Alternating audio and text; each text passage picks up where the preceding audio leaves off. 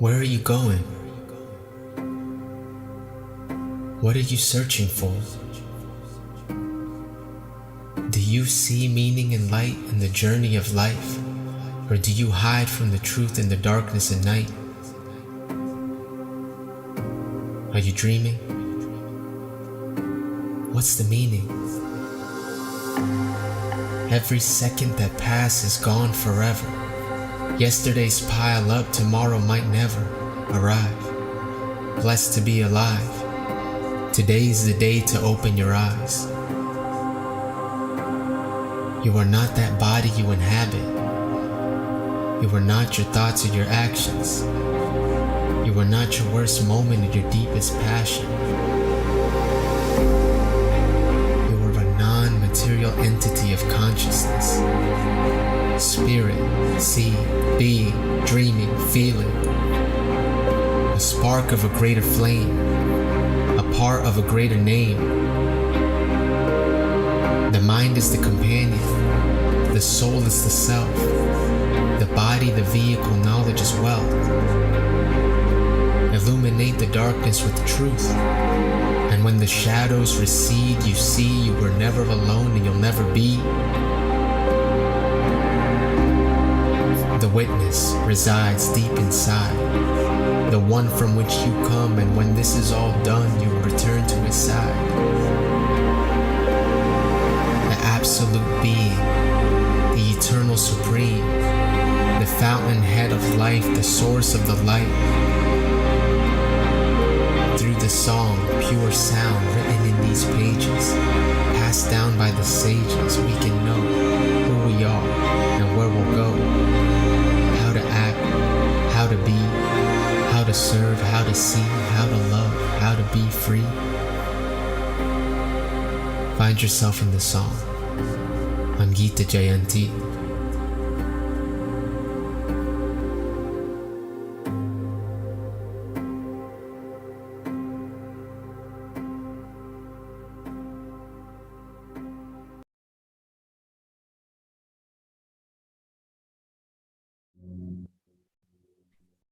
Hare Krishna, dear devotees, and welcome All right.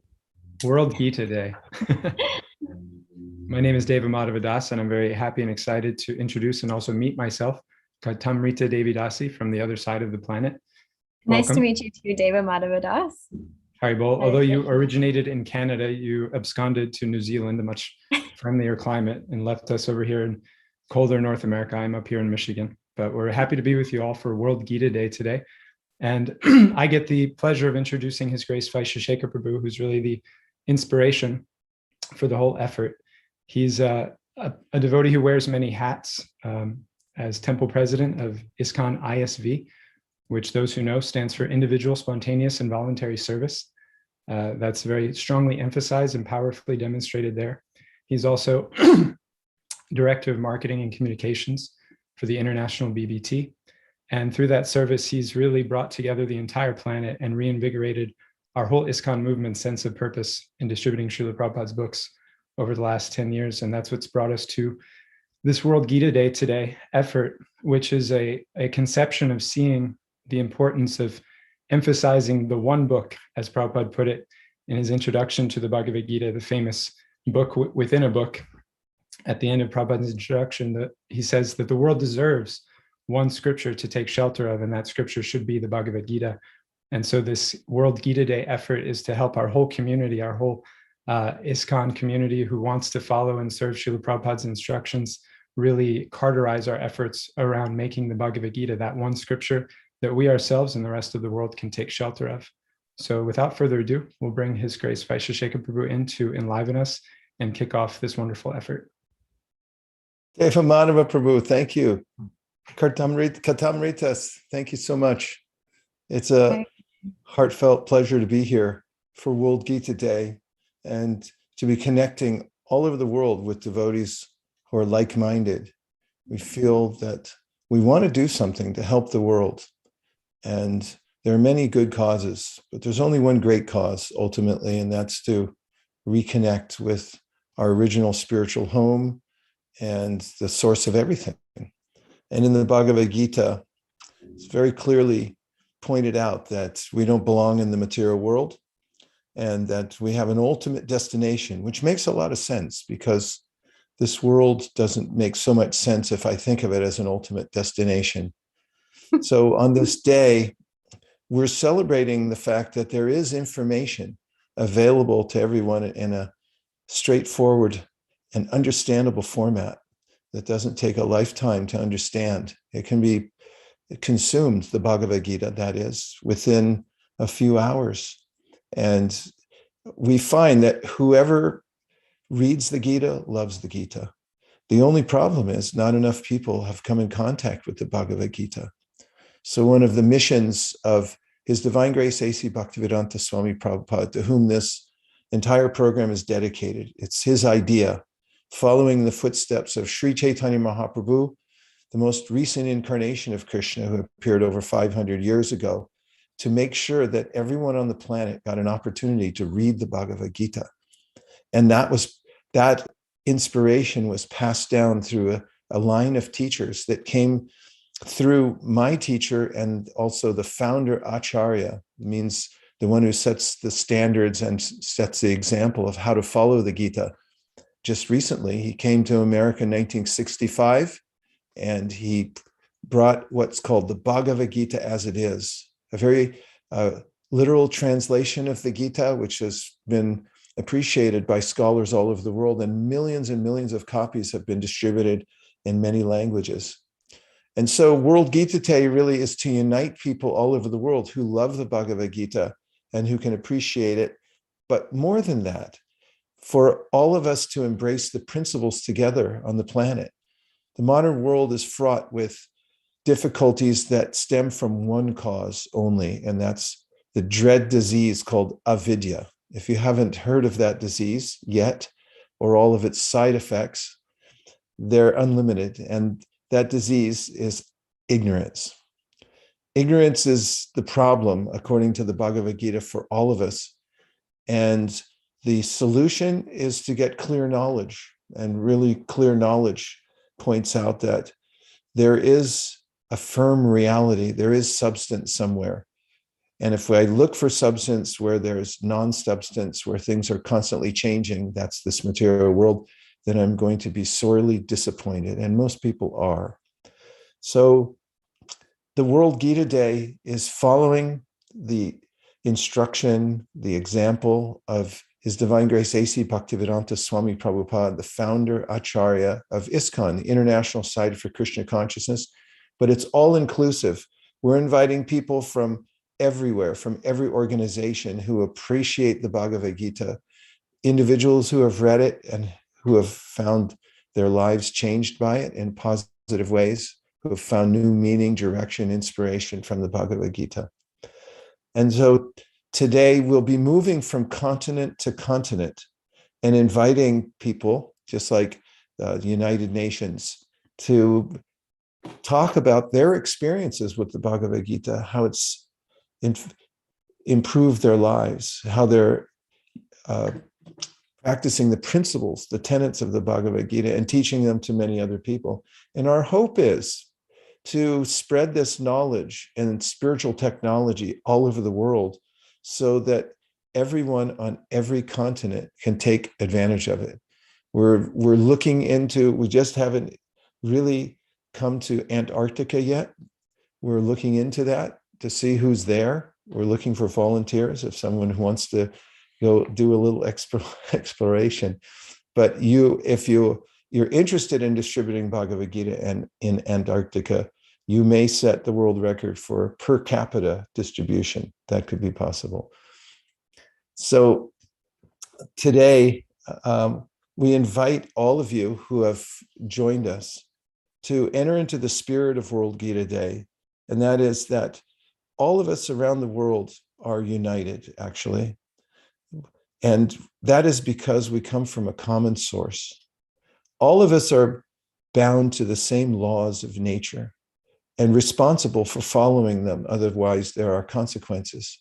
It just so happens that the Bhagavad Gita very articulately points out what the consequences are, how to avoid the dire consequences. And how to live one's life really in harmony, not just with nature, but with our eternal dharma, which means our nature as spiritual beings. When we do that, says the Bhagavad Gita, then we'll feel happiness. When we rise above temptation, which we all know intuitively, that delayed gratification actually makes us happier. But how can we do that? The Bhagavad Gita points that out, that by getting a higher taste, there are ways to entertain ourselves, to enjoy in the world that are high-minded, that actually transcend the grosser pleasures of this world. It's amazing, isn't it? That just in a few short chapters, it's only 18 chapters altogether, 700 verses. You can read it in one sitting. We did it the other night and read the verses all in just about 3 hours. And from that, we can get complete guidance. And I must say, from the time I first got Bhagavad Gita when I was in high school, I couldn't stop reading it.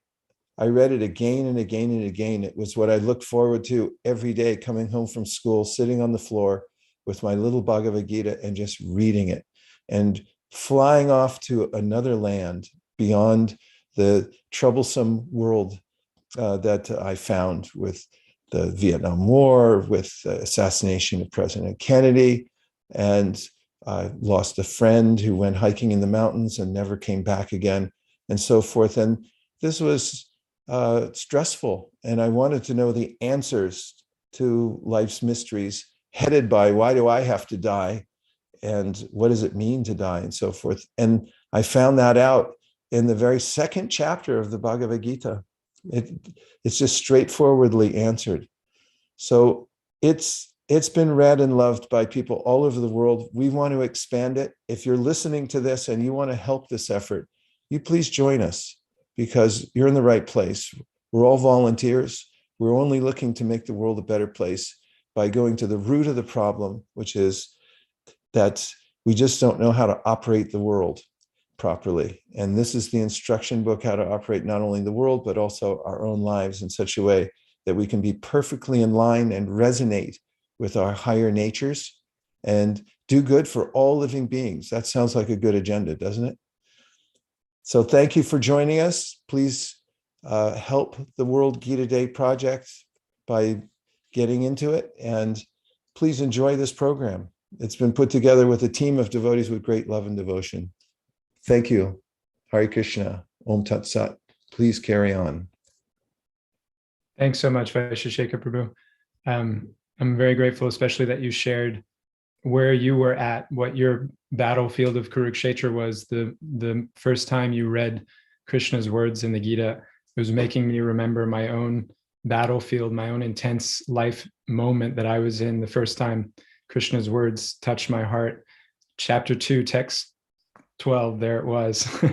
I'm eternal, so are you. We're all okay. It was such a relief. So thank you for sharing that. A pleasure, It's so Prabhu. nice to see you, Vaisheshika Prabhu. Yes, thank you too.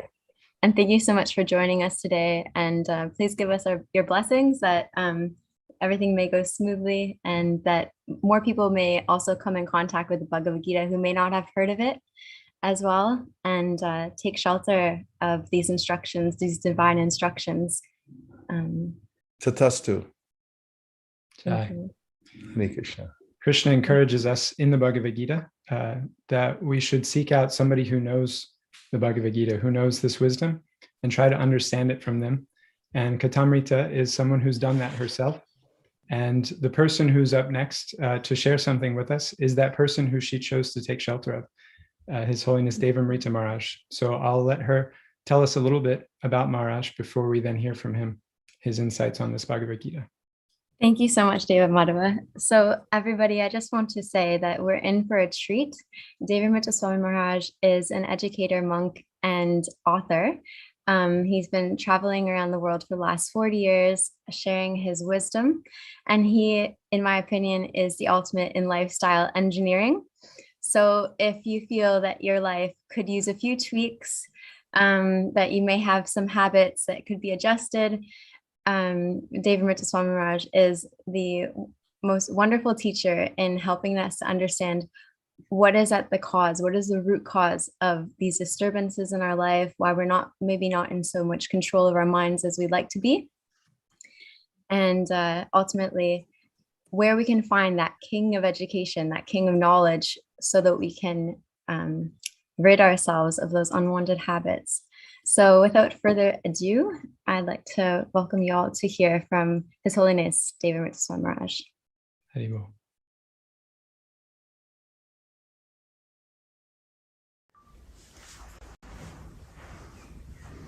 You're reaching for Bhagavad Gita as it is means you're reaching for, and I'm not exaggerating, the greatest jewel of antiquity, as well as the greatest wealth for the present and the greatest progress for the future.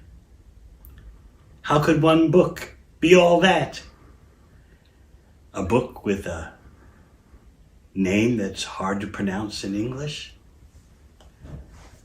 A book that goes way back into human history, farther back than we can calculate if we take Bhagavad Gita's words as they are? Serious yogis and meditators relish Bhagavad Gita. But even the everyday person also can profit so much from the Gita, as it's known for short.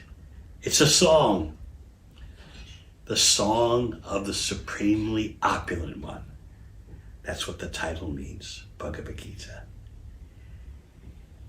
This song deals with failure, crisis, success, the supreme destination, the love supreme. In doing so, Bhagavad Gita touches upon all the problems and crises of human existence and reveals the greatest human potential.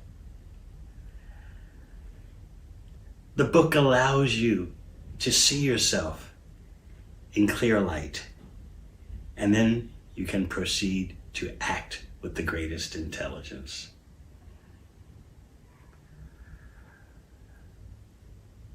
There are so many crises today, and Bhagavad Gita begins in the midst of a crisis, but uses that crisis to catapult the reader to higher and higher levels.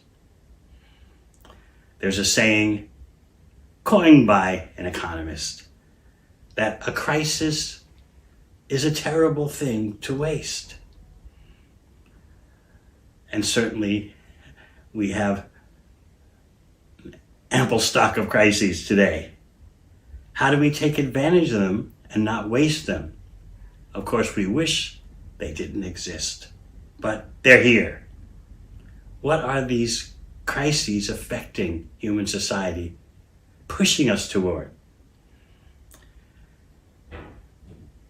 Deep in the message of Bhagavad Gita is the understanding that when human beings fail to strive for real success, using their human body with its gift of advanced consciousness, failing to use that for achieving the ultimate goal of life, self-realization, enlightenment, then nature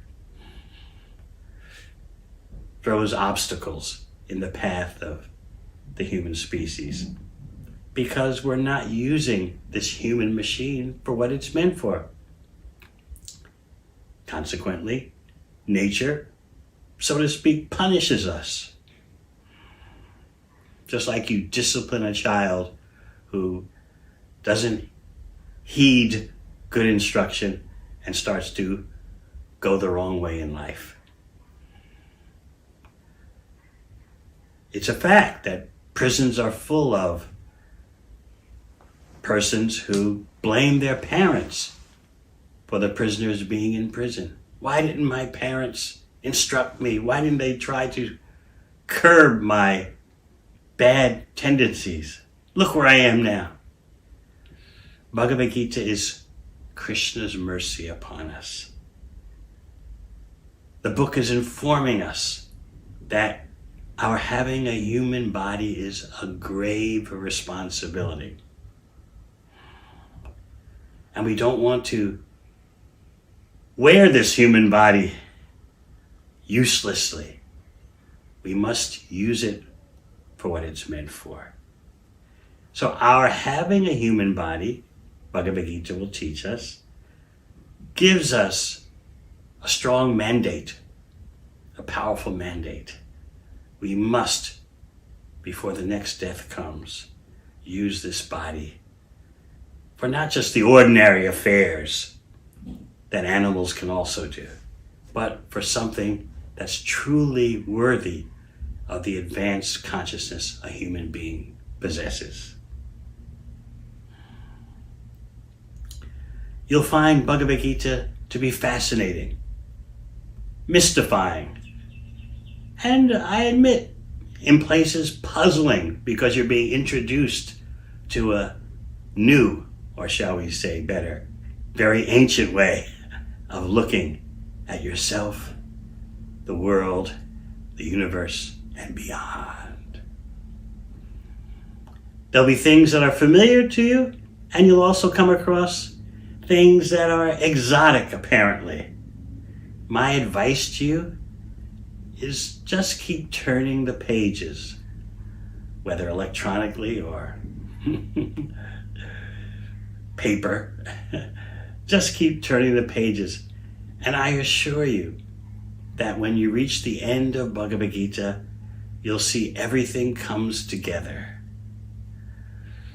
like a symphony resolving itself.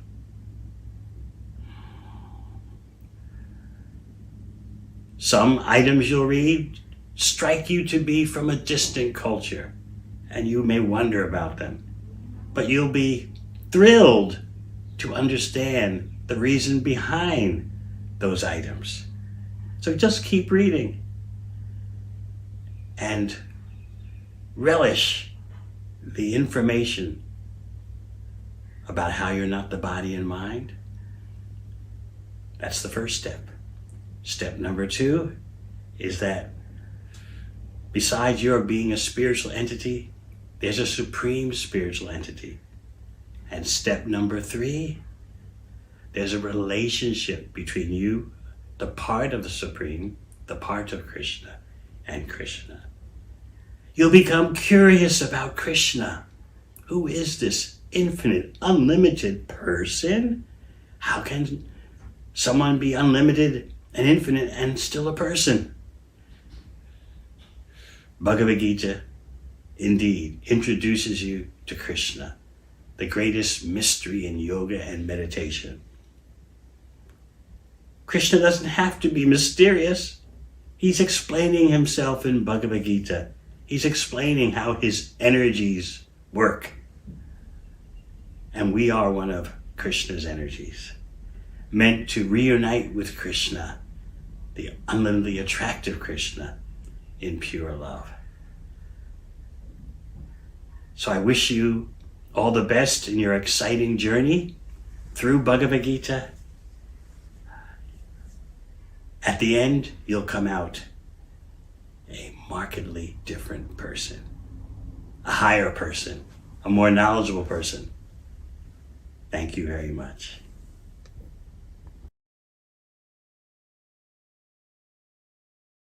Beautiful from Maharaj. Did you like anything particular? Any reflection? Yes. I wrote it down as a quote. Be assured by the end, everything comes together like a symphony. And often when I'm introducing people to the Bhagavad Gita for the first time, I notice that the first chapter, it's full of very long names that can be a bit intimidating. So I always tell them, just keep going, just keep going. And I was really reassured to hear that also from Devamrita Swami Maharaj, because it's so true. Like if you just keep going, if you just get to the end of this wonderful conversation, this wonderful song, it will all come together like a symphony. And I think this word, like a symphony, is also a brilliant metaphor, because everything in the Bhagavad Gita, all the different ideas of the Bhagavad Gita, they harmonize actually with one another. And that harmony of conceptions, ideas of the way in which our universe is operating, it's actually what gives faith.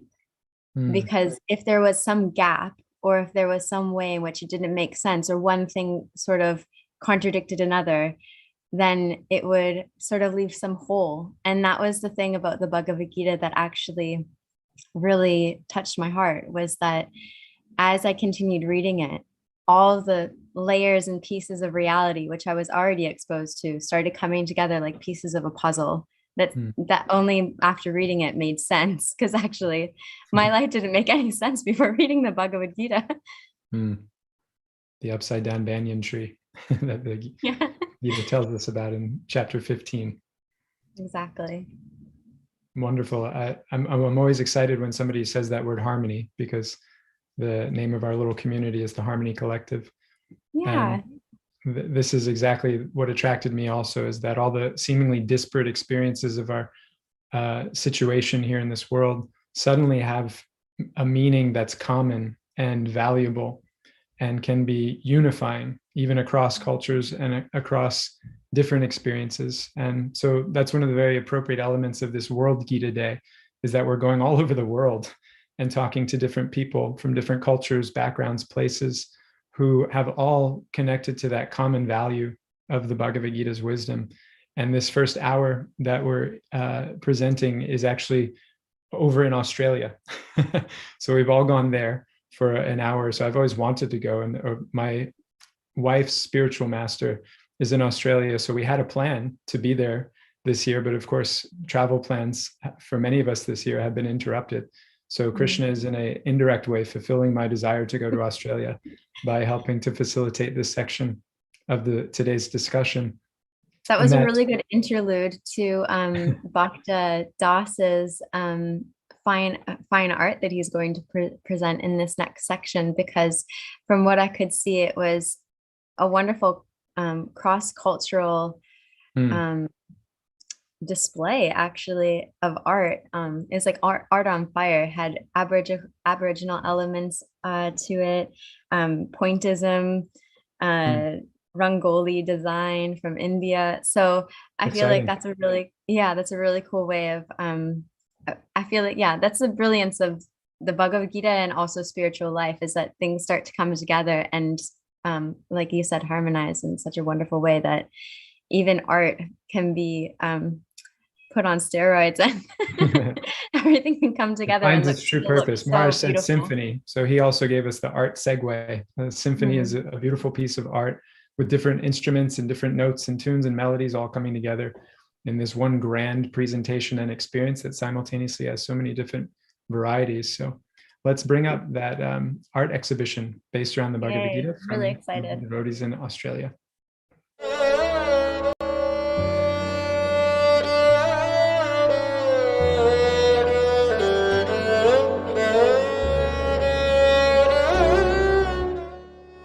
Hare Krishna. Welcome. My name is Bhakta Das. My wife and I have been devotees for the last 40 years. A great desire that I've had is to paint an exhibition of Bhagavad Gita as it is. This is going to be a presentation for World Bhagavad Gita Day, or Krishna Bhagavad Gita Jayanti. This painting consists of formerly Srila Prabhupada, who's presenting this Bhagavad Gita to the world, coming in the disciplic succession from Lord Chaitanya, presenting Bhagavad Gita for the enlightenment of the individual soul. There are going to be 20 paintings all up, an introduction, and also a tribute at the end, and then in between there's the 18 chapters. The style that I'm painting in is spiritual expressionism, and I'm drawing on the artistic skills of both the indigenous culture here in Australia and also pointillism, which was a style of art that was created back at the turn of the century, 20th century, by artists such as Surat. The other style that I'm using is mandala paintings throughout the paintings, and thereby, by using these styles, it depicts a vibration. I want things to be vibratory, which is explained in the Gita that everything is temporary and vibrating, and is now backed up by quantum physics.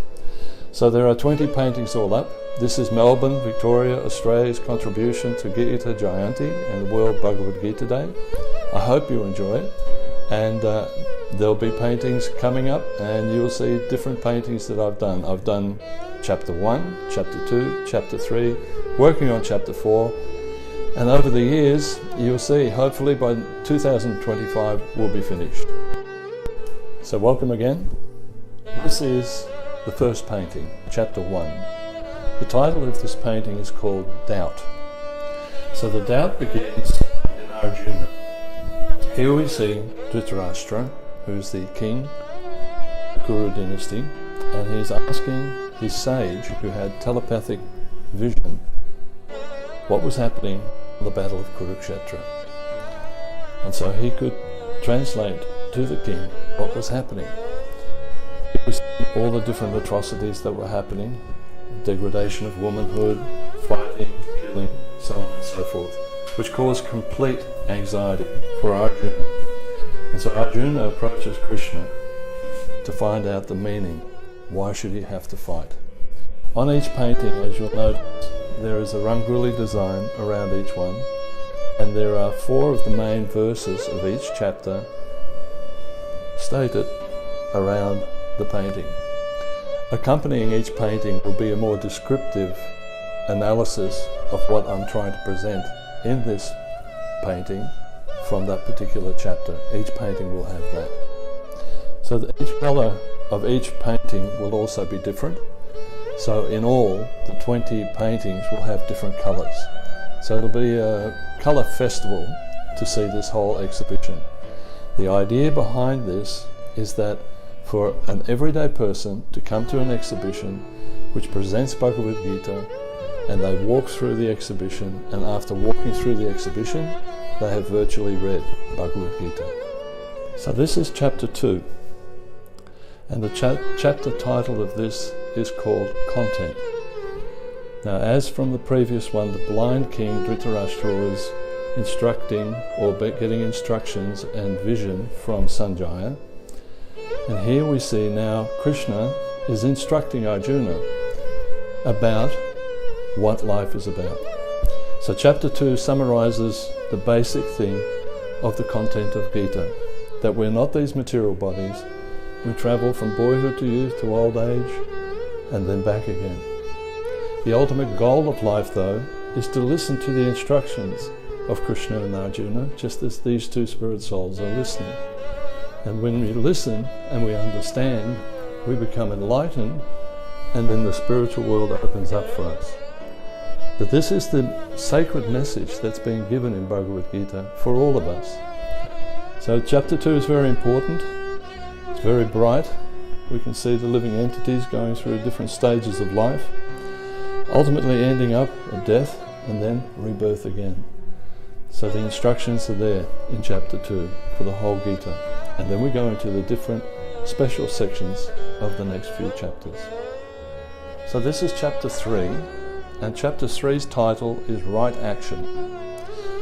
Again, it's a different colour and a different style, but again we have that dot painting, that mandala sort of painting. We can see the mandala up here of the Om symbol, and again it's that vibratory quality. A different colour again, we have the different shlokas.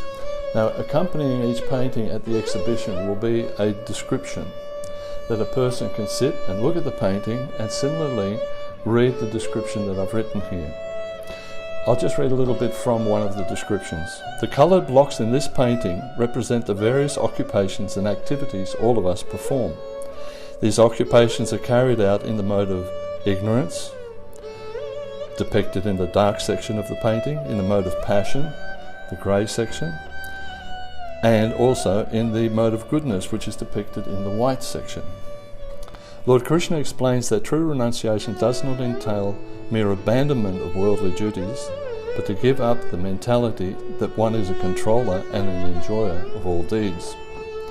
Even though one may be enthused to follow such a progressive growth, still one may act improperly against one's good intelligence and intentions. Krishna then explains that the root cause of this phenomenon and the eternal enemy of the aspiring spiritualist is lust. The psychological force produced intense desire for an object or circumstance is basically selfishness. So the soul is rising from confusion and selfishness, fear, anger, so on and so forth, rising through the modes of material nature, ultimately contemplating and praying to the Supreme Lord, meditating on Him, and rising to Krishna consciousness. That's basically the instructions of right action in chapter 3. So now you're in the studio, and I'm working on the recent painting. This is chapter 4, and this is Gaining Knowledge. That's the title of this painting. And here we see it's the start, but here we see the living entity entangled in the material world, and finally coming to a point of questioning, why am I stuck in this material world? And so she's looking to a spiritual teacher, a mentor, who is directed by Srila Prabhupada, as we all are, to Krishna.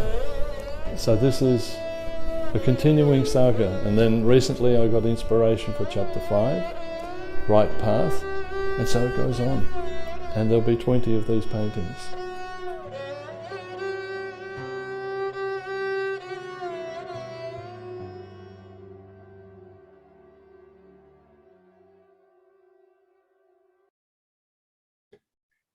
Quite beautiful and absorbing.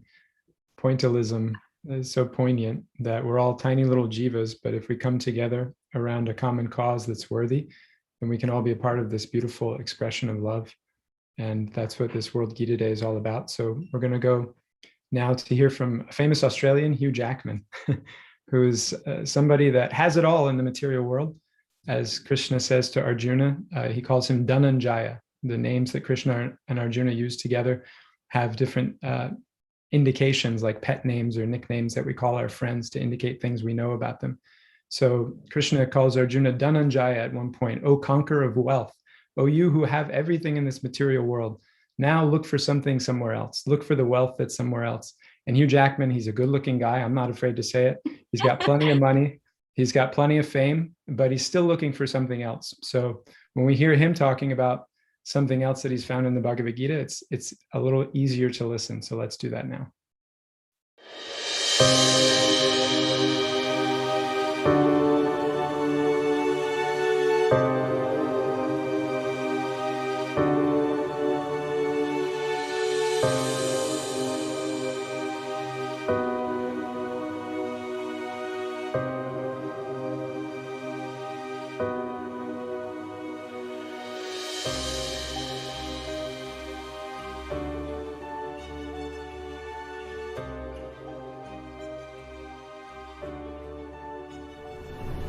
What happens when you die, Hugh, do you think?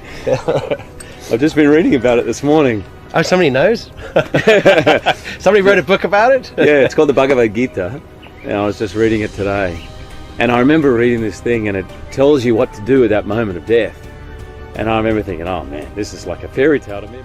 I think death, you said at the beginning of this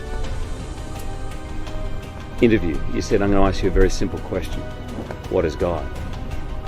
And I think death is as simple as that. I think it's another moment. It's another moment that we live through. And my feeling is, whilst our attachment to the sensorial life, which is really our connection to this, it's really our only connection, really, to this creation, is what we perceive through the senses. That goes, that somehow the soul or the God within you kind of carries on. I don't know, maybe takes, I've read lots of different things. You go into some kind of waiting area, you take on another body. I mean, I grew up with the whole idea of heaven and hell, and there'll be judgment. And I think there probably is, but I think it's just more simple, cause and effect. whatever happens beyond death will be due to what's been going on in your mind at that moment of dying. What about it?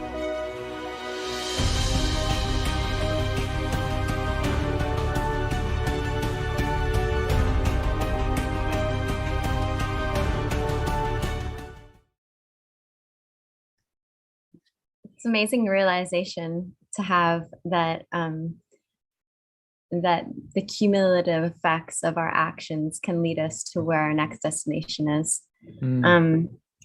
I would like to go straight to Shimati in, this is going to be a tongue twister, Mobalamba, Australia. I think that's how you say it. And she's going to speak about the connection between her upbringing in an Aboriginal culture in Australia and her newfound love of Bhagavad Gita and how she sees the connections between the two.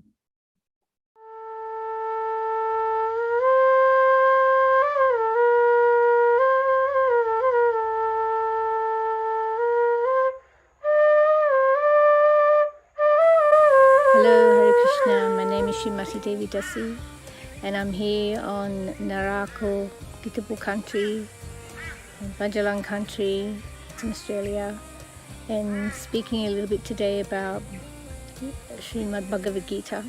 I am of Aboriginal descent, and I am descended from the Yagal, Wiradjuri and Gamilaroi people. One of the verses from Bhagavad Gita that I really find really nice to talk to people about from all different cultures is chapter 2, text 29.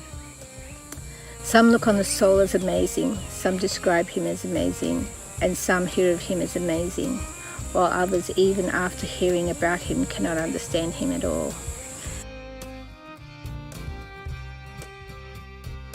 One time, many years ago, probably in the early 2000s, beautiful talk presented by Auntie Pauline Gordon, who was from Grafton Way, and she sat here by the mountain, just on the other side there at Talgum, beautiful Willamman festival we had, and she was speaking about different levels of awareness that Aboriginal people would learn about, and at different levels you'd understand that there was a tree and an animal different, or the tree and a person were different, or the grass and the tree were different, but the understanding that actually inside the tree there's a spirit soul, and then also inside the grass is a spirit soul, and inside the man is a spirit soul, inside different animals is a spirit soul, and to see the spirit in that form, in that physical form.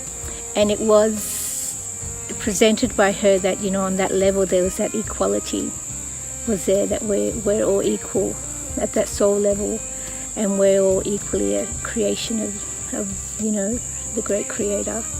And I just love that at that soul level we're all equal, and we can all accept each other.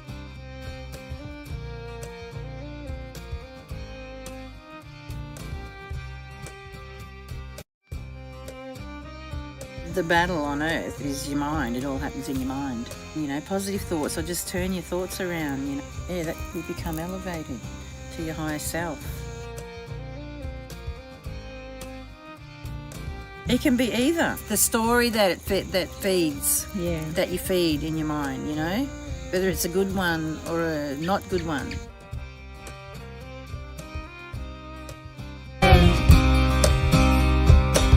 Gauranga Nityananda, Gauranga Nityananda, Nityananda Gauranga.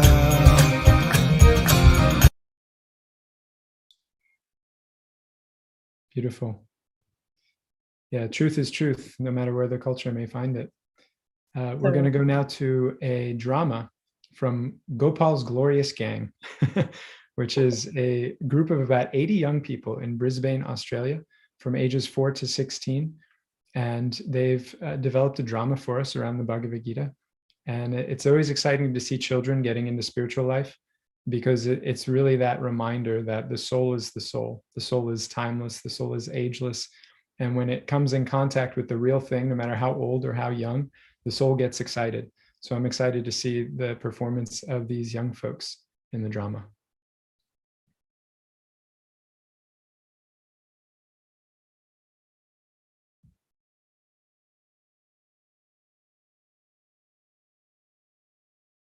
Hello, how are you today? Very well, thank you. Today I want to show you this amazing book, and it is called the Bhagavad Gita. What's this book all about? It's a talk between two people, Krishna and Arjuna. Who is Krishna? Krishna is the biggest and the best of everything you know. He is the sun of the light and the moon of the stars. He is the shark of the fishes, and he is the lion of the animals. And also he's the strength of the strong. Can you show me the book? Yes. Thank you. Wonderful.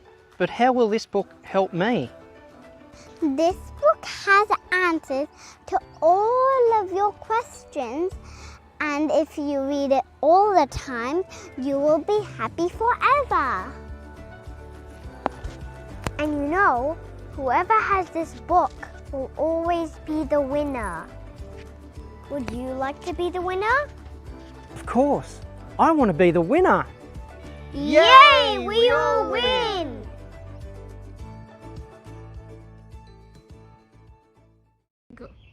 Hare Krishna. My name is Mrigank and I have one question for you. If everything that you work towards in your life suddenly ceased to exist, what would you do? Imagine that you're an Olympic sprinter and you've trained hard your entire life for this one big race, but at the very last minute you get injured and you figure out that you can't do that race anymore. How would you feel? Arjuna in the Bhagavad Gita was faced with a similar situation and he says the following: Nahi prapashyami mama panudyat yachokumucho shanam indriyanam avapya bhuma vasapatnam riddham rajyam suranam api chadhipatyam. Which means, I can find no means to drive away this grief, which is drying up my senses. I will not be able to dispel it even if I win a prosperous, unrivaled kingdom on earth, with sovereignty like the demigods in heaven. Arjuna was faced with a difficult situation, and he felt as if no matter which way he chose, the consequences would be negative. Sooner or later in our own lives, we'll be faced with such decisions. How would we react? How do we reorient ourselves in order to lead a fulfilling life? These questions are answered in the Bhagavad Gita.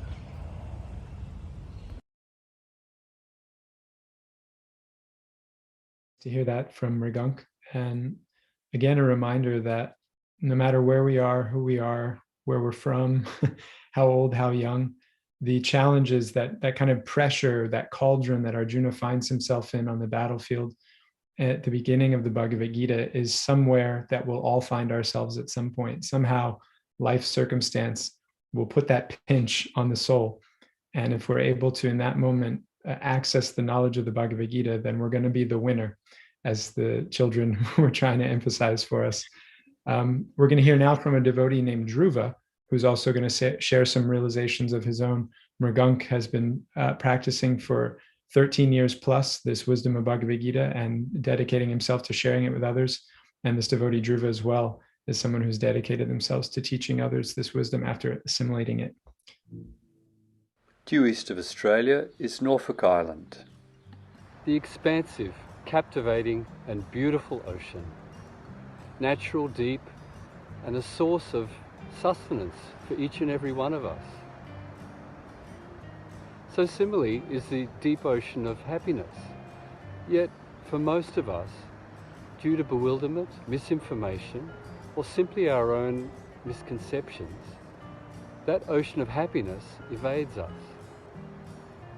From the Bhagavad Gita as it is, Lord Krishna says, Rajavidya Rajaguyam Pavitram idam uttamam Pratyakshavagamam dharmyam Susukam kartam avyayam.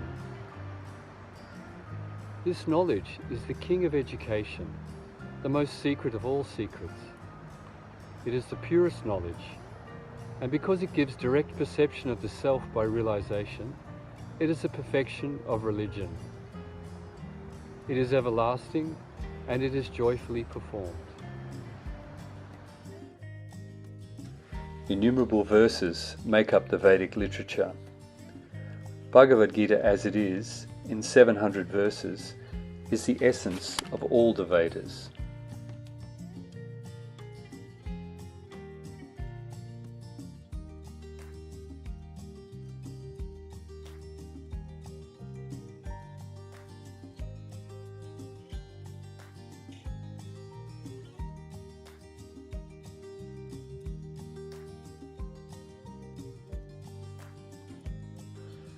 Here on Norfolk Island, I'm presenting the Bhagavad Gita as it is for the benefit of the community and society. As well as numerous other literatures, here is a complete science of yoga knowledge. The community here is isolated and remote. Receiving a shipment of personal effects and books means this timeless wisdom is now available even here in the middle of the South Pacific. In the Bhagavad Gita, Krishna begins his teachings by distinguishing the soul from matter, and in the 18th chapter he concludes at the point where the soul surrenders to him in devotion.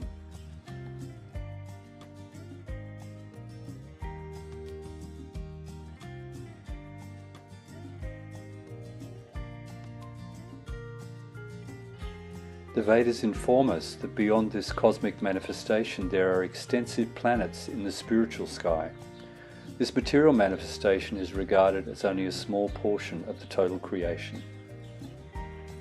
By reading Bhagavad Gita as it is, peace and prosperity will be the immediate worldwide result.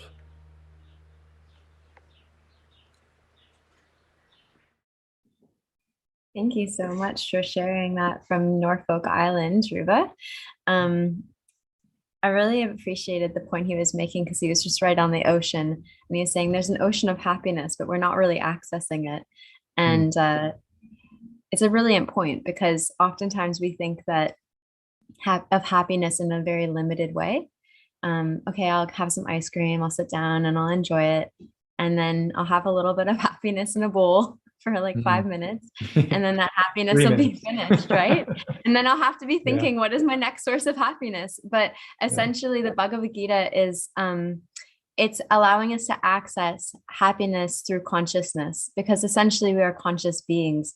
We're not actually material beings. So our material senses, they can only give us so much happiness through matter, like ice cream.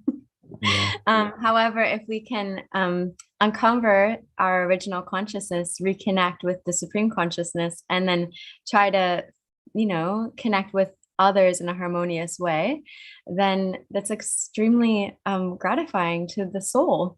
So this ocean of happiness is just on the other side of reading the Bhagavad Gita. So please read the Bhagavad Gita so you can have access to that ocean of happiness. Unlimited ice cream. Unlimited of happiness. We're moving next to a very special program right outside the Sydney Opera House. And if you're not familiar with Kirtan, it's musical meditation. It's a call and response format, and it's open to everyone. It's non-sectarian, and essentially what we're doing is we're tapping into transcendental sound vibration, which is compared to like a bath for the soul. So we all take showers in the morning, hopefully. And this is like a shower, like a spring cleaning for the soul. So jump on in and don't be afraid to stand up, stretch around in your living room or wherever you are, and dance if you like, and join in.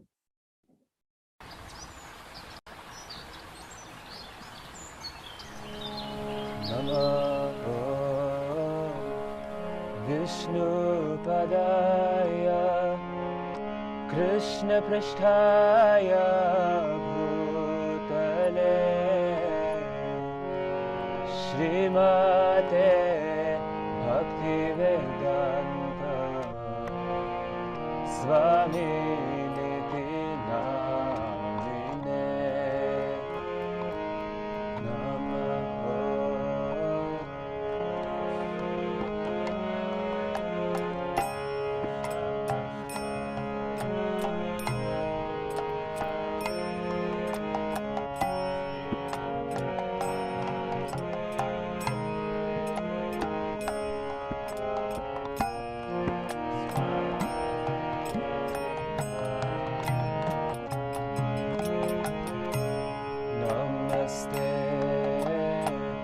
Saraswati Deve Gauravani Pracharine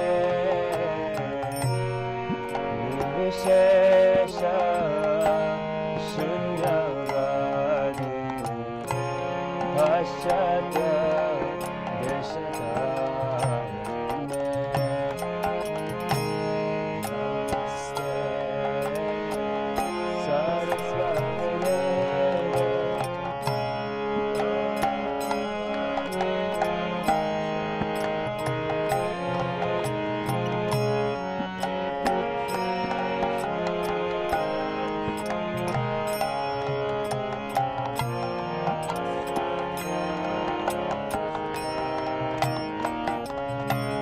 Jaya Shri Krishna Chaitanya Prabhu Nityananda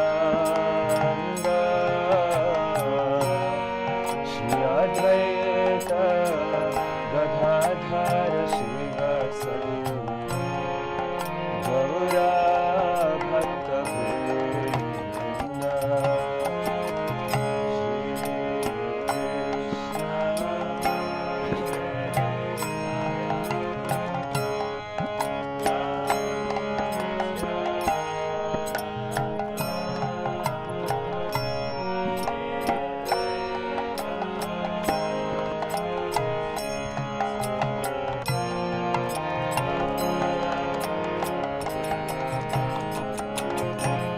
Hare Krishna, Krishna Krishna, Hare Hare, Hare Rama, Rama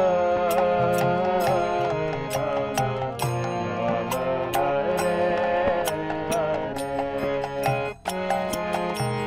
Hare Krishna,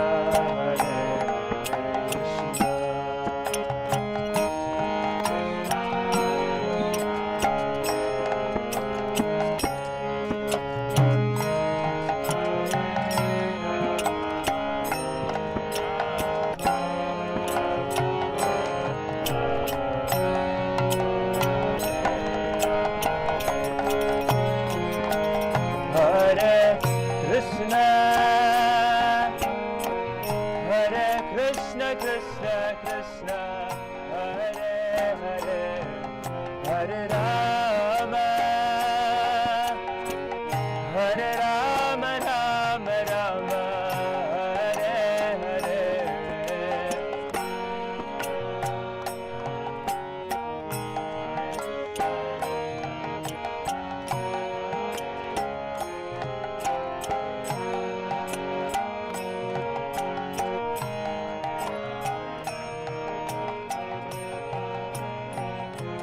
Hare Krishna, Krishna Krishna, Hare Hare, Hare Rama, Rama Rama, Hare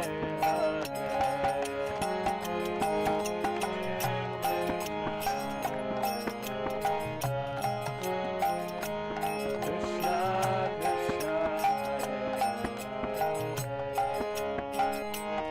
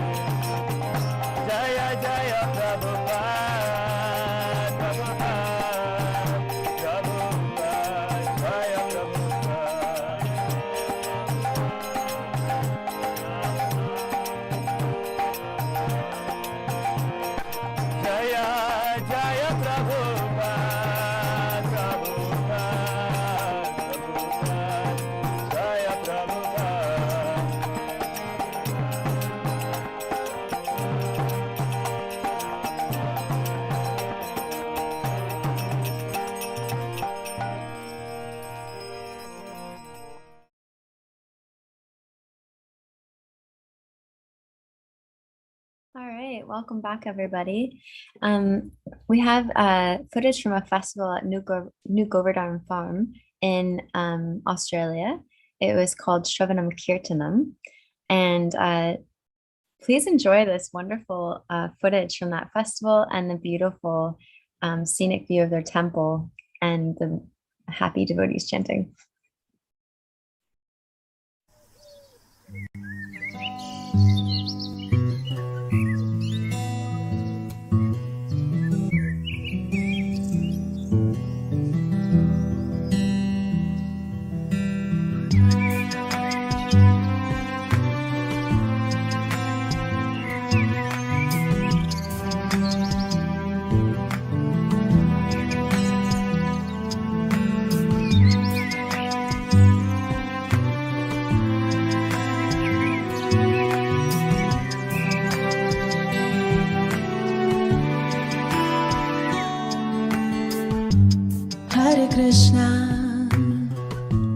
Hare Krishna, Krishna Krishna, Hare Hare, Hare Rama, Hare Rama, Rama Rama, Hare Hare.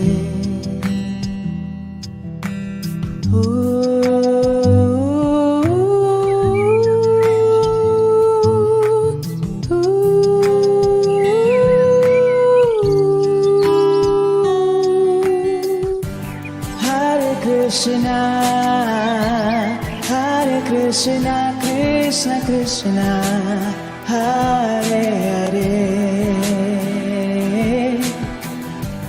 Hare Rama, Hare Rama, Rama Rama, Hare Hare, Hare Krishna, Krishna Krishna, Hare Hare, Hare Rama, Hare Rama, Rama Rama, Hare Hare.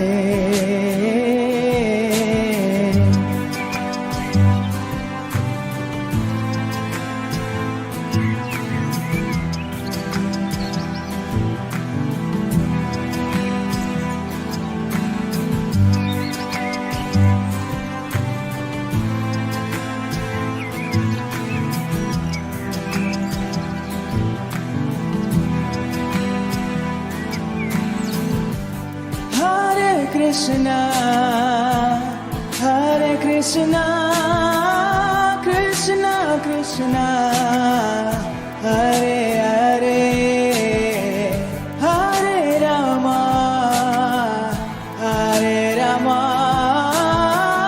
Rama Rama, Hare Hare, Hare Krishna, Krishna Krishna, Hare Hare, Hare Rama, Hare Rama, Rama Rama, Hare Hare.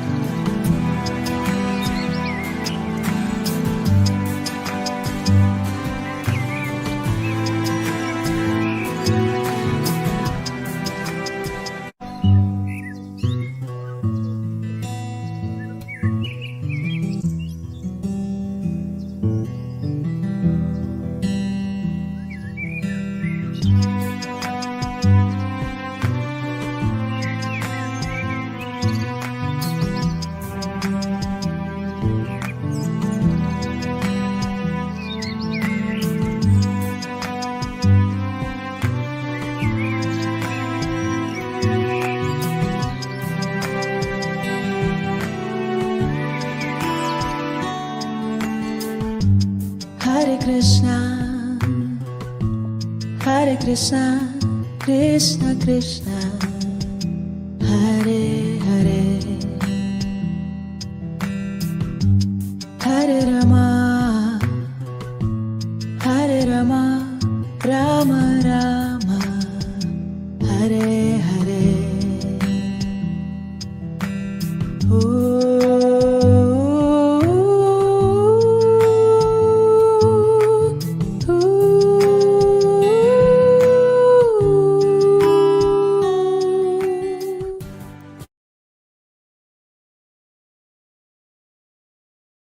Very sweet. I was Some reminded people that- might be thinking, so how does that connect to the Bhagavad Gita? Maybe you can tell them, Deva Madhava. I wasn't really caring about that at that moment. I was just like, wow, they all look so happy. Exactly. Well, what I was thinking was, oftentimes when we think about spirituality, it's often about how we treat either other living entities or other people, how we treat the earth. And you could see so clearly in that footage, it's harmonized. People are treating the earth nicely. They're gardening. They've got animals that they're treating with care. There's fresh, clean water. Yeah. And I'm with you there, that I was thinking during the whole exposition, the beautiful filmmaker Ananta Vrindavan Prabhu, who put that all together, is really highlighting that it's a culture that we're bringing into our experience when we take in that wisdom of the Bhagavad Gita. It's a way to live life and treat, as you're pointing out, everyone, everything, our relationship to the earth, our relationship to each other, our relationship to ourselves, all becomes transformed when that truth comes into our being.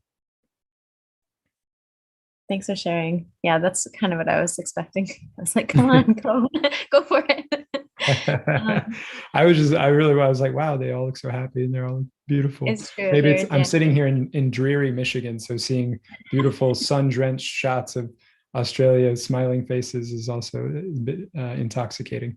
That was quite a beautiful kirtan as well. Do you know who was singing that kirtan? I don't, but I think we're going to see a Rath Yatra now, which is another really beautiful kind of presentation of culture. Amrita Gopi, we get from the chat, our back scene chat, devotee by the name of Amrita Gopi. So Amrita means nectar, stunning.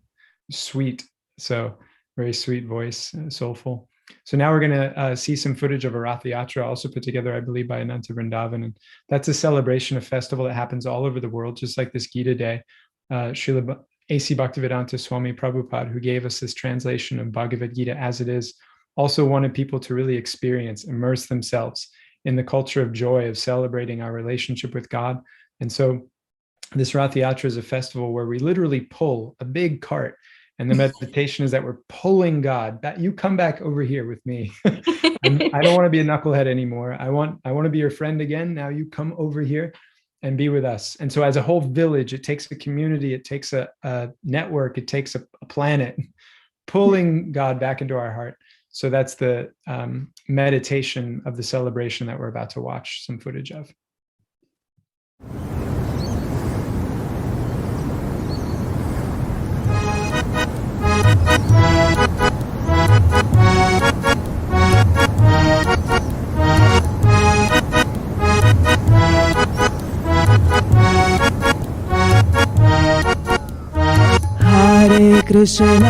Hare Krishna, Krishna Krishna, Hare Hare, Hare Rama, Rama Rama, Hare Hare, Hare Krishna, Krishna Krishna, Hare Hare, Hare Rama, Rama Rama, Hare Hare.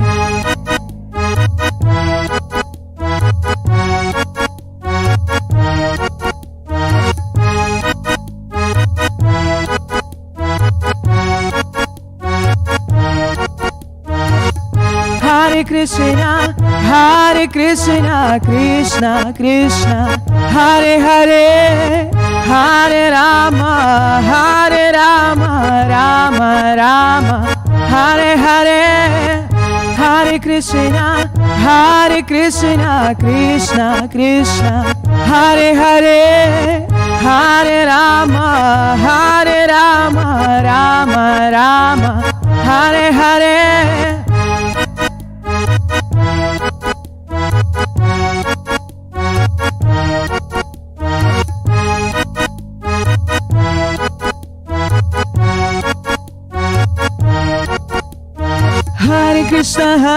Krishna Krishna Krishna Hare Hare Hare Rama Rama Rama Hare Hare Hare Krishna Krishna Krishna Hare Hare Hare Rama Rama Hare Hare.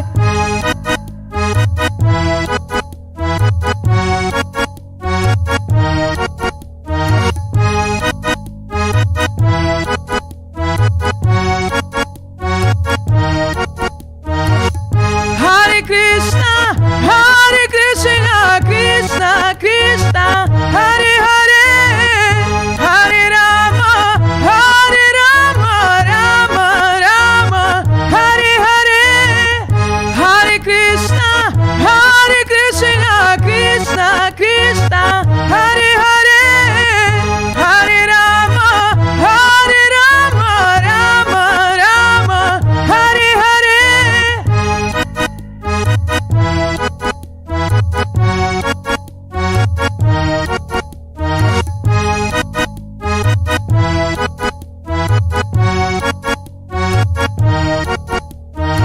Hare Krishna Krishna Krishna Hare Hare Hare Rama Rama Rama Hare Hare Hare Krishna Krishna Krishna Hare Hare Hare Rama Rama Rama Hare Hare.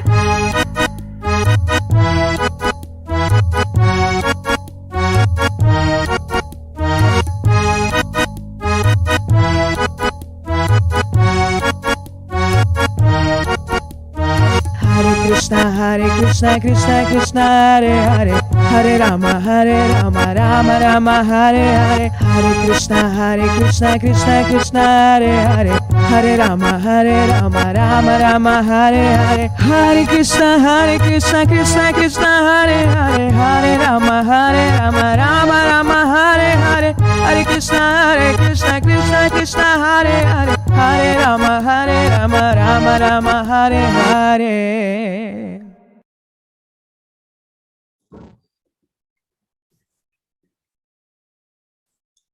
You always Okay, know is it's that a going to be wrap? good when it starts with the accordion. It was good. I was Yeah. dancing. Yeah. Soulful voice again. Amazing. So was that the same person singing, or was that a tutored gopi? I don't think it was either. We'll have to wait for our secret backstage friends to tell us. They're not sure. I think we Amazing have one voices. more mantra experience coming up to close out our time in Australia. Oh, okay. Krishnaya Vasudevaya Devaki Nandanaya Cha Nanda Gopal Kumaraya Govindaya Namo Namaha Krishnaya Vasudevaya Devaki Nandanaya Cha Nanda Gopal Kumaraya Govindaya Namo Namaha Krishnaya Vasudevaya Devaki Nandanaya Cha Nanda Gopal Kumaraya Govindaya Namo Namaha Krishnaya Vasudevaya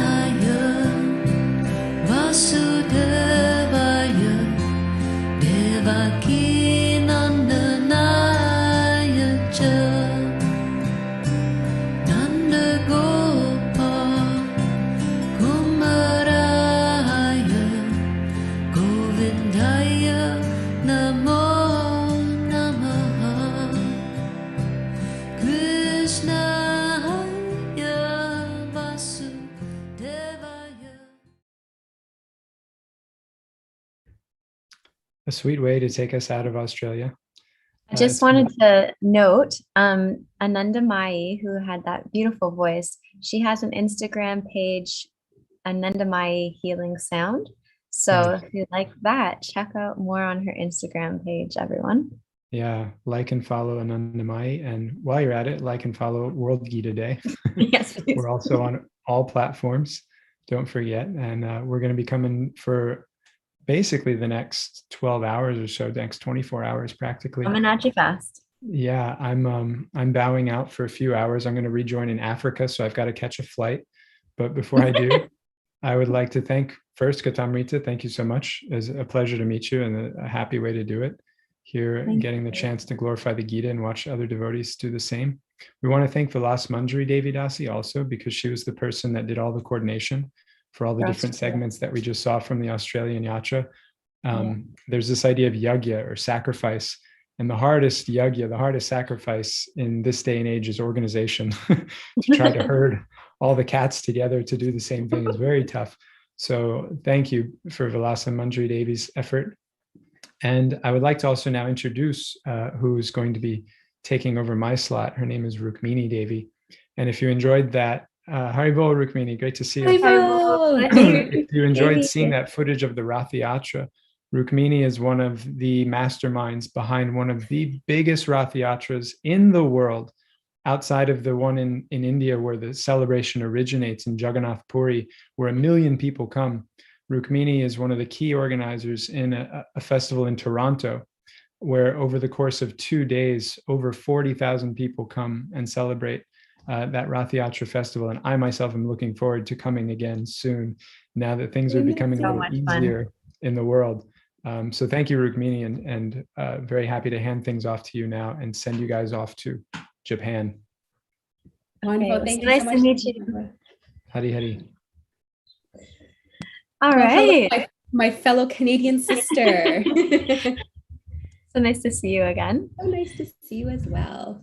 So I know we just want to make a quick note that we are jumping over Fiji for just a moment. They were in our schedule, but whether you're live or whether you're online, there's certainly going to be some mishaps. So apologies from our end. Fiji will be featured right after New Zealand, but we are heading over to the wonderful country of Japan. And I'll admit, Katamrita, last year, it was probably one of my favorite segments because there was a whole section of beautiful children that presented. And I'm very excited to say that they are joining us again.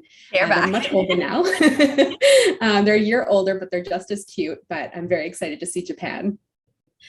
I am too. I actually did sneak in a little bit of the footage before this just to kind of know what I was signing up for here. And these children are expert shloka reciters.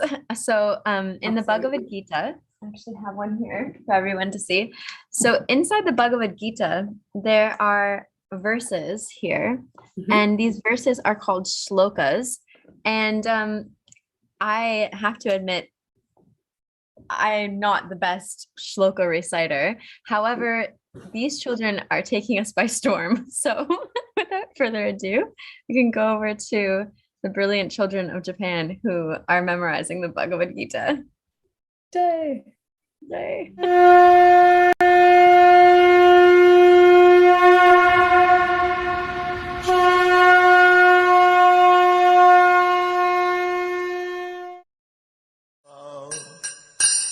Hare Krishna, Hare Krishna, Krishna Krishna, Hare Hare, Hare Rama, Hare. Om Namo Vishnu Padaya, Krishna Prasthaya Bhutale, Srimate Bhaktivedanta Swami Niti Namine, Namaste Saraswati Deve, Gauravani Pracharine, Nirvishesha Shunyavadi Pashacha Deshatarine. So on this auspicious appearance day of Srimad Bhagavad Gita, on December 14th, we were with the help of our Sankirtan team and our Sankirtan leader, Jai Harinam Prabhu, we were trying to distribute as many books as possible. The mission of distributing, which Srila Prabhupada wanted and his spiritual master wanted, we are being the instruments of this Lord Chaitanya's message to spread all over Japan. On this Bhagavad Gita day, we were like trying to have a campaign of Shastradan, which with the permission of the BBT Japan, we were they are considering to give this one book for a 500 Yen per unit, and we are today collected almost like 50 units in the Sunday feast. So we will continue this effort, and this books actually goes to prison houses, rehabilitation centers and old age homes, and also to the universities. And we got a wonderful feedback that one sloka of this book had made the change in the perspective of their life. And we need all the world's blessings on this for our temple, ISKCON Phanaburi, Shri Radha Govinda, Jagannath Baladev Subhadra, and Gaura Nitai Gaura Sundara. So on this we were very thankful for our team, the translation team, especially His Grace Tapaswini Mataji, who has put 3 years of dedicated effort to translate this book. So we are very thankful, and also thankful to our Srila Prabhupada, who has kept us in this mission in the service of his spiritual master Srila Prabhupada, which again connects to the Guru Parampara, to Sri Krishna, and especially to Lord Nityananda and Gauranga, and to all ISKCON Guru Vrinda. Thank you very much. Today is the Gita Day, and we in Japan, the BBT in Japan, we have published or printed more than 12,000 of Bhagavad Gita in Japanese language. This is the brand new Bhagavad Gita we have published in this year, and out of that we have already distributed approximately 10,000 Bhagavad Gita in this year. This is a great achievement, and we have taken a vow to distribute more and more Bhagavad Gita in the Japan and also outside of Japan. So on this auspicity of Bhagavad Gita, we promise that we will all involve in the distribution of Hare Krishna. Hari Bol, Srila Prabhupada ki Jai.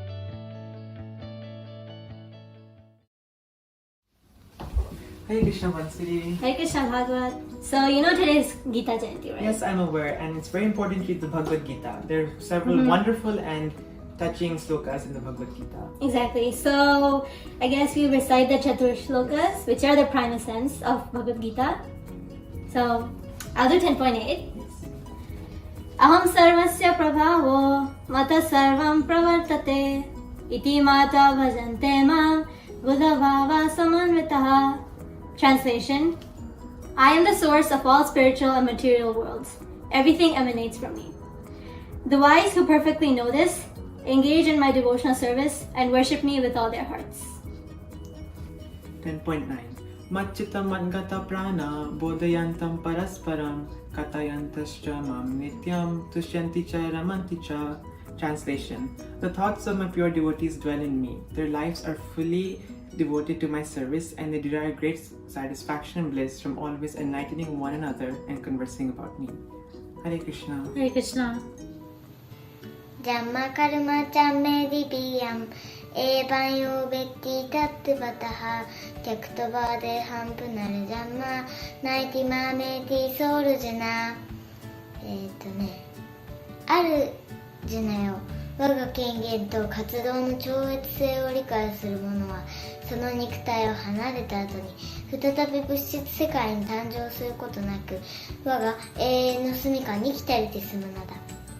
Bhagavad Gita Slokam 2.22 Vasam Shijirna Niyata Vihaya Navani Grihnati Naroparani Tata Sharirani Vihaya Jirnani Anyani Samyati Navani Dehi.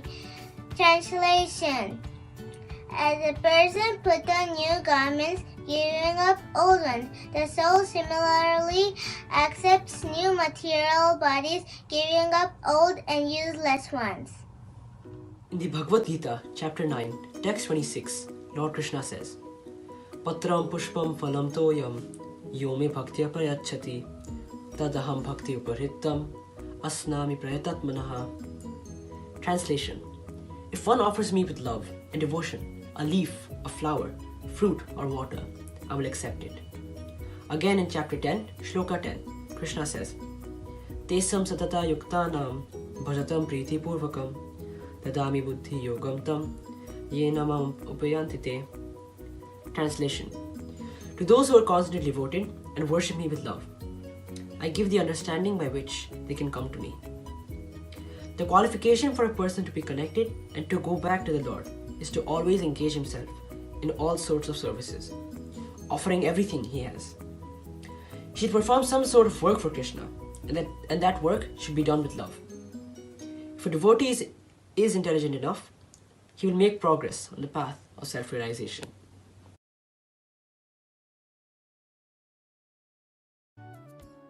The personal realization of reading Bhagavad Gita is actually, it's a very deep, unfathomable book. But always I see it's in Sanskrit, but the commendable work which Srila Prabhupada did is in English, and which is very easily accessible and easily understandable way, which helped me to understand the questions of my life, and also to help me that what is the purpose of chanting and what is the purpose of devotional life. Otherwise it's impossible. So I thank our ISKCON founder Acharya, His Divine Grace Srila Prabhupada, for giving this book as it is, Bhagavad Gita, which is as per what Krishna intended, and passing the same message. So when I read Srila Prabhupada purports, I always think that what Krishna wants to say and what Arjuna understood, that was shared to me through his purports. So I feel so indebted, and thanks to Srila Prabhupada on this auspicious day. Hare Krishna. 5000年前にシュリー・クリシュナはクルクシェトラでバガバッドギーターを語られました。私は、今から30年ぐらい前にゴパール・クリシュナ・マハラージの招待によって、クルクシェトラに行くことができました。その時はクルクシェトラでラトヤトラのお祭りが開催されていました。そこにはクリシュナミュージアムがあって、そこにはクリシュナだけを扱った素晴らしいミュージアムがありました。そしてそこには一本の木があります。その木の紹介には、この地でシュークリシュナがバガバッドギーターを語った。そしてこの木は不滅になったと書かれてありました。はい。My realization from Bhagavad Gita is this shloka. Patram pushpam phalam toyam yo me bhaktaya prayachati tat aham bhakti upahitam ashnami prayatat manaha. If one offers me with love and devotion a leaf, a flower, fruit or water, I will accept it. So I basically prepare here bhoga for Krishna, Radha Govindji, and all the festivals for Food for Life, for Sunday feast. So my realization is, by the mercy of Srila Prabhupada, I want to focus on the prasadam side, so that lot of people can eat Krishna prasadam and they get the consciousness and realization, and they also come to Krishna consciousness and read Bhagavad Gita to make their life successful. Hare Krishna. Hare Krishna, dear devotees. The auspicious day of the appearance of Bhagavad Gita. I like to read books of Srila Prabhupada on the street because they always give me a strength of eloquence of speech, be able to clearly speak to the conditioned souls on the street. It gives me a kind of a shelter, a protection, a guard against material energy. I always like to bring my chanting and reading there close to the event of approaching the conditioned souls.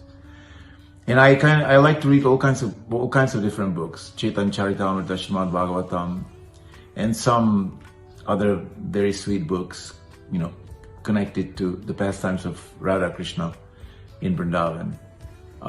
But always when I am in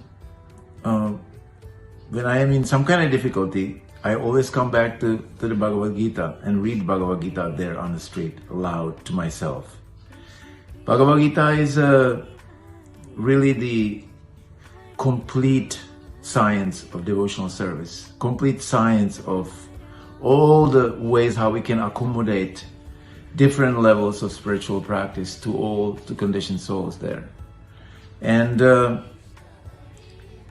I was just recently distributed just this book on the streets, and it gave me such a great happiness, and it gives me such a wonderful feeling of satisfaction that some of these young people who are going away from me with this book, that they will have the opportunity to bathe their intelligence and their mind and their senses in this nectar of Srila Prabhupada's Bhagavad Gita as it is.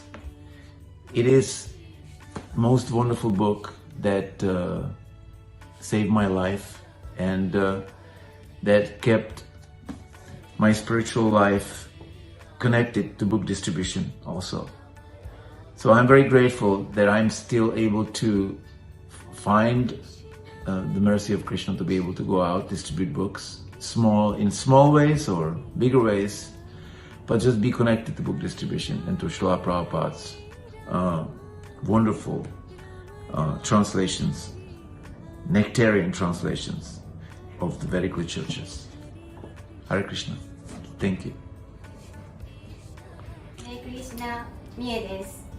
バガバットギーターを学び始めてまだ、短いので、なかなか信念や知識がまだ深まってはいませんが、自分の中にクリシナがいてくださるということがすごく心強く思っています。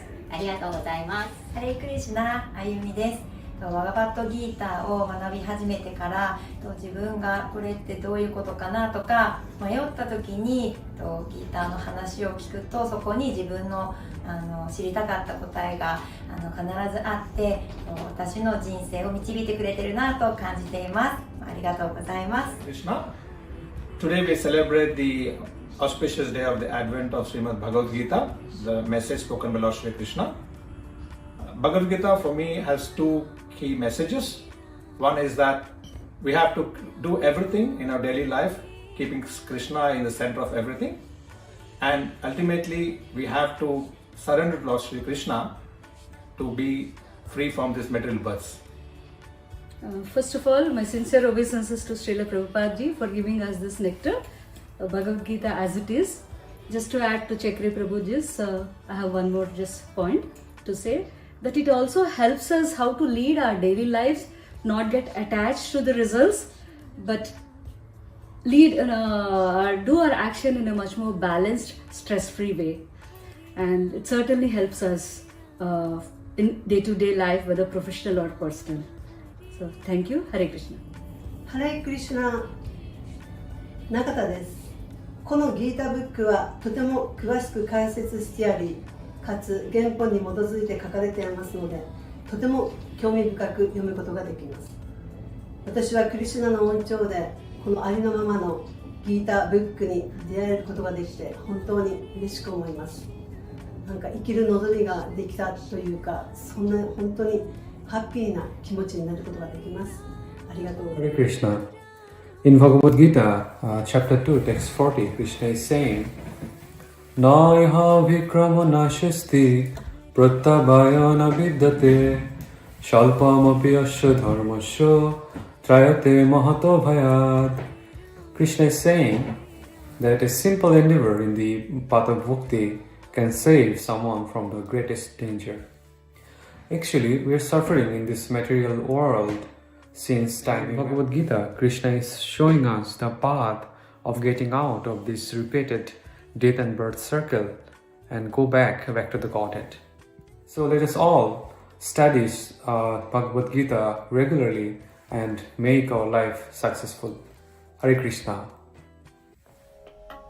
Dharmakshetre Kurukshetre Samavitayunyutsavaha Mamakaha Pandavashaiva Himakurvat Sanjaya Drishtva tu Pandavanekam Vyudham Duryodhanastada Acharya Mupasangamya Raja Vachanamabrave Vashaitam Panduputranam Acharya Mahatim Chamo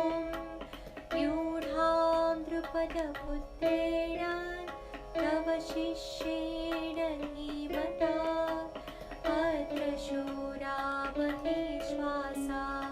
भीमार्जुनसमायुधि युयुधानो विराटश्च द्रुपदश्च महारथ द्रुपदश्च महारथ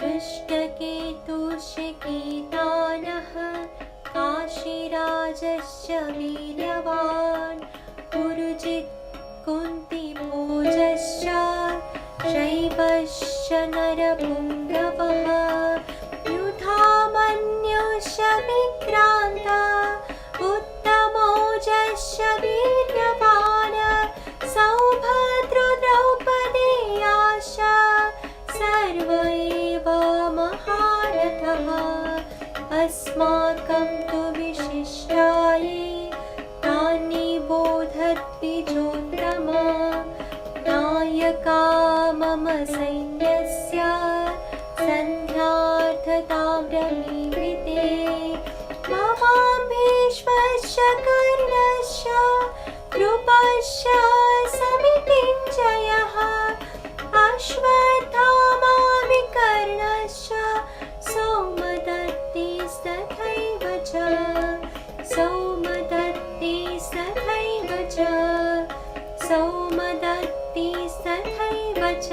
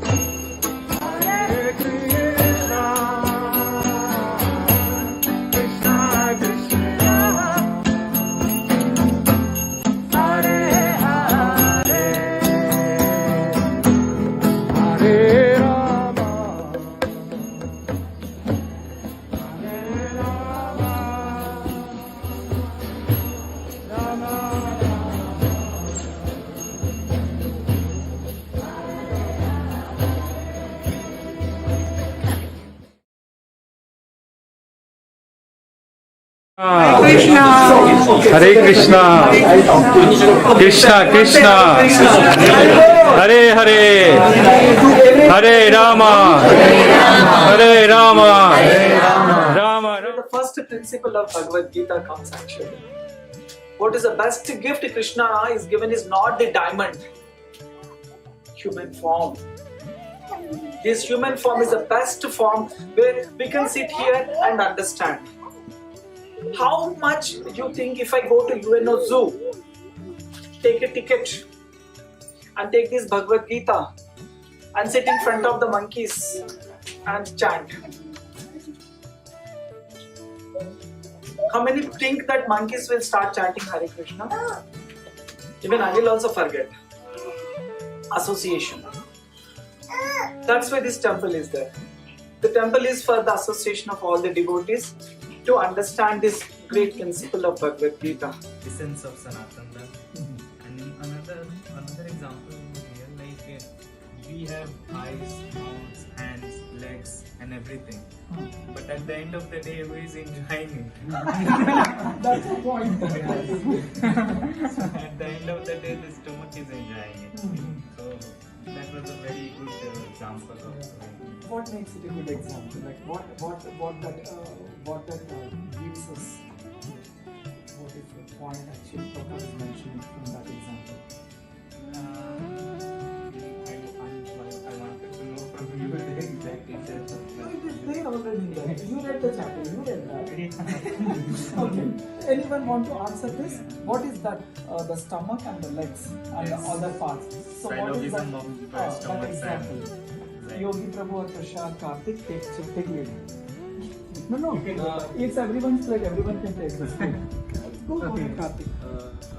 I think our body is like a machine where stomach is the part that is in between the body and it's connected to all the other parts of the body. So whatever we put in the stomach, that energy goes into different parts of the body, and you'll be able to do more than what's required based on what you eat and what you consume. Exactly. So how the point is like how the Krishna and we have this analogy resembling, right? The same thing, like as Karthik mentioned. Can you? Yes. Okay. So as Karthik mentioned, the analogy is like cooperation. It's a cooperation between the stomach and the trust that the hands, legs, and the mouth is keeping on the stomach. The stomach, after enjoying, it won't forget the other parts of the body. It equally nourishes, and the nourishing is so sustainable that each part individually acts and serves again the stomach. So there is a complete relationship, give and take. Right? So similarly, the living entities and the Supreme Personality, he is the master and the creator. He is the, like our Prabhu said, he is the enjoyer and the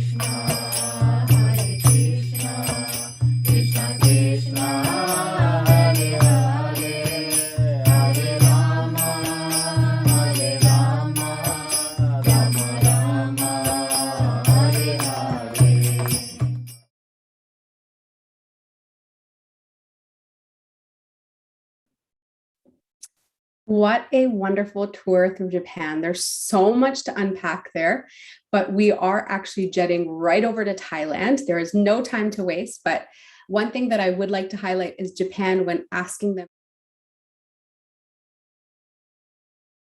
said that it's truly an international society for Krishna consciousness, because they have people from Japan, India, America, even Russia, all part of the community there.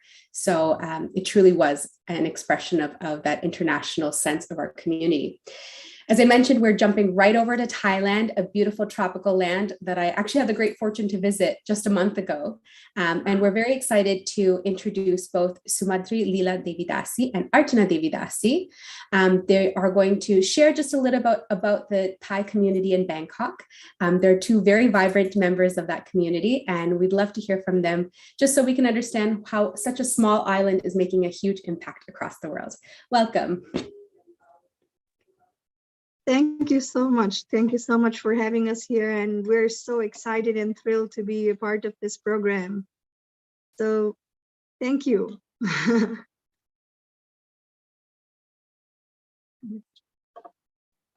Now, as we've met, I think Rukmini mentioned there that Thailand is, we had also mentioned before that I think Thailand is having, although it's a Buddhist-based country, most of the major religion of this country is Buddhism, but there is so much of Vedic roots to it. And I personally, I'm traveling from Nepal, and I've been staying here for around 18 years, and it was so wonderful to encounter, the places, the roads here, they're all named after Lord Ram, Lord Vishnu. You have places such as Vishnu Lok, and they have also roads as Rama 1, Rama 2, Rama 3, and then you have this Krishna mansion, although they pronounce it in different way, they call it Krishna or Lama, but then we were actually, when I came here and then I saw all this, I was really, really thrilled. I myself joined Krishna consciousness when I came here as a student to join engineering in the faculty of engineering in a university here. So I myself was, although I was studying right next to the ISKCON temple in Nepal, but this was the first time I joined any program here. So it's such a wonderful place, lots of, plenty of opportunities, and people are so humble. They really have lots of respect. And then we also have, nowadays we are having different programs for the youth, and our center here, especially ISKCON Ramkhamhaeng, Bangkok here, we focus on the local preaching. We want to, reach out to the local people here. So we try to distribute the local books and try to attract with different programs, online programs, offline programs, yoga programs, park programs, all these different outreach programs, house programs to the different kinds of, devotees around here. So we have Archana Mataji here, who has also stayed in the ashram for 7 years. So she's an ashram devotee. And then she's also a local person here. She's a Thai citizen, and she's helping with the translation of the books. Haribol. So now, after Ramlakshan Prabhu, who was actually doing all the translation of the work into Thai language, now Archana is stepping in, and she's helping with the translation. So this is what we're trying to do. We're trying to create some local speaking, local devotees who will help us to propagate Krishna consciousness in Thailand. Well done. Thank you. I'm confused about my duty and have lost all composure because of miserly weakness. In this condition, I'm asking you to tell me for certain what is best for me. Now I'm your disciple and a soul surrendered unto you. Please instruct me.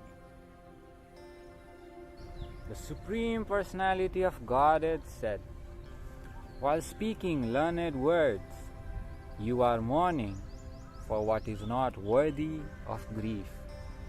Those who are wise lament neither for the living nor for the dead. Never was there a time when I did not exist, nor you, nor all these kings, nor in the future shall any of us cease to be. As the embodied soul continuously passes in this body from boyhood to youth to old age, the soul similarly passes into another body at death. A sober person is not bewildered by such a change. Work done as a sacrifice for Vishnu has to be performed. Otherwise, work causes bondage in this material world. Therefore, O son of Kunti, perform your prescribed duties for his satisfaction, and in that way you will always remain free from bondage. Sarva dharman parityajya mam ekam sharanam vraja aham tvam sarva papebhyo mokshayishyami ma suchaha. Abandon all varieties of religion and just surrender unto me. I shall deliver you from all sinful reactions. Do not fear.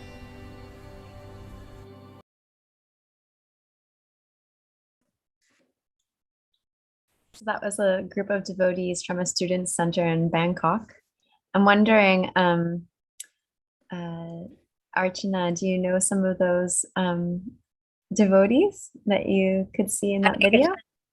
Yes, Hi. Hare Krishna. I'm Archana. Such an honor for me to be part of this. So that was the small performance from the student center devotee, narrated by Nimai Satchisuta Prabhu, and we try to present, the important sloka from Bhagavad Gita. So Thank yeah, you. hope you all enjoy. It was nice to see you see the whole tropical Thailand in the background. Why wouldn't anyone notice that? Yes, that part is it's called Lumpini Park. We have kirtan there for more than 30 years, Wow. and the environment there is very good. Every Sunday we have program there, and Harinam and book distribution. Started by His Grace Ramshwan Prabhuji, who is the one to translate all the books in Thai language. Amazing. So do you already have your Bhagavad Gita translated in Thai, or are you working? Yes. You already have Yes, it. we have translated already. Now we are working on Srimad Bhagavatam translation. Oh, amazing. Which canto are you working on now? Chapter Now, 1?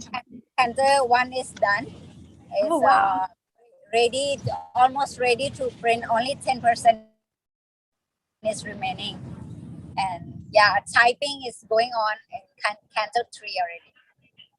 Wow. Thank you so much for that service. It's so inspiring to hear about your service there in Thailand. Yes. It's truly a testament to how Srila Prabhupada has allowed for this Bhagavad Gita not to be translated in just in English, but in so many languages across the globe. So we thank you both, Sumadri Leela Devidasi and Archana Devidasi, for continuing that mission of Srila Prabhupada to have the Bhagavad Gita translated in every language, as many languages, in every town and village. So thank you both. Thank you. Thank you. We're so going much. to finish off Thailand in one sense, not that we ever want to stop hearing from them and their beautiful country, but we have a wonderful poetry piece written by one of the devotees, the local Thai devotees, and it's also translated in English. So it'll be a little treat right before we head off to India. So just please, while you're watching, above the video, there's the transcription. So please pay attention to that because the volume's a little bit low on this. So you want to pay attention to the words across the top. Thanks, everyone.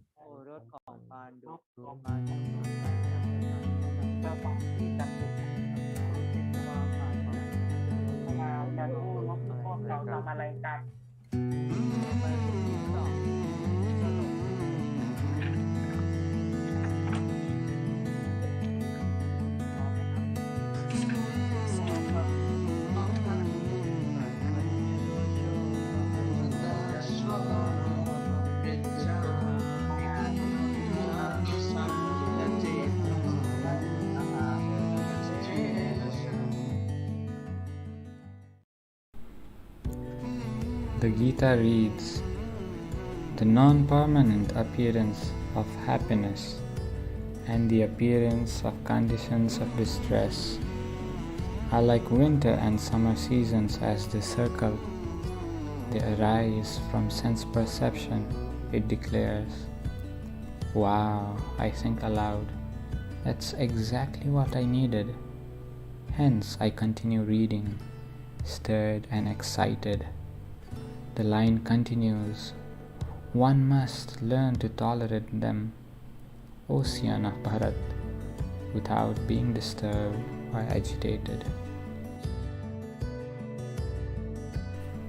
I think and contemplate for some time what I just read. Does this make sense? Is it even relevant? Suffering and happiness come and go, like winter and summer that we all know?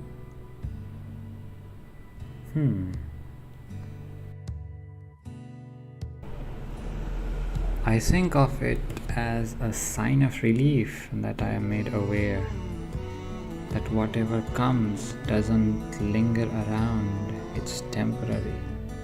Every interaction I have may not be pleasurable. Every food that I taste may not be what I expected for.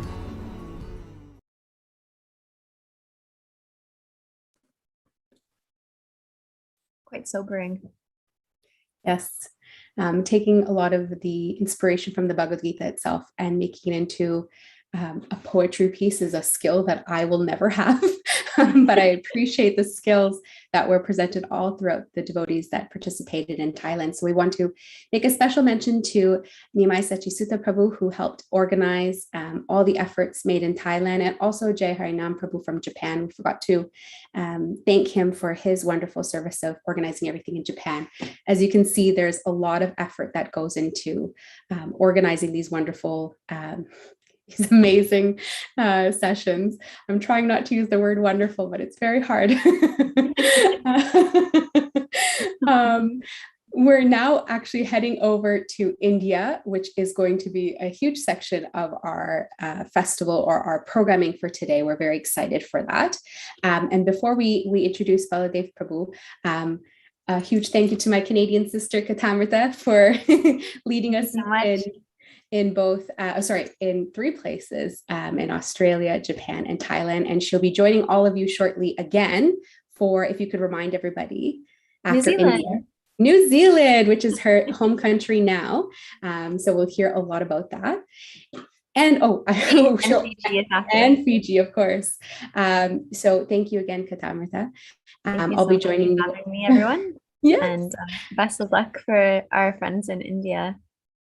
Yes, so we're very excited and honored to introduce Baladev Prabhu, who will be heading and hosting the India segment for our World Gita Day Festival. We also want to remind everybody who's watching, there is a scroll at the bottom of your screen, either top or the bottom, where you can see all of the participants who have been participating in distributing and sharing the Bhagavad Gita through this whole year. So a huge thank you to all of them. But again, we have the very highly qualified devotee Baladev Prabhu, who will be leading us in this part of India. He has led a lifetime of devotional service and many, many qualifications that we're so eager to hear about. So a huge welcome to Baladev Prabhu. Hare Krishna. Hare Krishna. Can you hear me, Rukmini Mataji? Yes, very loud and clear. Thank you. So I'll chant the invocation prayers and I'll begin. Om Jnanatirmirandhasya Jnananjanashalakaya Chakshurun Militam Yena Tasmai Shri Guruve Namaha. Nama Om Vishnu Padaya Krishna Preshtaya Bhutale Srimate Bhakti Vedanta Swamin Iti Namine. Namaste Saraswati Deve Gauravani Pracharini Nirvishesha Shunyavadi Pashyatya Deshatarini Mancha Kalpatarubhyasya Kripa Sindhubhya Evacha Patitanam Pavanebhyo Vaishnavebhyo Namo Namaha. Jaya Shri Krishna Chaitanya Prabhu Nityananda Shri Advaita Gadadhara Shivasadi Gaura Bhakta Vrinda. Hare Krishna, Krishna Krishna, Hare Hare, Hare Rama, Rama Rama, Hare Hare. Hare Krishna, thank you very much, Rukmini Mataji, for getting us here. Especially want to thank His Grace Vaisheshik Prabhu and his global team for organizing this beautiful event, the World Gita Day. So I am here on behalf of the ICC ISKCON India Continental Committee, and I'll be going through this program from the India side. Right at this time, IST time is 10 a.m. till 12:30 noon. So I was when I was a university student, I came across the Bhagavad Gita, and I went for the first program in ISKCON, and I heard a very beautiful talk there. It was a talk on Mahabharat, where there was a discussion between Yudhishthir Maharaj and a Yaksha. So we all know in Mahabharata this beautiful episode of the wonderful questions being asked by Yaksha, and Yudhishthir Maharaj brilliantly answers those questions. So one of the questions which a Yaksha asked Yudhishthir Maharaj was that what is the best bath, bathing, which is the best bath? And of course, Yudhishthir Maharaj did not reply as shower bath or tap bath or river bath or well bath. He replied in a unique way. The best bath is to immerse or submerge ourselves into the lake of absolute truth. So the Acharyas give a beautiful explanation. This lake of absolute truth actually represents the beautiful books of wisdom which our Vedas have given us, especially the Bhagavad Gita, the Bhagavatam, Chaitanya Charitamrita, and the other Puranas. So when I was visiting the temple, one of our very senior devotees here, one of our temple presidents here, Shamanand Prabhu, he is a very big book distributor here. So he asked me, what course you're doing in your university? And I was doing my graduation in physics that time there. So I told I'm doing BSc. That's the acronym for the course, BSc. So he told me that, well, in ISKCON, we also do BSc. So I was surprised that ISKCON also has a BSc course. And then he told, actually in BSc course in ISKCON is Bhagavad Gita, B as Srimad Bhagavatam, and C Chaitanya Charitamrita. And that's what, I left my university, I graduated from university, but I'm still learning. And we are here, we are celebrating this World Gita Day today to detail the impact of Bhagavad Gita in the life of all, not just devotees, but also all over the world. So we are very happy that we have been invited here, the Indian Yatra, for presenting our thoughts, our wisdom. And we'd like to thank again His Grace Vaisheshik Prabhu and his team for inviting us. We will like to begin today in a very positive and very beautiful note, because the ICC, the Indian Continental Committee Chairman, His Grace Sahadev Prabhu, Dr. Sahadev Prabhu is here with us. Prabhuji is very busy with his schedules, but somehow that he squeezed his time. We told him he has to be there in the beginning of the class, this whole program, and he's going to be there throughout the class also, the program. Dr. Sahadev Prabhu is, apart from being chairman of the ICC committee, he is a long-standing devotee of ISKCON since decades. He is a very well acclaimed international author, and he's also a very accomplished musician, and is a very senior devotee in ISKCON. In fact, the whole ICC book distribution committee, which is actually organizing this book distribution in India, has been always inspired by the presence and the wisdom of His Grace Sahadev Prabhu. So we like to invite Dr. Sahadev Prabhu to kindly come forward and speak on the impact of Bhagavad Gita in the modern world. Sahadev Prabhu, please take over. Thank you so much. Hare Krishna. Thank you, Baladev Prabhu. You are always very kind and very wonderful, very organized, very precise. So, Om Ajnanatimirandasya Jnananjana Shlagaya Chakshurunmilitam Tasmai Shri Gurave Namaha. This is all we are left with now. The world is the iceberg of sin. You know, what we are seeing is just the tip of the iceberg.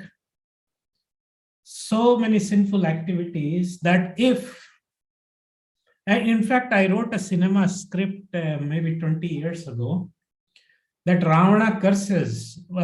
He found one of his bodyguards, associating too much with Vibhishana and even secretly hearing from him.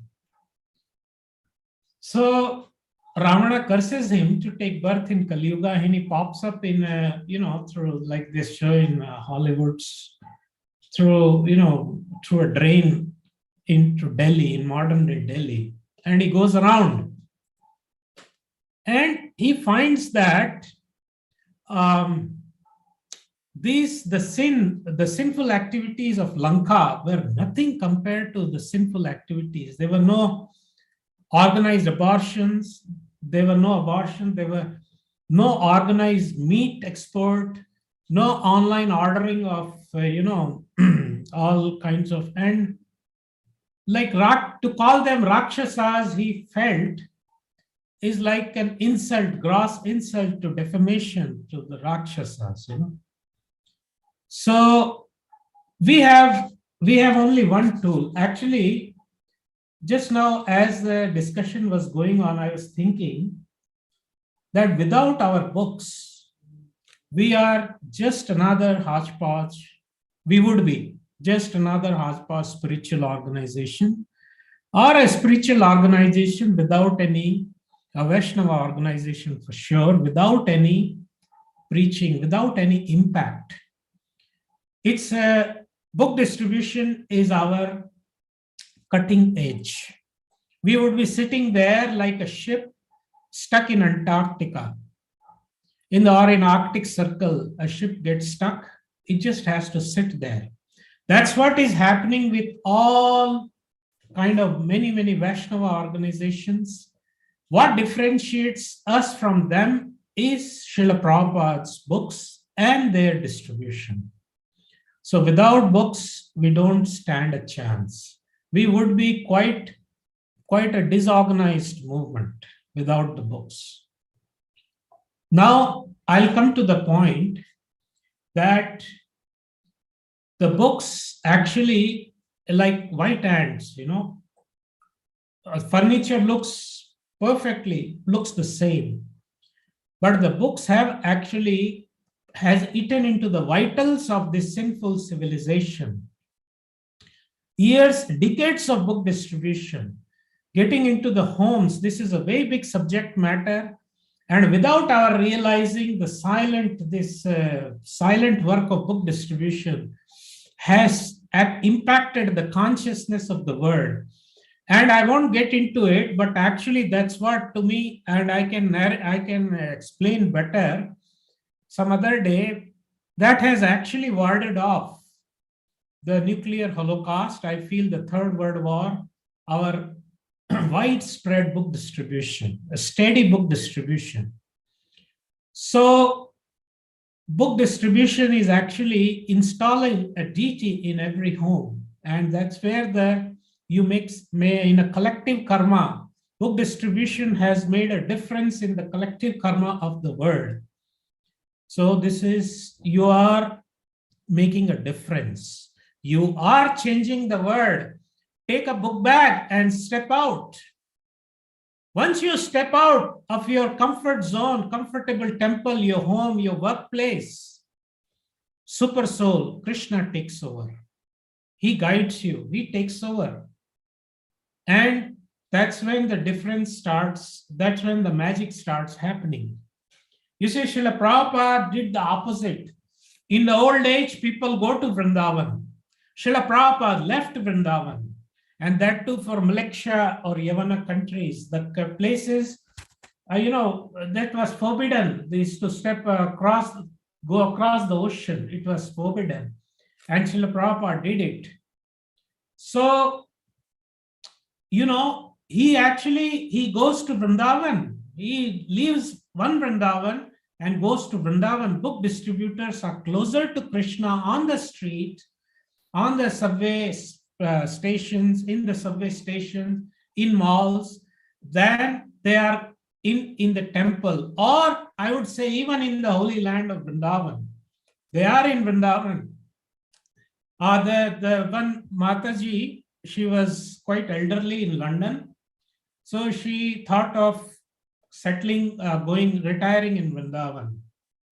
And she was looking at the ticketing options and staying facilities in Vrindavan, probably renting or buying an apartment or something.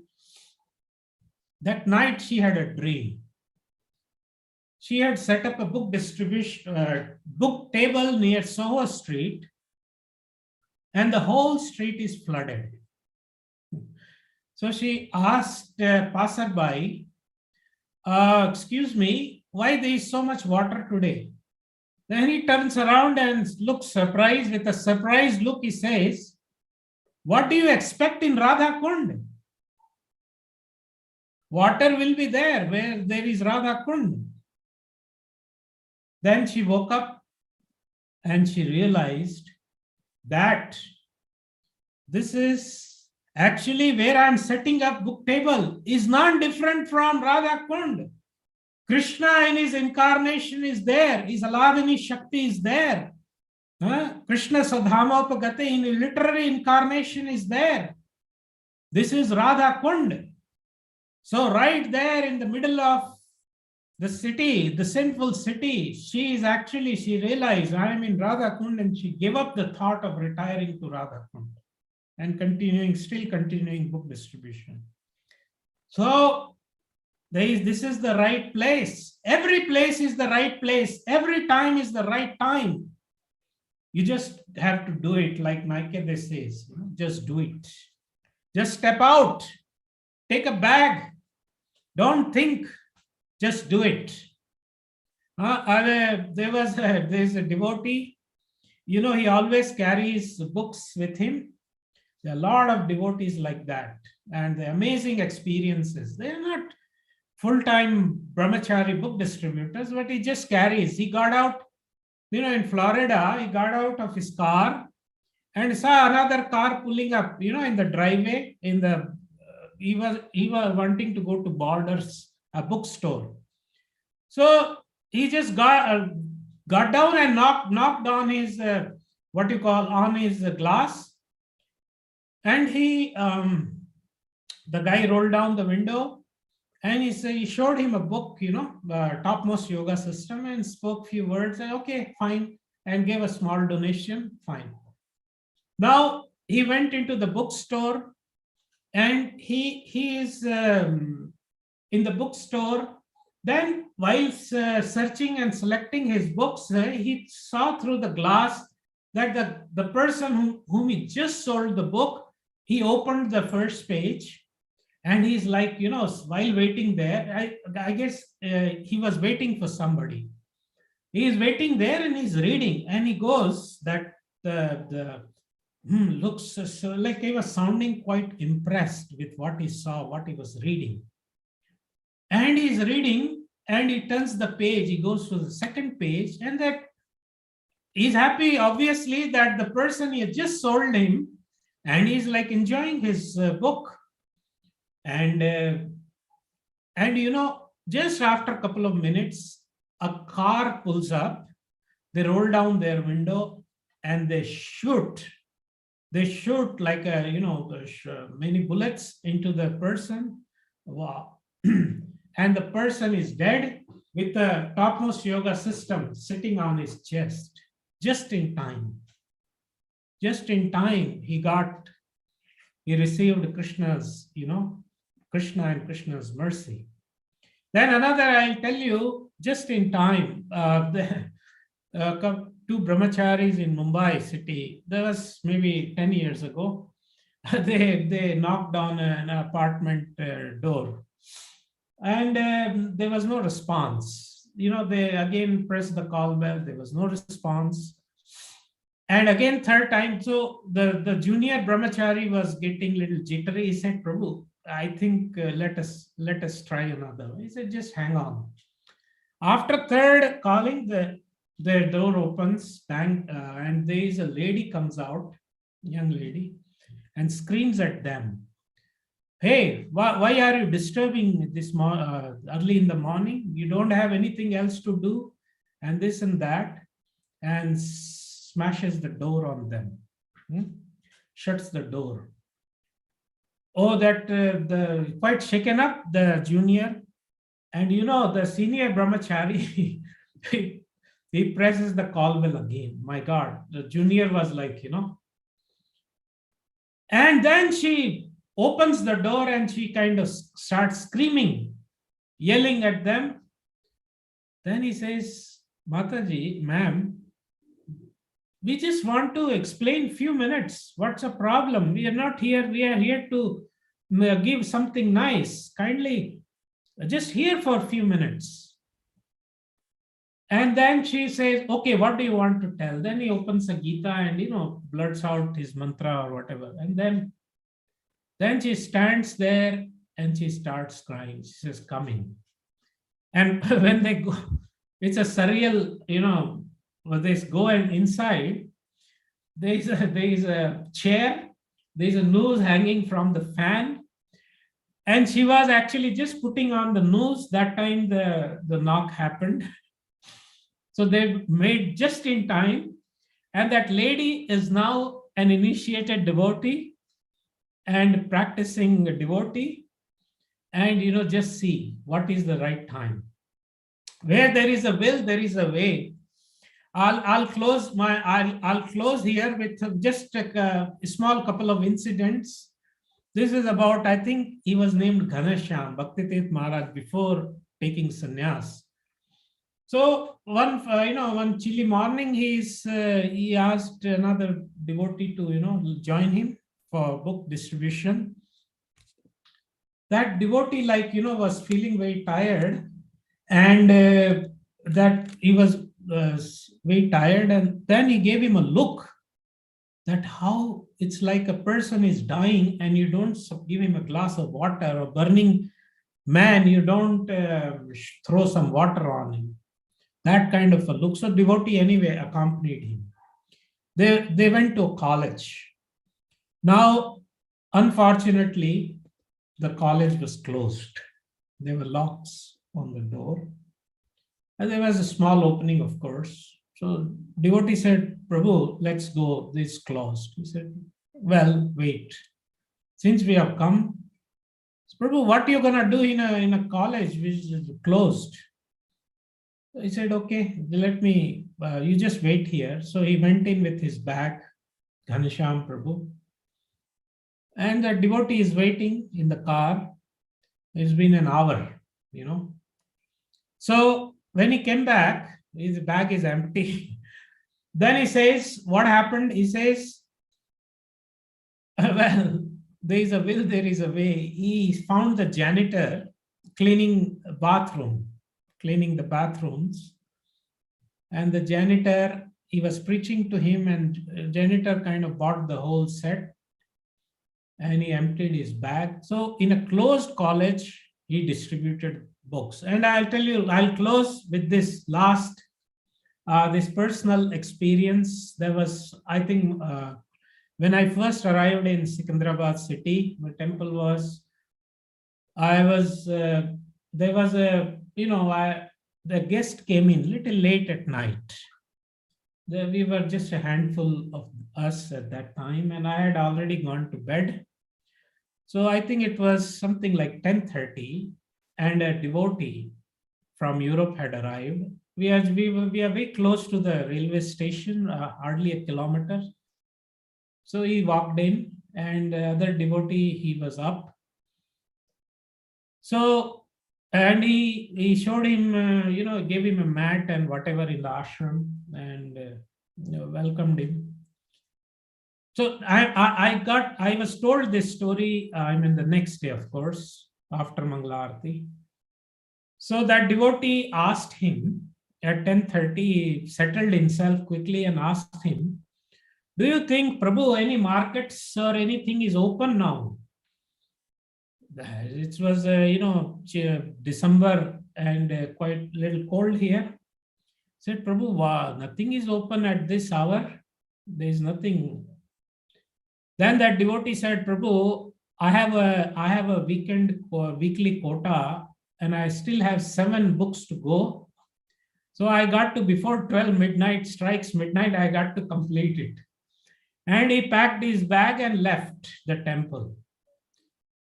And anyway, that devotee went to take rest, and he must have arrived whenever. And morning he told, yes, he sold. That devotee at night, he went to, walking, and he landed up in the railway station. There was some couple of beggars who got it. There was a kind of, some drunkard who got one, and antisocial looking elements got. There were no trains at that hour also. And he did, before 12 o'clock, he completed his weekly quota. That was the weekend night. So you see, that's how, sorry, I'm over time a bit, but that's how, this is what we need to hear in our movement now. We have to inspire, there has to be katha of book distribution. Thank you. Hare Krishna.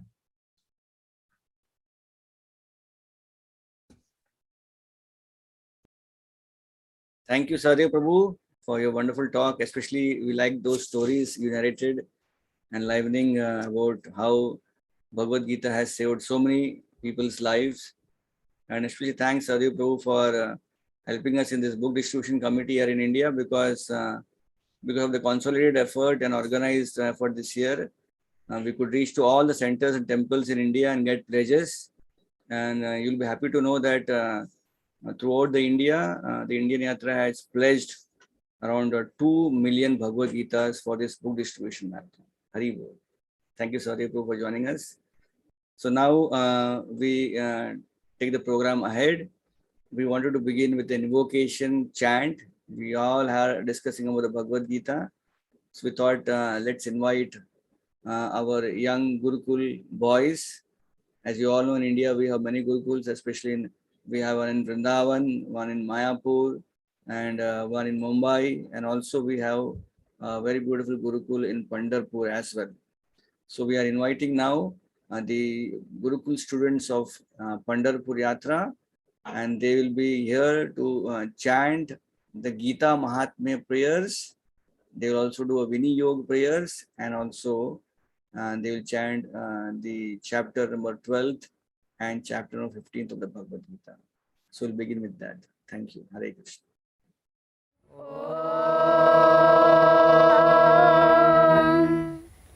Gita Shastramidam Punyam Yah Pade Prayatah Puman Vishnur Padamavapnoti Bhayashokadivarjitah Gita Dhyayana Shilasya Pranayama Parasya Cha Naiva Santi Papani Purvajanma Kritani Cha Malanirmochanam Pumsam Jalasnanam Dine Dine Sakrit Gitam Vasisnanam Samsara Malanashanam Gita Sugita Kartavya Kimanyai Shastra Vistaraihi Ya Swayam Padmanabhasya Mukha Padma Dhrinisritam Bharatamrita Sarvasvam Vishnur Vaktra Dhrinisritam Gita Gangodakam Pitva Punarjanmana Vidyate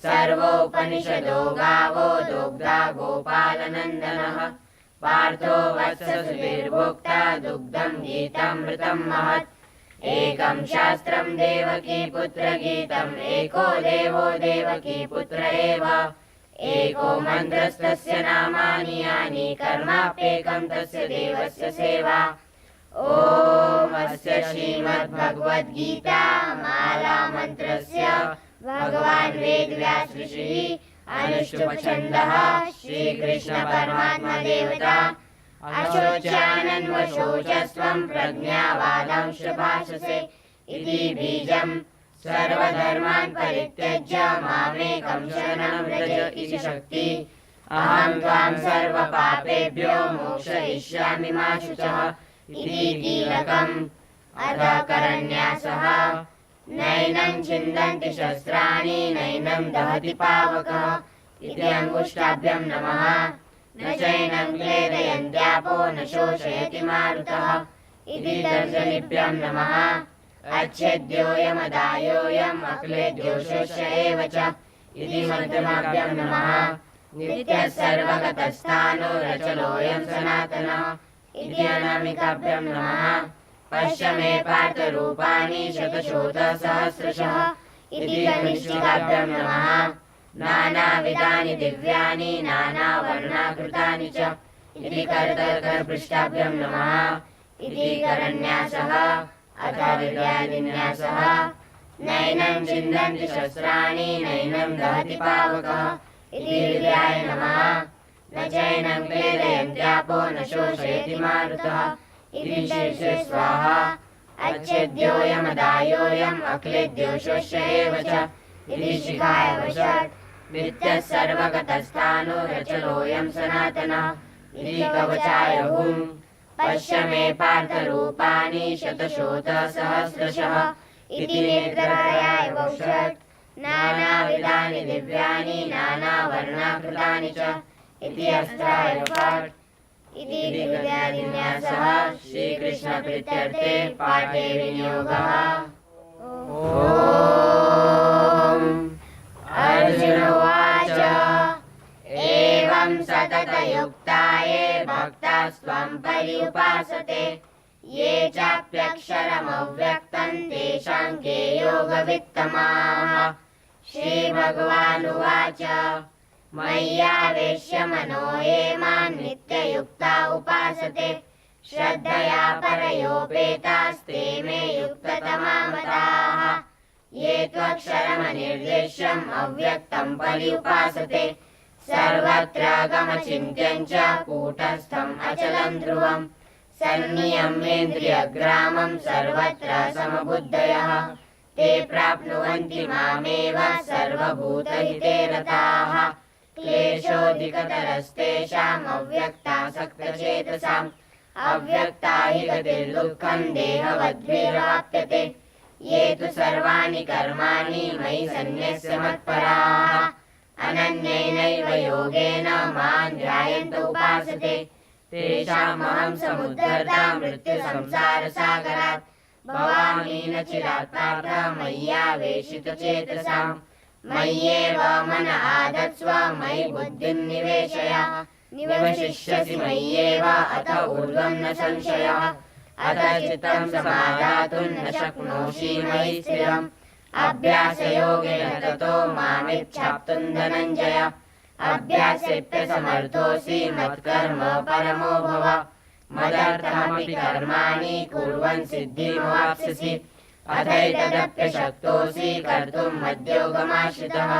सर्वकर्मफलत्यागस्ततः कुरु यथात्मवान् श्रेयो हि ज्ञानमभ्यासात् ज्ञानात् ध्यानं विशिष्यते ध्यानात् कर्मफलत्यागस्त्यागात् शान्तिरनन्तरम् अद्वेष्टा सर्वभूतानां मैत्रः करुण एव च निर्ममो निरहङ्कारः समदुःखः सुखक्षमी सन्तुष्टः सततं योगी यतात्मा दृढनिश्चयः मय्यर्पितमनो बुद्धिर्यो मद्भक्तः स मे प्रियः यस्मान्नोद्रियते लोको लोकानोद्रियते च यः हर्षामर्षभयोद्वेगैर्मुक्तो यः स च मे प्रियः अनपेक्षः शुचिर्दक्ष उदासीनो गतव्यतः सर्वारम्भपरित्यागी यो मद्भक्तः स मे प्रियः यो न हृष्यति न द्वेष्टि न शोचति न काङ्क्षति शुभाशुभपरित्यागी भक्तिमान्यः स मे प्रियः समशत्रौ च मित्रे च तथा मानापमानयोः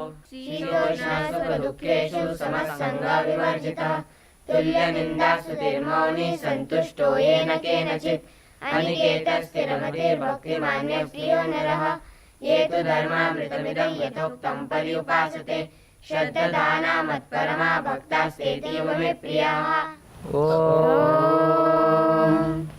श्रीभगवानुवाच ऊर्ध्वमूलमदशाखम् अश्वत्थं प्राहुरव्ययम् छन्दांसि यस्य पर्णानि यस्तं वेद स वेदवित् अधश्चोर्ध्वं प्रसृतास्तस्य शाखा गुणप्रवृद्धा विषयप्रवालाः अधश्च मूलानि निसन्ततानि कर्मानुबन्धीनि मनुष्यलोके न रूपमस्येह तथोपलभ्यते नान्तो न चादिर्न च सम्प्रतिष्ठा अश्वत्थमेनं सुविरूढमूलम् असङ्गशस्त्रेण दृढेन चित्वा ततः पदं तत्परिमार्गितव्यं यस्मिन् गता न निवर्तन्ति भूयः तमेव चाद्यं पुरुषं प्रपद्ये यतः प्रवृत्ति प्रसृता पुराणी निर्माणमोहाजितसङ्गदोषा आध्यात्मनित्या विनिवृत्तकामाः द्वन्द्वैर्विमुक्ता सुखदुःखसंज्ञैर्गच्छन्ति मूढा पदमव्ययं तत् न तद्भासयते सूर्यो न शशाङ्को न पावकः यद्गत्वा न निवर्तन्ते तद्धाम परमं मम ममैवांशो जीवलोके जीवभूतः सनातनः मनषष्ठानि इन्द्रियाणि प्रकृतिस्थानि कर्षति शरीरं यदवाप्नोति यच्चाप्युत्क्रामतीश्वरः गृहे त्वैतानि संयाति वायुर्गन्धानि वाशयात् श्रोत्रं चक्षुस्पर्शनं च रसनं घ्राणमेव च अधिष्ठाय मनश्चायं विषयानुपसेवते उत्क्रामन्तं स्थितं वापि भुञ्जानं वा गुणान्वितं विमूढानानुपश्यन्ति पश्यन्ति ज्ञानचक्षुषः यतन्तो योगिनः शयनं पश्यन्त्यात्मन्यवस्थितं यतन्तोऽप्यकृतात्मानो नैनं पश्यन्त चेतसः यदादित्यगतं तेजो जगद्भासयतेऽखिलं यच्चन्द्रमसि यच्चाग्नौ तत्तेजो विद्धि मामकम् गामाविश्य च भूतानि धारयाम्यहमोजसा पुष्णामि चौषधिः सर्वा सोमो भूत्वा रसात्मकः अहं वैश्वानरो भूत्वा प्राणिनां देहमाश्रितः प्राणापानसमायुक्तः पचाम्यन्नं चतुर्विधं सर्वस्य चाहं हृदि सन्निविष्टो मत्तः स्मृतिर्ज्ञानमपोहनं च वेदैश्च सर्वैरहमेव वेद्यो वेदान्तकृद्वेदविदेव चाहम् द्वाविमौ पुरुषौ लोके क्षरक्षाक्षर एव च क्षरः सर्वाणि भूतानि कूटस्थोऽक्षर उच्यते उत्तमः पुरुषस्त्वन्यः परमात्मेत्युदारितः यो लोकत्रयमाविश्य बिभर्तव्य ईश्वरः यस्माक्षरमतीतोऽहम् अक्षरादपि चोत्तमः अतोऽस्मि लोके वेदे च प्रतितः पुरुषोत्तमः यो मामेवमसम्मूढो जानाति पुरुषोत्तमः स सर्वविद् भजति मां सर्वभावेन भारत इति गुह्यतमं शास्त्रम् इदमुक्तं मया नघ एतद्बुद्ध्वा बुद्धिमान् स्यात् कृतकृत्यश्च भारत जय श्रीकृष्ण चैतन्य प्रभु नित्यानन्द श्री अद्वैत गदाधर श्रीवासादि गौरभक्तवृन्द हरे Krishna Krishna Krishna Hare Hare Hare Ram Ram Ram Hare Hare Hare Krishna. Thank you very much for all the wonderful Gurukul students of ISKCON Pandharpur. We are very much indeed thankful to His Grace Jagannath Kripa Prabhu, the Gurukul in charge at Pandharpur Dham, for training so beautifully this Gurukul kids and establishing the Gurukul under the auspicious guidance of His Holiness Lokanath Swami Maharaj. As you all know, Pandharpur is a very, very holy place in the land of India. And Srila Prabhupada also has commented about Pandharpur, the saint of Maharashtra, Tukaram Maharaj. And it is in Pandharpur here that we have a very beautiful ISKCON temple, Shri Radha Pandharinath, on the banks of the river Chandrabhaga. Pandharpur is a very holy place where Lord Vitthal, Lord Krishna, who came all the way from Dwarka to meet his devotee Pundalika, and on his request, then Lord remained here, standing on a brick in a waiting pose. And since then, millions and millions of devotees and people have come to take darshan, take the beautiful darshan of Lord Vitthala here. It's a land of great saints. In fact, someone told me that one of the state of where Pandharpur is Maharashtra, and the name Maharashtra has come after because there are so many saints who have been born in this state. So because it is a state of Mahabhagavat, so the name Maharashtra has come. So thank you very much, Jagannath Kripapu, for engaging this beautiful chants for all of us from Pandharpur Gurukul. At this time, I also want to beautifully narrate to you one beautiful example of Srila Prabhupada. Prabhupada was in Vrindavan Dham, and a group of Pandits had come to meet Srila Prabhupada, and they were boasting that Prabhupada, Swamiji, we can chant the whole Bhagavad Gita from top to bottom, from start to end, and we can do upside down, from back to again front. And then Prabhupada chuckled and Prabhupada said, yes, you can chant all the mantras and you can do in a very short time, but can you practice this Bhagavad Gita even for 2 minutes in your life? So that's it. Srila Prabhupada also was not just encouraging Vedic chants, but also was encouraging the practical experience of Bhagavad Gita. And we can see, following the footsteps of Srila Prabhupada, in ISKCON today we have great devotees who can chant so beautifully Bhagavad Gita chapters by heart in proper meter. And we also have devotees who can apply the Bhagavad Gita in all sectors of today's modern world. At this time, I want to introduce to you all to a very, very wonderful devotee in the Indian Yatra, who's a very well-known motivational speaker. He is Dr. Vivek Bindra.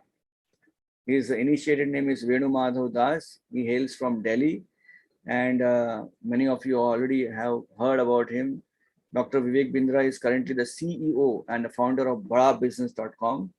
He is one of the greatest influential speaker, motivational speaker, leadership consultant, and he holds 7 Guinness World Record for all his motivational speeches. In fact, his own channel where he gives beautiful insights to entrepreneurship and leadership. His channel is one of the #1 most subscribed channel in entrepreneurship and leadership development, and they have around 17.5 million subscribers.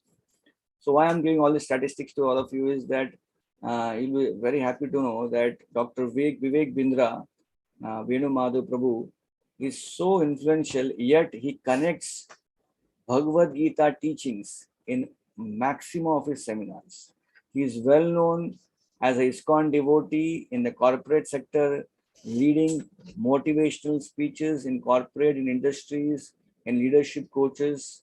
And Dr. Vivek Bindra, recently on the occasion of Srila Prabhupada 125th celebrations anniversary, Vivek Bindra, he did a beautiful youth seminar all over the India. It was an online seminar, and it created a world record for Srila Prabhupada's glorification. And when he was giving live show, it went for 2.5 hours of live show called as Business Yoga from the Bhagavad Gita. And there were live audience of around 1.50 lakhs. 150,000 viewers, live viewers. And at the end of the program, we had around more than 2 million people who had viewed this whole video. So Dr. Vivek Bindra is a very influential person, and he often speaks on the themes and the wisdom of Bhagavad Gita in his motivational speeches. So at this time, we will refer to one of his beautiful videos where we can see that how he is dressed and decked up in a very a unique way as a motivational speaker and addressing an international gathering, and yet very dexterously glorifying the message of Bhagavad Gita. Very, very fortunate to get an opportunity during these days to go through the teachings on Bhagavad Gita. Such beautiful, deep, powerful, immense realizations. We have an access to the thought process that he has made available to all of us. An access to Krishna was available to Arjuna, but through Arjuna it is now available to all of us. There may be a lot of great leaders, but I have felt the first ever motivational seminar which was spoken on the planet Earth was 5,200 years ago. The first ever motivational leadership workshop which was given on the planet Earth was in the battlefield of Kurukshetra, not in a air-conditioned conference room like this. It was spoken when there was a deep crisis The war was not with the words, the war, people were ready to kill each other. The way Arjuna had his own battle, we all have different battles. I am Vivek Bindra, International Corporate Trainer, Motivational Speaker. I may have my own battle. The lawyers, doctors, chartered accountants, teachers, students, everybody has his own battle. Amongst our battles, sometimes we get a little demotivated and discouraged to actually fight. So Krishna has given a detailed discussion, and the entire Bhagavad Gita, you will be surprised and also happy to know, was spoken in the entire 48 minutes. That's called one Muhurta. Let me share with you, Bhagavad Gita has 700 shlokas, out of which 574 are spoken by Krishna. 84 are spoken by Arjuna, 41 by Sanjaya, and 1 by Dhritarashtra. There are 4 characters. हमारे लिए दुर्भाग्य की बात यह है कि साहब हम भगवद गीता को लाल कपड़े में लपेट के अंदर मंदिर में रख देते हैं, प्रणाम करते हैं, but we don't get an opportunity to read it. विदेशी किताबें, we might like to buy books from American authors, but we miss out the original author who gave the Bhagavad Gita to us. मेरे एक client हैं, Mr. Garg, I may not, because the recording is going on, I may not get the name in detail. He was telling me once, Mr. Bindra, मेरे दादाजी लाहौर से लाए थे गीता, ये देखिए, ये 1942 की गीता, रोज प्रणाम करके दफ्तर जाते थे, उन्होंने मेरे पिताजी को दिया, वो भी रोज प्रणाम करके दफ्तर जाते थे, उन्होंने मुझे दिया, मैं भी रोज प्रणाम करके दफ्तर जाता हूं, मैं अपने पुत्र को दूंगा, वो भी प्रणाम करके दफ्तर जाएगा। अरे साहब, सब प्रणाम करेंगे, पढ़ेगा कोई नहीं। अगर प्रणाम करने में इतनी ताकत है तो पढ़ लिया तो चमत्कार हो जाएगा। Yes no? Come on, yes no?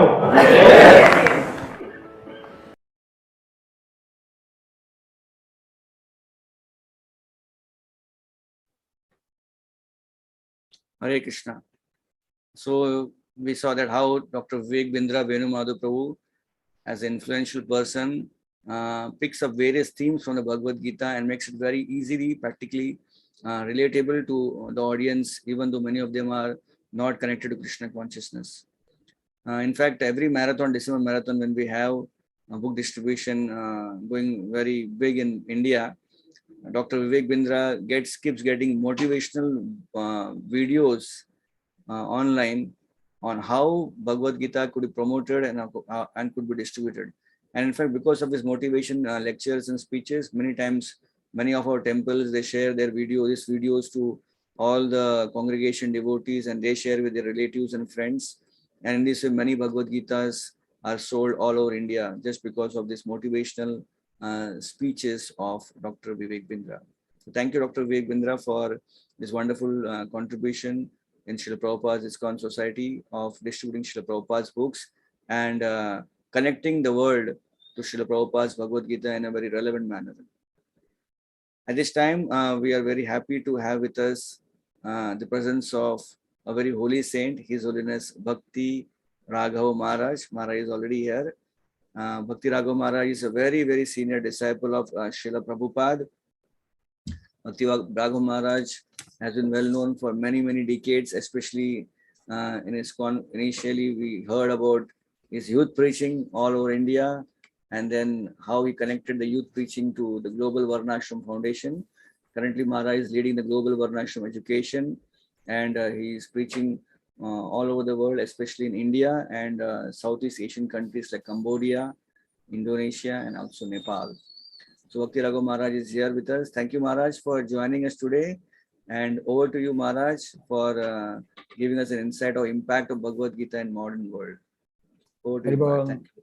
Hare Krishna. Jai Srila Prabhupada ki. Om Agyanati Mirandasya Gyananjana Shalakaya Chakshuram Militam Jena Tasmai Sri Guruve Namaha Sri Chaitanya Manobhisam Stapitam Jena Bhutale Swayam Rupa Kada Mahyam Dadati Swapadantikam. I would like to begin by thanking the organizers of this program. Today, I think, under the guidance of His Grace Vaisheshika Prabhu, I believe it has started possibly last year, or maybe even before, declaring one particular day, which happens to be today, World Gita Day. There are many activities going on actually this month in connection with the Bhagavad Gita. And it should be like that, of course, because Bhagavad Gita has been and continues to be the main book which has brought and will continue to bring so many people to Krishna consciousness. We as members of the International Society for Krishna Consciousness are naturally, eternally indebted to our founder, Acharya Divine Grace Srila Prabhupada, for giving us the Bhagavad Gita as it is.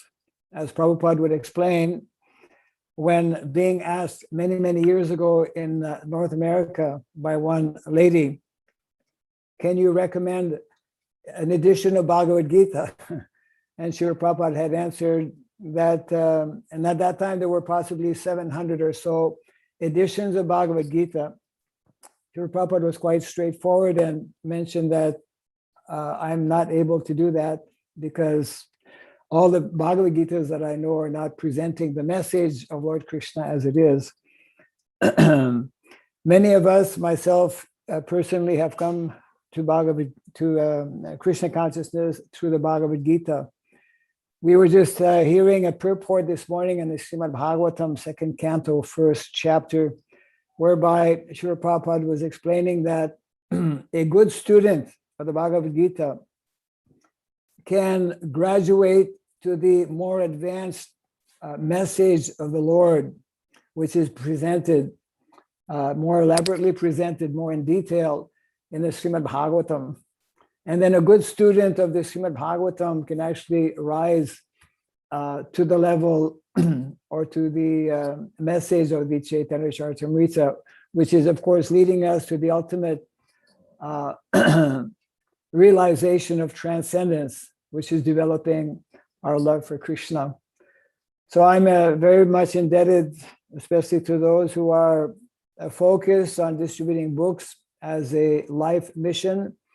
I had the good opportunity as a younger devotee to be involved in some book distribution. And even today, actually, we are encouraging within the ministry that we have here in India. You'll be happy to know that many, many people are receiving various literatures, Bhagavad Gita. I mean, in the last few years, we've had distribution in villages where people don't have very much money, through some of the outreach programs of the ISKCON Daiva Varnasrama ministry, up to 30 and 40 Bhagavad Gitas in one evening people would take, because Srila Prabhupada's message is so pure and transcendental.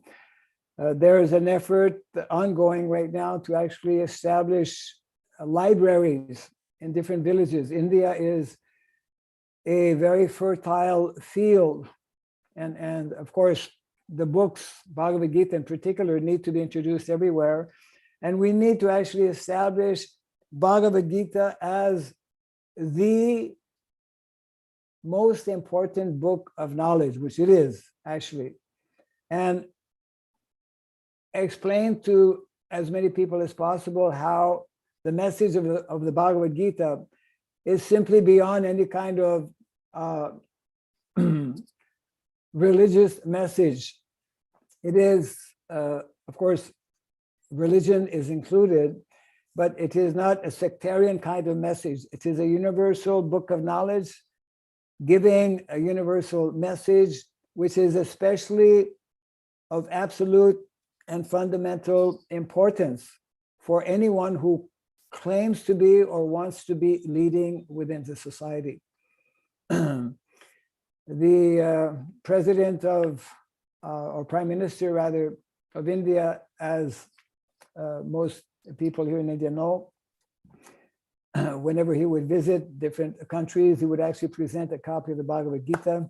We hope that one day he'll present the copy of Bhagavad Gita as it is to different leaders.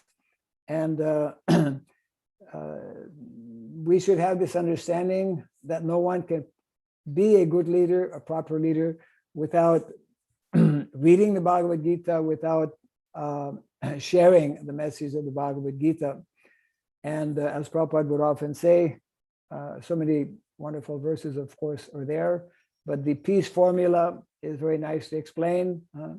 Bhoktaram jagyatapasam sarvalokam maheswaram suridam sarvabhutanam jatvam shantim rishyati.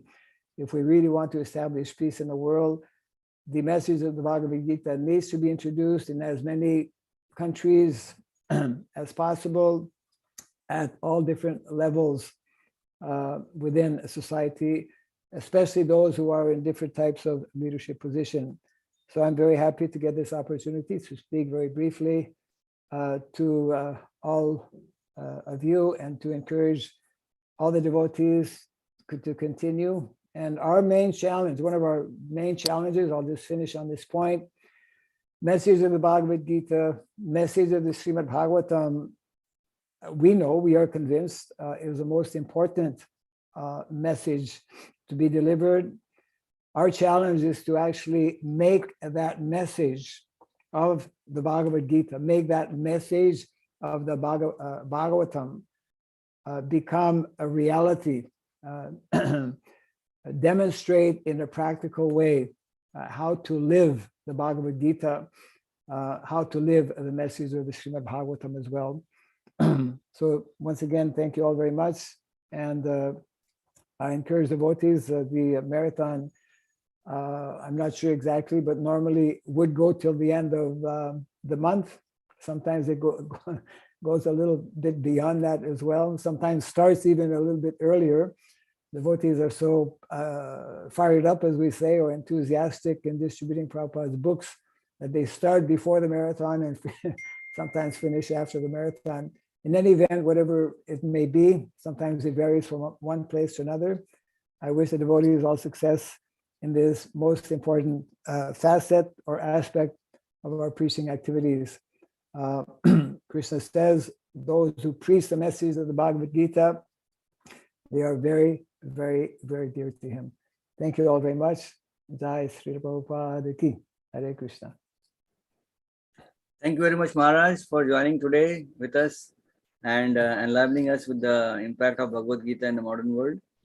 Maharaj, I remember I had met you long back, around 10 years back in Kuala Lumpur, and you had very nicely enlightened in one of the classes there that how Bhagavad Gita is the most practical book, and how which Srila Prabhupada's envisioning of Varnashram could also be seen through the pages of Bhagavad Gita. Thank you, Maharaj, for joining us. And as Maharaj, as you rightly said, that our devotees are so enthusiastic that marathon actually begins for them before the marathon actually starts, and it ends after the marathon is already over. Yeah. So in India, the marathon has already begun on 15th of November.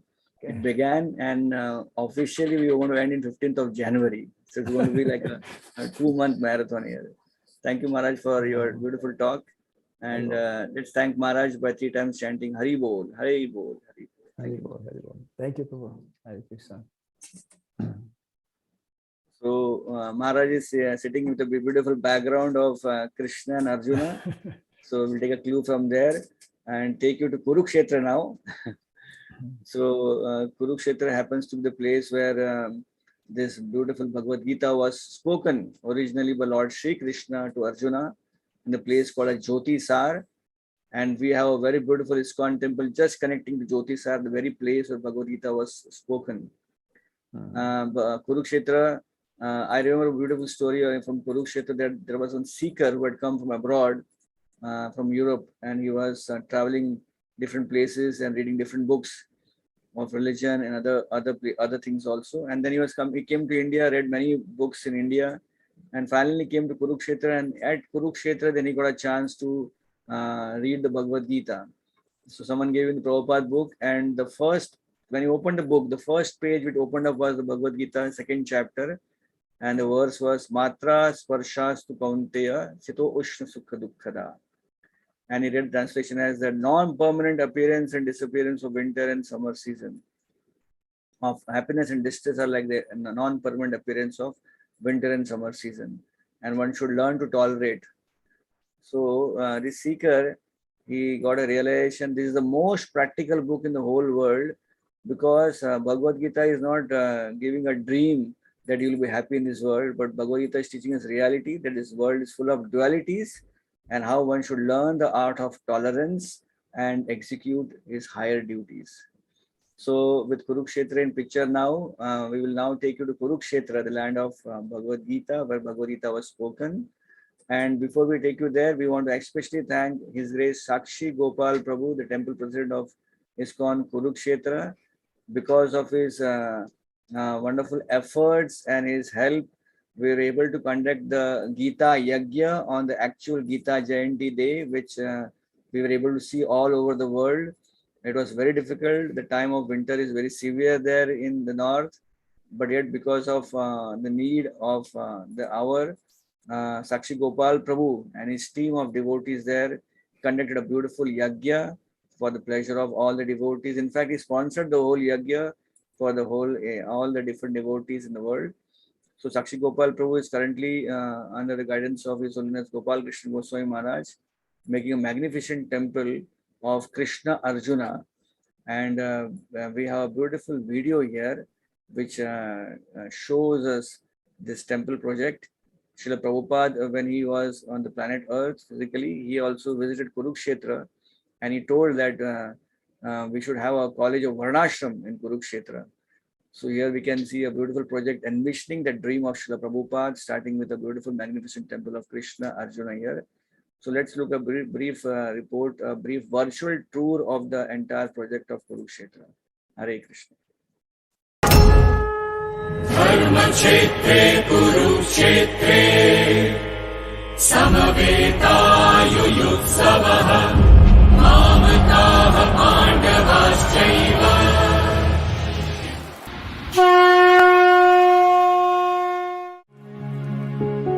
Kurukshetra is a dharma kshetra.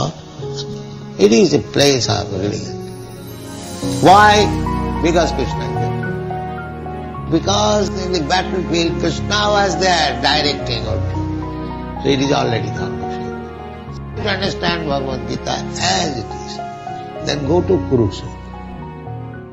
We came to Kurukshetra. Prabhupada took a dip in the holy Brahmsrovar. And then I believe Prabhupada had a program in Kurukshetra University in the Vice Chancellor's house. And then Prabhupada learned that Jyotisar is a place where the Bhagavad Gita was actually spoken. So Prabhupada said, I want to build a temple in Jyotisar. This is one of my dream projects.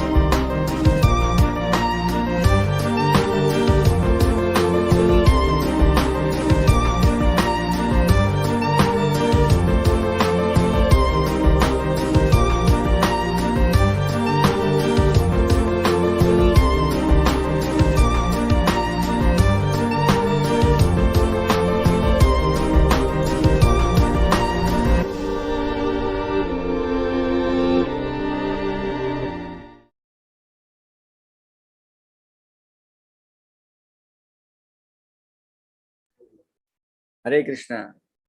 Thank you, Sakshi Gopal Prabhu, for this wonderful project in Kurukshetra and your great help in the Gita Yagya. At this time, we would like to take now next to one of very influential businessman of India, who is also a very dedicated devotee in Srila Prabhupada's ISKCON movement. We are talking about Rishikesh Mafatlal, His Grace Krishna Chandra Das. Rishikesh Mafatlal is a well-known name, a traditional name, Mafatlal, in the Indian era of industrialist.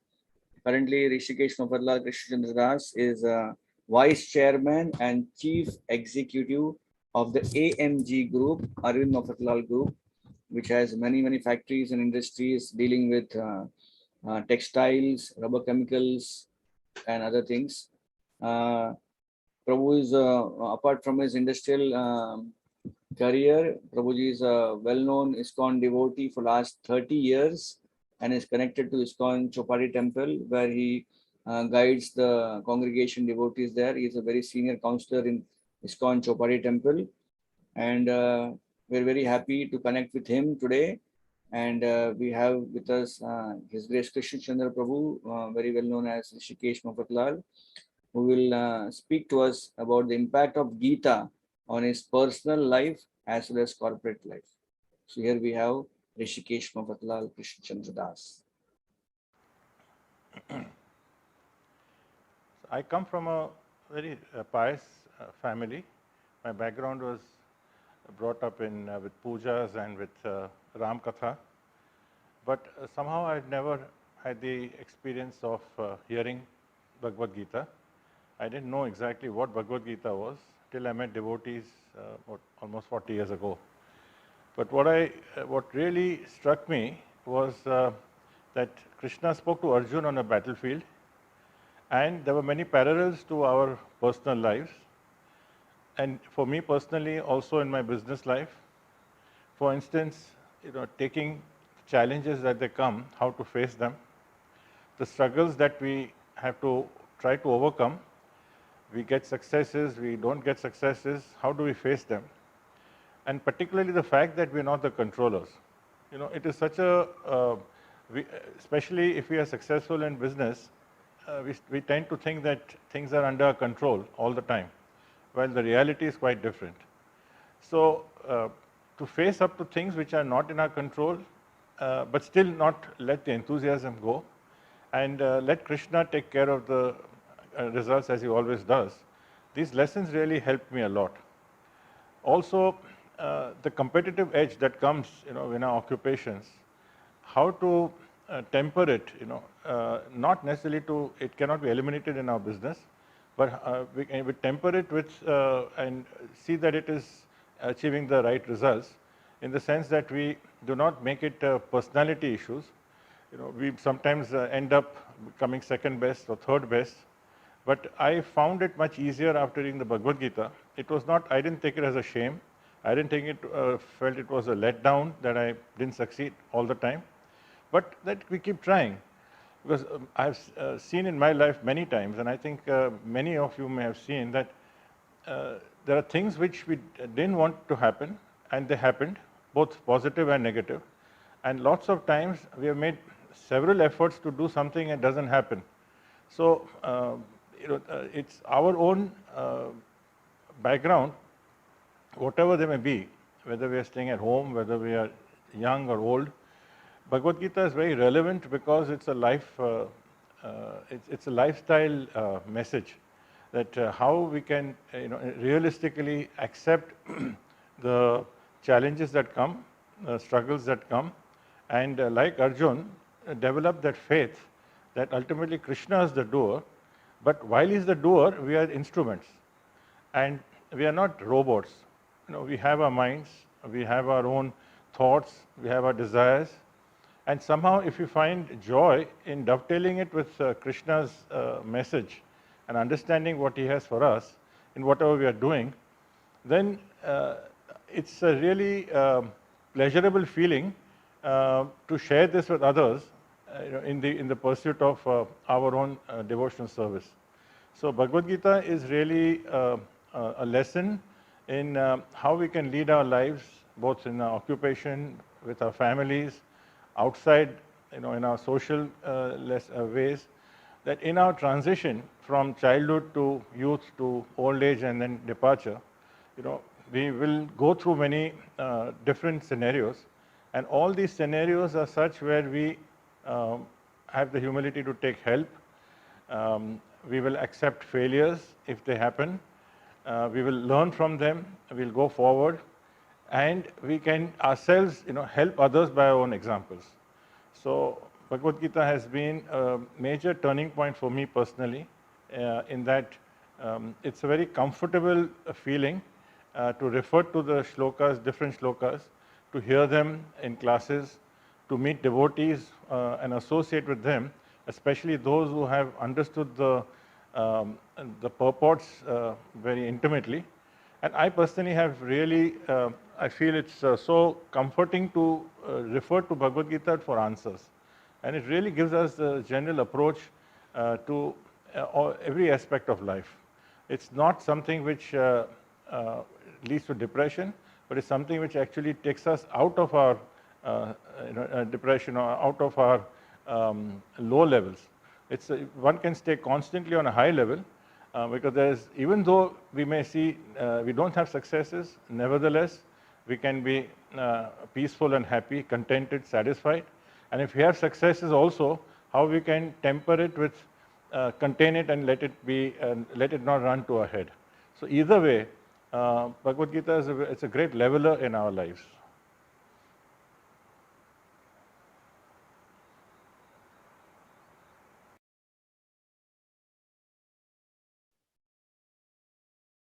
Hare Krishna.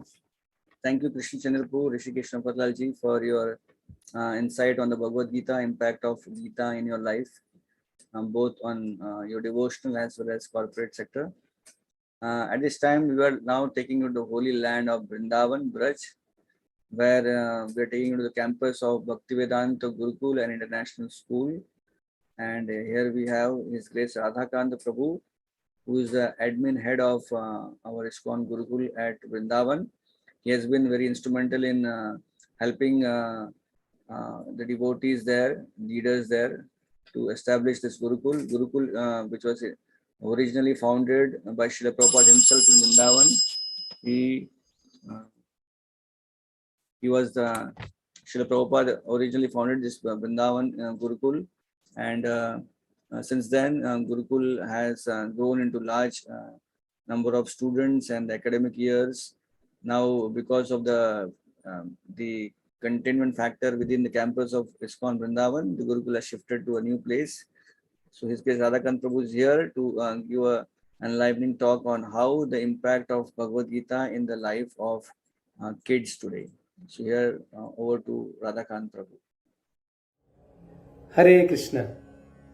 So you just now saw the beautiful chanting by the students of Bhaktivedanta Gurukul and International School in Vrindavan. They chanted the 15th chapter of Bhagavad Gita. In fact, many boys in the school, they remember a few chapters of Bhagavad Gita, and actually 2 boys remember the entire 700 verses of Bhagavad Gita also. So this Bhaktivedanta Gurukul and International School was founded by His Divine Grace, Srila A.C. Bhaktivedanta Swami Srila Prabhupada, in 1976 in Vrindavan Dham. And currently, the school is located in a beautiful 60-acre campus near Vrindavan. And we put a lot of emphasis on studying Bhagavad Gita, on memorizing the shlokas of Bhagavad Gita. And we have seen that this has a tremendous impact, a strong impression in the hearts of the children. Because the verses of Bhagavad Gita are so potent, so spiritually powerful, that just by chanting these verses, the students, they have a lot of positive impact. It improves their focus, their concentration. It gives them the inner strength. Because these days, a lot of temptations in the form of social media and other distractions. So, but when the students chant the verses of Bhagavad Gita, they actually are spiritually empowered and they are protected by the divine mercy of Krishna. And in fact, I would recommend that all the schools, they should make it part of their curriculum, that the students should chant the verses of Bhagavad Gita, read Srimad Bhagavad Gita, And this has really helped the students in our school. And I hope that others may also adopt this. Thank you very much. Srila Prabhupada ki jai. Hare Krishna. Radhakant Prabhu is a very accomplished devotee connected to ISKCON. In fact, he has done his BTech and MTech from IIT Kanpur, and he was doing a very big job in a multinational company, but he left that all for helping Srila Prabhupada, this project of Srila Prabhupada, the ISKCON Vrindavan Gurukul. Thank you, Prabhu, for your dedicated work in this field of activity. At this time, we are very happy to have with us a very, very senior Srila Prabhupada disciple, His Grace Bashu Ghosh Prabhu. Bashu Ghosh Prabhu is here with us. And as you all know, he is a very senior Srila Prabhupada disciple from USA, Chicago. But Prabhuji has spent maximum years of his life in India and is a very well-known Indian leader. In fact, whenever we hear about the city of Baroda in Gujarat, the only image which comes in front of us is Bashu Ghosh Prabhu for his wonderful preaching since decades there. Bashu Ghosh Prabhu is also a very well-known for his speaking in various languages, especially Hindi, I think so Gujarati also, and especially pure Sanskrit, where he is acclaimed as a very great Sanskrit scholar. And Bashu Ghosh Prabhu holds very wonderful big positions in Indian leadership here. Currently, he is the vice chairman of the Bureau India. So we have with us Bashu Ghosh Prabhu. Thank you, Prabhu, for joining us today. And over to you, Prabhuji. Hare Krishna. How much time is there? Prabhu, Can somebody let me know? Can you hear me? Yeah, Prabhu, you can 10 speak for 10 minutes. minutes. Yeah. Okay, thank you.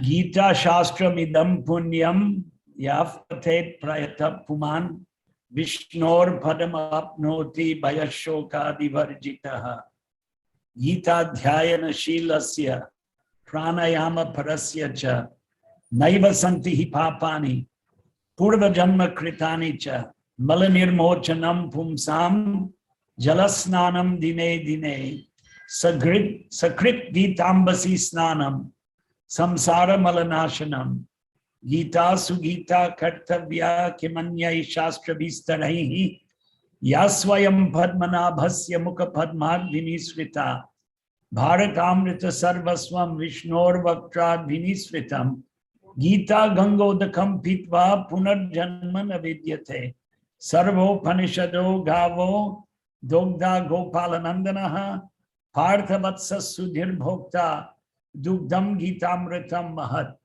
Ekam Shastram Devaki Putra Gitam Eko Devo Devaki Putra Eva Eko nama tasya namani yani karmapyekam tasya devasya seva. So that's Gita Mahatmyam from Padma Purana.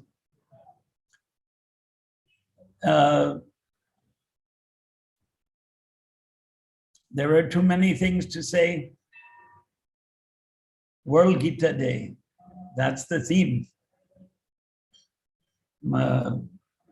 Narendra Modi became Prime Minister in 2014 and he appointed one Mataji, Sushma Swaraj, as the External Affairs Minister. And Sushma Swaraj used her post to propagate that Bhagavad Gita be India's national book. So right now, and Narendra Modi himself, when he goes abroad, he presents a copy of Bhagavad Gita by Prabhupada, BBT Bhagavad Gita to world leaders. And recently I saw a picture of India Miss Universe presenting ISKCON Prabhupada's Gita to the ex-Prime Minister of Israel, Netanyahu. So Prabhupada's Gita is having an effect all over the world. People are waking up to the message of Gita. And the Gita has been translated in so many languages. And among all of those languages, the one that we are especially proud of is Arabic. And Prabhupada had written that anyone who preaches to the Muslims especially the Arabs. He didn't say especially the Arabs, but he said to the Muslims, I will take the dust of his feet and put it on my head. So that much enthusiasm Prabhupada had for spreading Gita in all over the world, especially to Muslims. Prabhupada went to Iran in August of 1976. And while he was in Iran, he told the devotees, eat in anyone's house vegetarian food, but preach. And in the Farsi language, Gita has also been translated. In India, Prabhupada told his Western disciples, don't eat in the home of a non-vegetarian except fruit and milk. So to spread the teachings of Gita, there are time and circumstance. In the 1980s, after Prabhupada disappeared, even during the time of Prabhupada, devotees would smuggle books into the communist countries. Now, communism is dead in Eastern Europe since 1990. And so there's been a Hare Krishna explosion. And spearheading that explosion is Bhagavad Gita in Russian and in so many other languages. Of course, India has the most distribution of Bhagavad Gitas by BBT. I think there are certain centers, certain cities, Delhi, Bombay, Pune, and Ahmedabad, and Mayapur. But Mayapur is not a city, but they have 10 book distribution parties that go all over Eastern India and distribute Bhagavad Gitas.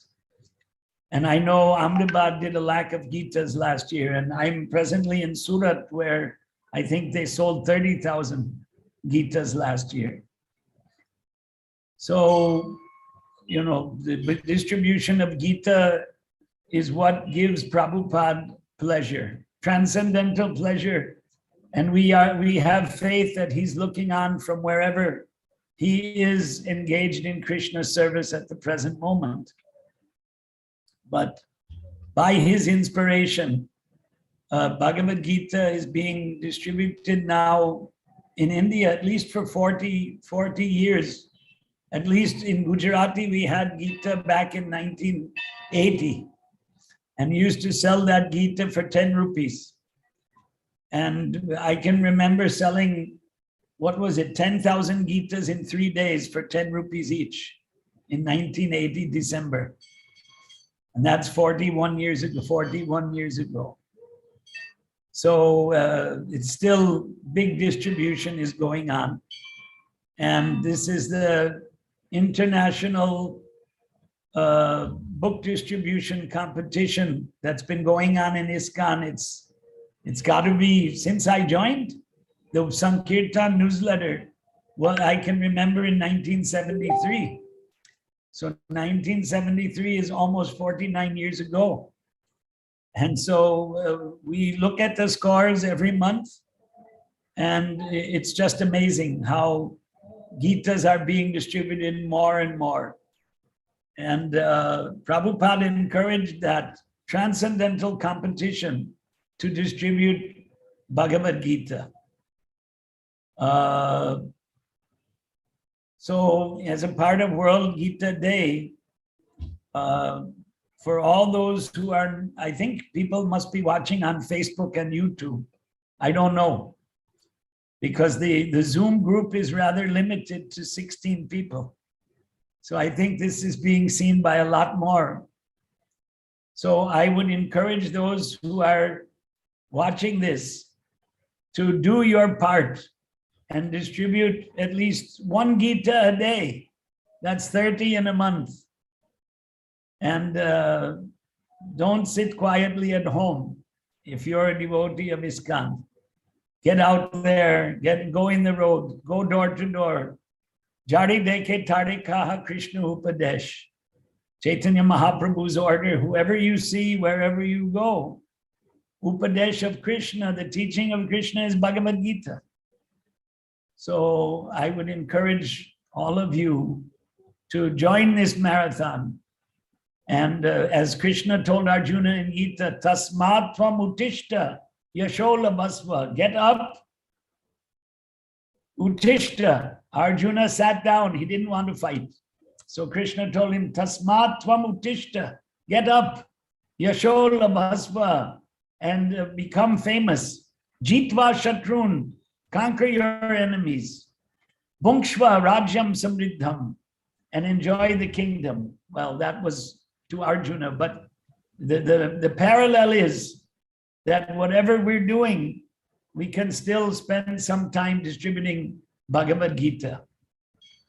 Especially the youth, we're getting old now, and old means, we're about to leave our bodies. And so just like Prabhupada handed it off to us to do this work, and as it was handed to him by his guru, Bhaktisiddhanta Saraswati, preach in English language, and if you get some money, print books. And so that inspiration has now exploded all over India and all over the world. So now the younger generation, you all take this up and keep it going. And hopefully the world will change. Even though it's Kali Yuga, Prabhupada had a hope that things would. Video is on. I want the video on. You can speak. So I guess the time is up. I don't know. You want me to continue or? Prabhu, please continue. Please continue. Acha, okay. So especially on the Sundays, when the youth is free, go out with the Sankirtan party, join your local Sankirtan. We still have 2 weeks left in the month of December.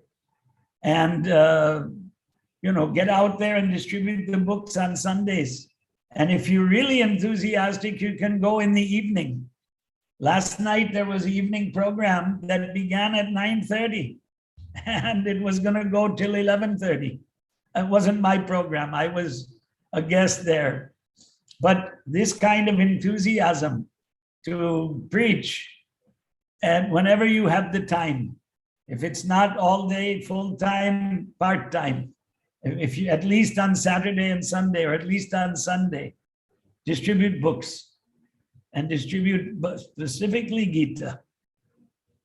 So Gita philosophy we know. Manmana bhava mad bhakto. Think of me and become my devotee. Krishna told Arjuna this twice. Manmana bhava mad bhakto. Madhyaji mam namaskuru. Worship me and become and offer your obeisances to me. So how better to do that than distributing the Gitas? And if you can distribute to the Muslims, because there are plenty of Muslims in India, thanks to 800 years of foreign rule, they were all Hindus and they became Muslims, but they can become Hindus again. Like we are Malechas and Yavanas, Westerners. We are not allowed in the Jagannath temple. And it's probably a good thing because mostly Westerners are papacharis, not the devotees. Prabhupada was unhappy that the Western devotees couldn't go in Jagannath. But Prabhupada was expert in converting Malechas and Yavanas into Vaishnavas. So that we need more and more of that. And in India, unfortunately, the people are becoming Malechas and Yavanas, eating in McDonald's and KFC and doing all kinds of papachar. So they are the Jagais and Madais of the modern age. And so, the mission of Mahaprabhu was to convert these Jagais and Madais into devotees. And that's what happened in Chaitanya Leela. Although Jagai and Madai threw the pot at Nityananda Prabhu and blood was coming, and Chaitanya Mahaprabhu wanted to kill him with the Sudarshan Chakra. But Nityananda Prabhu stopped him. Prabhu, everyone is like this now. If you kill them, you have to kill everybody. So our aim is not to kill the rascals. Our aim is to convert them. We are also rascals, Westerners. We grew up, our parents are Hiranyakashipus, and our asuras, our relatives are asuras. They can't give up meat eating. So the Gita says, Adho gachanti tamasaha. If you're tamasic, you'll go down. And asurim yonim apanna mudha janmani. To be born again and again as a tree or a bird or a reptile or a snake. What pleasure is there in that?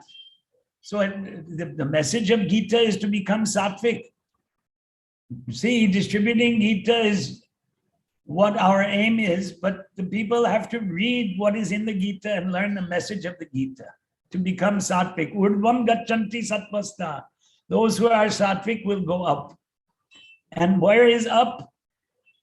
Natad bhasayate suryo na shashanko na pavakaha yad gatvana nivartante tadhama paramam mama. Krishna's supreme abode is up. So that should be the aim. That should be the aim. To get out of this miserable material world. By studying Gita, by distributing Gita, you purify yourself and qualify yourself for the supreme abode of Krishna. Antakale chamameva smaran mukba kalevaram. At the end of life, if you remember Krishna, you get freed from this material body. I think that I've spoken enough because there are other speakers. So should I wind it up? Let me know. I can't hear. Thank you, Prabhu. Thank you, Prabhu, for your wonderful examples. I was just thinking that you began by quoting so many beautiful, amazing facts. You mentioned about how one of our India's Miss Universe, she gave a Bhagavad Gita to the Israel leader. Then you also mentioned about Narendra Modi ji carrying Bhagavad Gita and speaking of Bhagavad Gita. Prabhu ji, really, you remember all those? Yeah, you remember all those information right from 1970s. Amazing. And your pure Sanskrit chanting of the verses of the Bhagavad Gita. I would like to differ with you about one thing that you mentioned that you are from Vechai and Yavana and that Indians are better. But I would say that Prabhu, we Indians were also actually imitating the West in a wrong way, and it was because we saw all Srila Prabhupada disciples who came all over from West, and we thought that our culture we are not practicing, and here we see devotees of West practicing India's culture so nicely, so dedicatedly that we then took up Krishna consciousness. So without your presence, all of devotees' presence came from America and all over the world, India would not be like what India is today. So Prabhu, I really differ on that. You are all a great saving grace for all Indian Yatra here. Thank you, Prabhu, for your wonderful class and your time for all of us here. And we would like to have you more often in our programs. We missed you many before programs because you were actually in America, different time zone. But now because you're in India, I'm back in India. Yeah, now you're before previously you were in America, so we were not able to get you. So now you are in India back, so we will have you more often in our programs. So thank you, Prabhu. So thank you. So after Vashugosh Prabhu, now we have another very, very senior Indian leader here, Srila Prabhupada disciple, His Grace Mahaman Prabhu.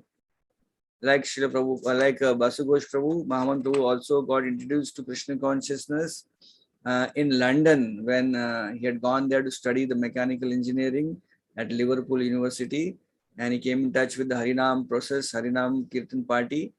And he then came to hear a lecture of Srila Prabhupada and then dedicated his whole life to Srila Prabhupada. And after he got initiated, then after some time, Mahaman Prabhu moved to India. And since then, for decades, he has served as a very, very valuable Indian leader here. Currently, Mahaman Prabhu is initiating ISKCON Guru and also the zonal secretary of the entire North India, North Zone. Currently, he is based at Indore in Madhya Pradesh, from where he overlooks the activities of preaching and ISKCON temples in Madhya Pradesh and other neighboring states. So Mahamantu was very busy, still he agreed to come and join us. Currently he's traveling, we can see here him. So Mahamantu, please kindly enlighten all of us on the impact of Gita. Hare Krishna, Mahamantu. Om Ajnana Timirandasya Jnananjana Shalakya Chaksurunmilitam Yena Tasmai Shri Gurve Namaha. Nama Om Vishnu Padhaya Krishna Prestaya Bhutale Srimati Bhakti Vedant Swami Tinamne Namaste Saraswati Deve Goran Puchan Nivishes Sunyadi. I hope that I am audible. I am actually traveling, so in the car, but anyway, I'll try to speak. Am I audible? May I ask? Can you hear me? Yes, Prabhu, we Am are, I we are able audible? to hear you. Yeah, we are able to hear you. Okay. Can you speak a little louder Okay. so that we can hear you more Okay. clearly? Thank you very much, Prabhu. I'm traveling, so maybe little technical problems, but I'll try my best. So actually, Srila Prabhupada used to say that this BBT, book distribution, is the heart of ISKCON, and it is also the heart of Srila Prabhupada.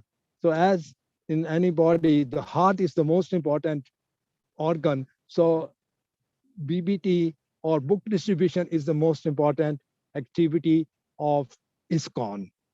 So actually, one anecdote I would like to share with you all, that once Srila Prabhupada was asked by a reporter, Swamiji, what will happen when you die? So Prabhupada replied, I will never die.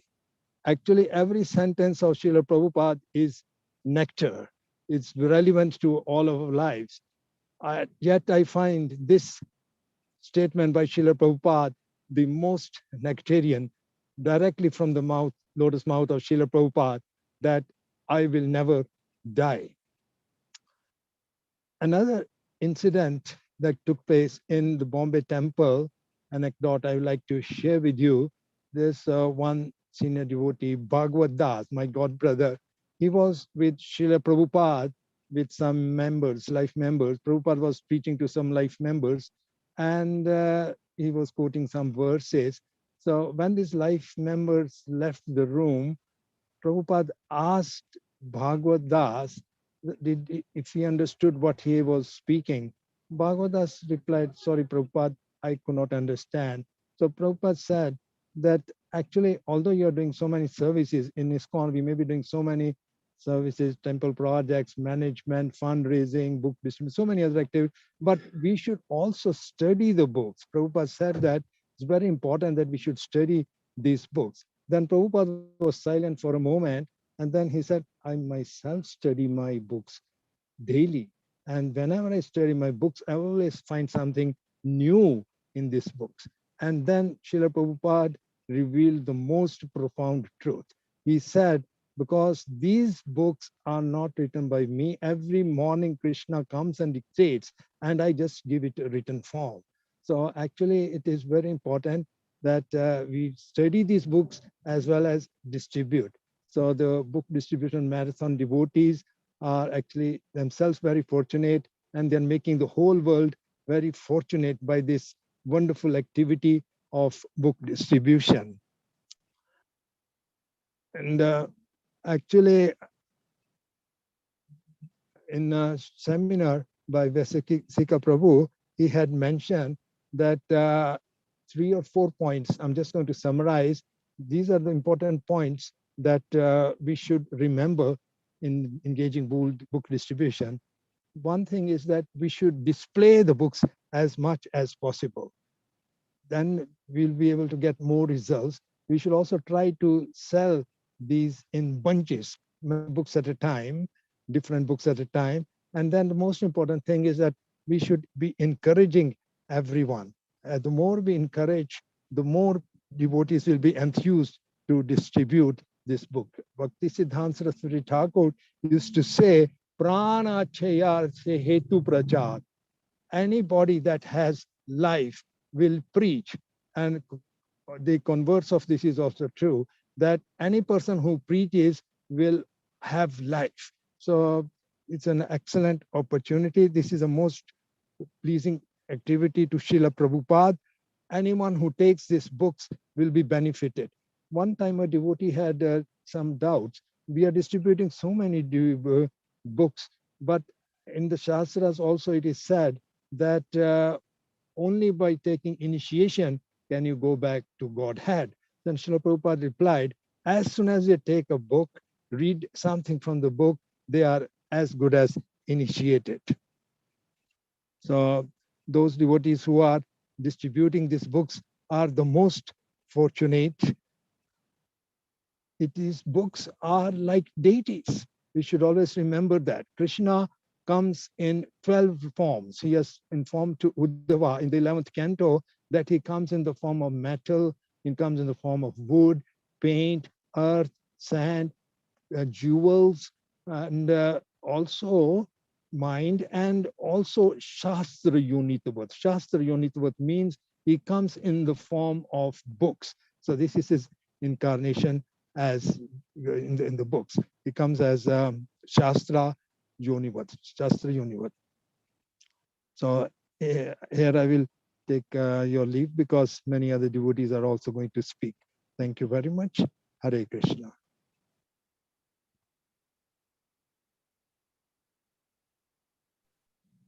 Thank you very much, Mahan Prabhu, for your enlightening talk on the impact of Gita. In fact, we know that how you're always very encouraging devotees in MP and other states where the book distribution scores are increasing year by year. We also have a good experience of Praneshwar Prabhu, who is also part of the Indian Book Distribution Committee, who is very much geared upon organizing such programs of book distribution all over India. Thank you, Mahan Prabhu, for joining us. Next, we have with us, we are very, very happy to have with us the auspicious presence of His Holiness Jai Pataka Swami Maharaj. Hari Bol. So Maharaj has kindly agreed to bestow his wonderful mercy on all of us. Maharaj is here. Maharaj is always busy with his schedules and is also because of his health. Still, Maharaj always, for every program we invite Maharaj, he is always there, enlivening all of us. Maharaj needs no special introduction, but just for purification of all of us. We know how that Srila Jayapataka Maharaj is one of the very, very earlier disciples of Srila Prabhupada, right from the year 1967-68, when Maharaj came in touch with ISKCON. And then we know that how Srila Prabhupada initiated him in 1968. And then when Prabhupada began his preaching in India, after his Western expedition, then he called many of his reliable leaders from the West to come and join him in the Indian preaching. And one of the devotees whom Srila Prabhupada invited to India was Jayapataka Maharaj. And right from that time, Jayapataka Maharaj has spent a lot of time in India preaching and expanding the Krishna conscious activities. Jayapataka Maharaj is currently based in Mayapur. And I mean, I can speak long about Jayapataka Maharaj, but in relation to book distribution, I know that whenever it comes to book distribution, Jayapataka Maharaj is always there, personally, either distributing books or encouraging devotees to distribute books.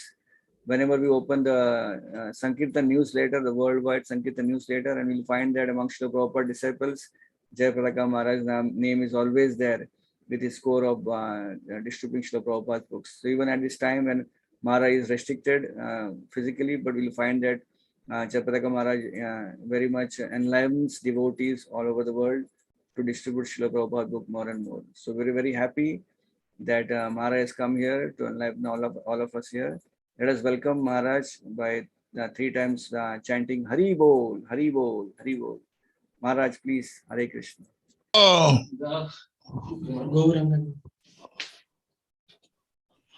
Namo Vishnu Padaya Krishna Prishtaya Bhutale Srimate Bhakti Vedanta Swami Iti Namine Namaste Saraswati Devi Gauravani Pracharine Nirvishesha Sunnavadi Paschatya Deshatarine Sri Krishna Chaitanya Prabhu Nityananda Sriyadaita Gadadhara Sivasadi Gaura Bhaktarinda.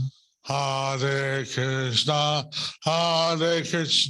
Krishna Krishna, Hare Hare, Hare Rama, Rama Rama, Hare Hare, Hare Hare Rama Krishna, Yadavaya Namaha, Gopala Govindaram, Srimad Sudan, Mokha Karoti Vachalam, Pangum Langayate Girim, Yati Vatavan Mane, Shri Gurum Dinatarinam, Paramananda Madhavam, Shri Chaitanya Mishwaram. Hare Om Tat Sat. I'm very honored to be here with all of you. I'm very honored to be here with all of you. We are speaking on the importance of Bhagavad Gita To be speaking on the importance of Bhagavad Gita and the books in general. and the books in general. Actually, Lord Chaitanya, he gave 3 instructions. Actually, Lord Chaitanya, he gave 3 instructions. Bala Krishna, Bhaja Krishna, Karo Krishna Shikha. Bolo Krishna, Bhaja Krishna, Koro Krishna Shikha. So, this 3rd instruction, Karo Krishna Shiksha, Prabhupada explained Bhagavad Gita is Krishna Shiksha. So, the 3rd instruction, Koro Krishna Shiksha, Srila Prabhupada explained that Bhagavad Gita is the Krishna Shiksha because it was spoken by Lord Krishna. Because it was spoken by Lord Krishna. Also, the Bhagavatam is spoken about Krishna. Also, the Bhagavatam is spoken about Krishna. So it's also Krishna Shiksha. So it's also Krishna Shiksha. But especially, I saw Bhagavad Gita on the desk of Srila Prabhupada in the 1970s. Especially, I saw Bhagavad Gita on the desk of Srila Prabhupada in 1970. I thought, oh, you're reading Bhagavad Gita, Prabhupada. Isn't this a beginning book? So I told, oh, you're reading Bhagavad Gita, Srila Prabhupada. Isn't this a beginning book?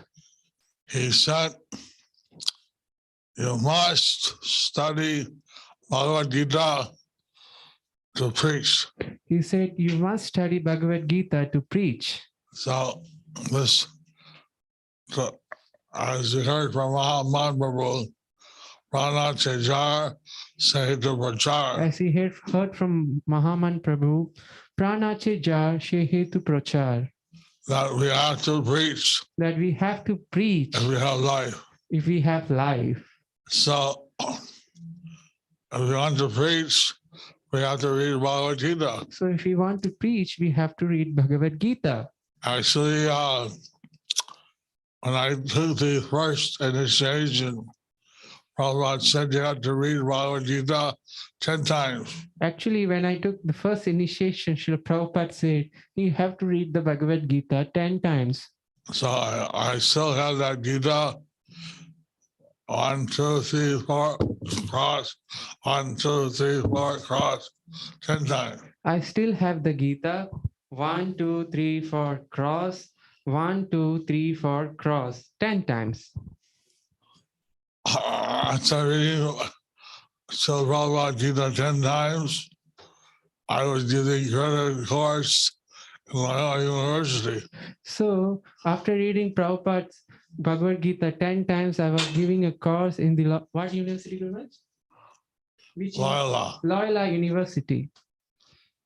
I'm also giving a course in McGill University in Montreal. I was also giving a course in the McGill University in Montreal. So Prabhupada explained Bhagavad Gita so nicely. Prabhupada explained Bhagavad Gita so nicely that one could give a college or university course.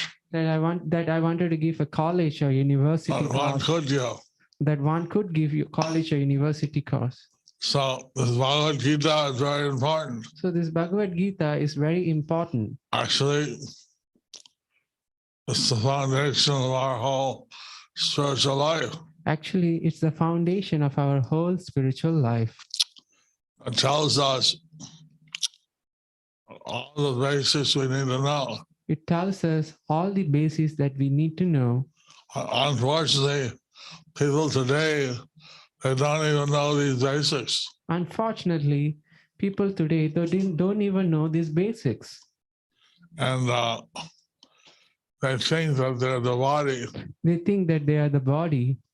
Bhagavad Gita clearly explains we're not the body. Bhagavad Gita clearly explains that we are not the body. We're the spirit soul. That we are the spirit soul. We're the higher energy of the Lord. We are the higher energy of the Lord. The material energy is the lower energy. The material energy is the lower energy. So people need the Bhagavad Gita just to survive in this world. So people need the Bhagavad Gita just to survive in this world. People are suffering like anything. People are suffering like anything. Because they don't know the basic facts of life. Because they don't know the basic facts of life. They don't know the science that's presented in the Bhagavad Gita. They don't know the science that's presented in the Bhagavad Gita. Why Prabhupada presented Bhagavad Gita as it is? Why Prabhupada presented the Bhagavad Gita as it is? Because many people, the hundreds of Bhagavad Gita commentaries. Because there were hundreds and hundreds of Bhagavad Gita commentaries. But everyone puts their own speculation. But everyone puts their own speculation. He couldn't recommend any Bhagavad Gita out of hundreds. He couldn't recommend any Bhagavad Gita out of hundreds. He said, when we didn't have Bhagavad Gita, he would say, well, maybe Gita Press, it's not really all right, but when we didn't have Bhagavad Gita, he used to say, well, Gita Press is there, but that is not fully all right. Actually, Bhagavad Gita, Prabhupada gave it, it's so listed, it's so easy to understand. Actually, the Bhagavad Gita that Prabhupada gave is so lucid and so easy to understand. Everyone should be studying the Bhagavad Gita. Everyone should be studying the Bhagavad Gita. Actually, so Prabhupada said that people should have the Bhakti Shastri to take second initiation. Actually, Srila Prabhupada said that people should have the Bhakti Shastri to take the second initiation. I know that Bhakti Shastri is mainly Bhagavad Gita. And we know that Bhakti Shastri, it is mainly Bhagavad Gita. Some other books, but mainly Bhagavad Gita. Some other books, but mainly Bhagavad Gita. So the Bhagavad Gita is something that everyone should study to be a preacher. So the Bhagavad Gita is something that everyone should study to be a preacher. And we're very glad that India, subcontinent, in India, the country, has pledged over 20 lakhs of Bhagavad Gitas. We are happy that India, the country, has pledged more than 20 lakh Bhagavad Gita. And this is the very wonderful. Our worldwide goal announced by Vice Speaker Prabhu was 2.2 million.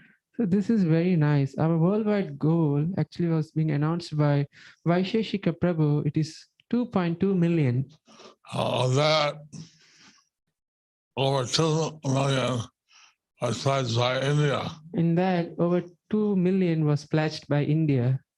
Not all the temples have turned in their pledges yet. Not all the temples had turned in their pledges yet.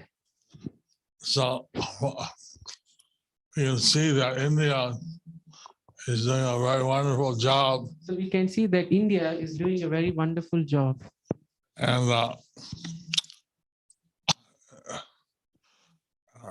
reading every morning the quotes on book distribution. We are reading every morning the quotes on book distribution. And Prabhupada is glorifying the Bhagavad Gita. And Prabhupada is glorifying the Bhagavad Gita. How by reading the Bhagavad Gita as it is. How by reading the Bhagavad Gita as it is. A person can actually get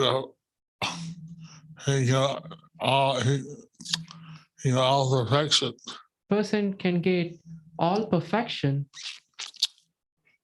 I remember that someone was walking across a road carrying a stack of Bhagavad Gitas. I remember that someone was was crossing the road and he was carrying a stack of Bhagavad Gitas. And that person didn't watch the traffic. That person, he didn't watch the traffic. And that person was hit by a car and killed. That person got hit by a car and he was killed. Prabhupada said because the devotee was carrying Bhagavad Gita. Prabhupada said because the devotee was carrying Bhagavad Gita, he got liberated. He got liberated. Haribo. So, what to speak of reading? Actually, Prabhupada wanted us to read Bhagavad Gita. He said that. What to speak of reading? Actually, Srila Prabhupada, he wanted to read the Bhagavad Gita. Actually, he said. That's just done for other people. They distribute it. What's that, Gurumaj? It's not that we just distribute it to the other people. We should also read it. We should know it. We should also read it. We should know it. And he didn't want that. My son said, "Oh, what does this book have?" He just didn't want to, what's the book count?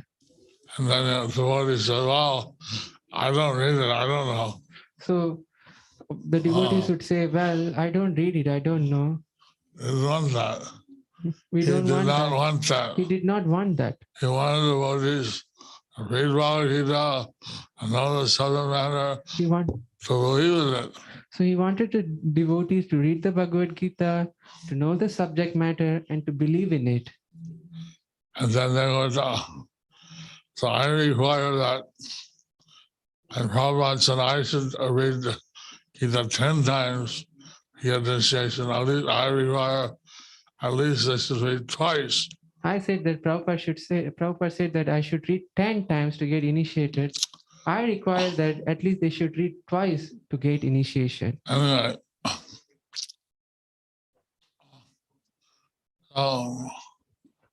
this is the World Gita Day. So this is the World Gita Day. All glories to Bhagavad Gita. All glories to Bhagavad Gita. All glories to Prabhupada has given us this nectar of Krishna's words. All glories to Srila Prabhupada who has given us the nectar of Krishna's words. Hare Krishna. Hare Krishna. Thank you very much, Jayaprakash Swami Maharaj, for your wonderful association here. We are very thankful, grateful to you for coming over here and enlivening all of us. So now we move on and we have with us. Thank you, Baladev Das. Thank you, Baladev Das. Nice to see all the books behind you. It's nice to see all the books behind you. I feel inspired just by seeing you with all the books. I'm feeling so inspired just by seeing you with all the books. Thank you, Maharaj. Please bless me. I will read these books regularly throughout my life, Maharaj. Haribo. Haribo. Baladev Prabhu. Thank you. Hare Krishna. So, thank you, Maharaj. So next now we have with us yet another very, very special Srila Prabhupada disciple, very senior most ISKCON India leader here. His Holiness Loknath Swami Maharaj. Haribol. So Loknath Maharaj also needs not much of introduction, just but from a purification and for everyone here. We'll speak little about Loknath Maharaj's contribution to the ISKCON society. Loknath Maharaj came in touch with the ISKCON movement in the 1970s, and he met Srila Prabhupada at the famous Cross Maidan Pandal program in Mumbai. And after that, Loknath Maharaj got duly initiated by Srila Prabhupada. And Prabhupada saw in Loknath Maharaj the fervor of preaching And so he gave him a very big task of organizing the entire Maharashtra preaching. And he began that through the Padayatra activity. And since then, Maharaj has been very instrumental in having Padayatras, not just in India, but all over the world. He also serves as the minister of the international Padayatra thing. Currently, Maharaj is initiating ISKCON Guru and Zonal Secretary of entire Maharashtra. And Loknath Maharaj has been instrumental in creating many beautiful temples in Maharashtra and also in India.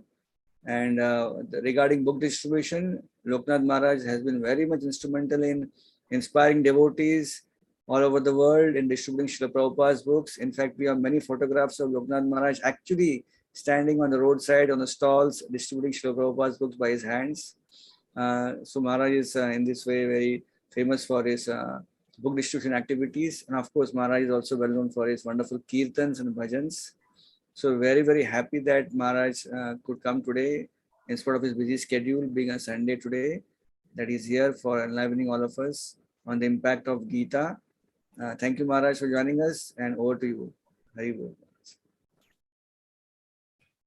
Thank you, Baldev, for this opportunity. And I think Vedant Chaitanya also is coordinating this effort. Promotion of Gita Jayanti Marathon. So, yeah, first I wanted to say Jayapataka Maharaj liked the big stack of books behind Baldev Prabhu. I was reminded Prabhupada also used to be happy to see that the godowns are emptied. Not that the books are stocked and godown is full with the books. That's nice, but when it becomes empty, the books are loaded in the buses or in the book bags and distributed. And then again, bring more stock into the godown and empty it out. So I think, so this is, I suppose, the time to do that. The BBT is printing and supplying, you're ordering big quantities, and they're not just to be stacked and then take selfies or photographs with the big quantity of books. No, we'd like to see you distributing books, handing these books to the conditioned souls, and then take selfie. I think that's another selfie, another nice photograph of you distributing Bhagavad Gita to others, as we just were seeing our ISKCON Noida distributing books. Some big Army and Navy and Air Force officers. I just saw those photographs this morning. And I was reminded of, oh, this is Arjun also was an army man, and Krishna personally delivered Bhagavad Gita to Arjun. And now it is our turn to deliver that Bhagavad Gita to the current army man or Air Force man or Navy man. And so I was very happy to see that happening. Or ISKCON Noida devotees were targeting some VIPs or the leaders.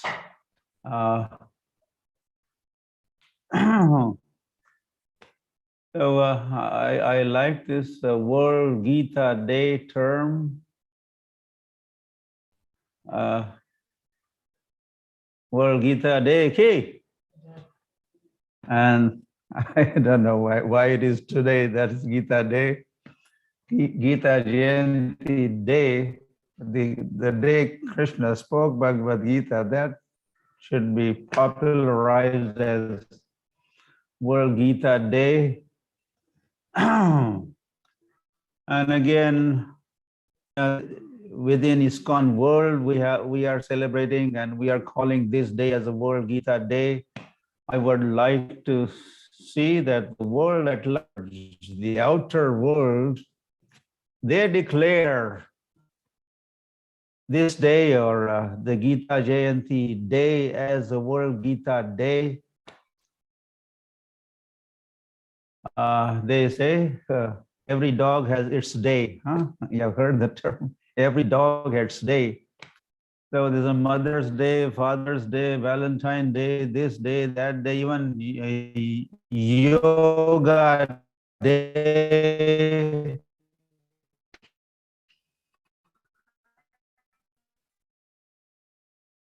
What about Gita Day? I think this recognize our should approach the Prime Minister of India. I was also watching his video, and he was talking about distribution of Bhagavad Gita, and he did say, I think I was very proud of our Prime Minister when I heard him say that as he goes around, he distributes Gitas to the world leaders. And one statement he made, which I thought was very profound, and he said, to give something as a gift, there is nothing better than Bhagavad Gita as the gift to give. And when it is talking about receiving a gift, he said, also there is no better gifts than Bhagavad Gita to receive. So to give gift, to receive gift, Gita is the best gift, which is a fact. And we should be understanding that Gita is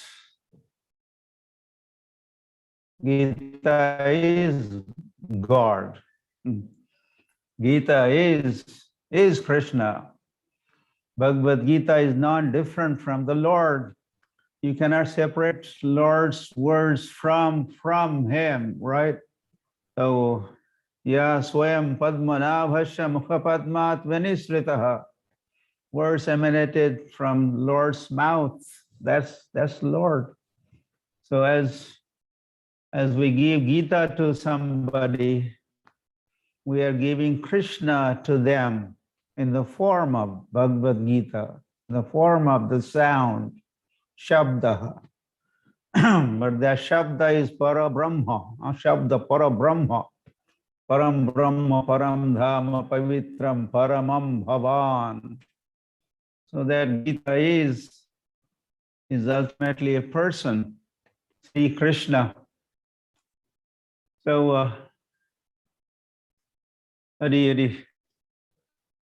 So I'm happy that on this occasion of World Gita Day, devotees or leaders from around the world are putting their heads together, and we are kind of doing a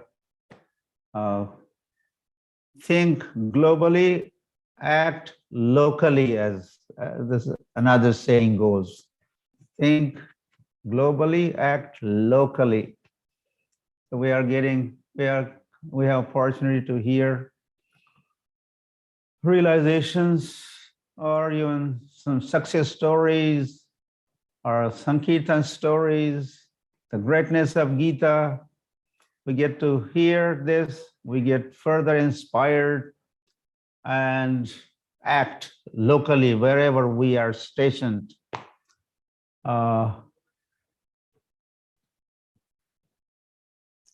World Gita Day,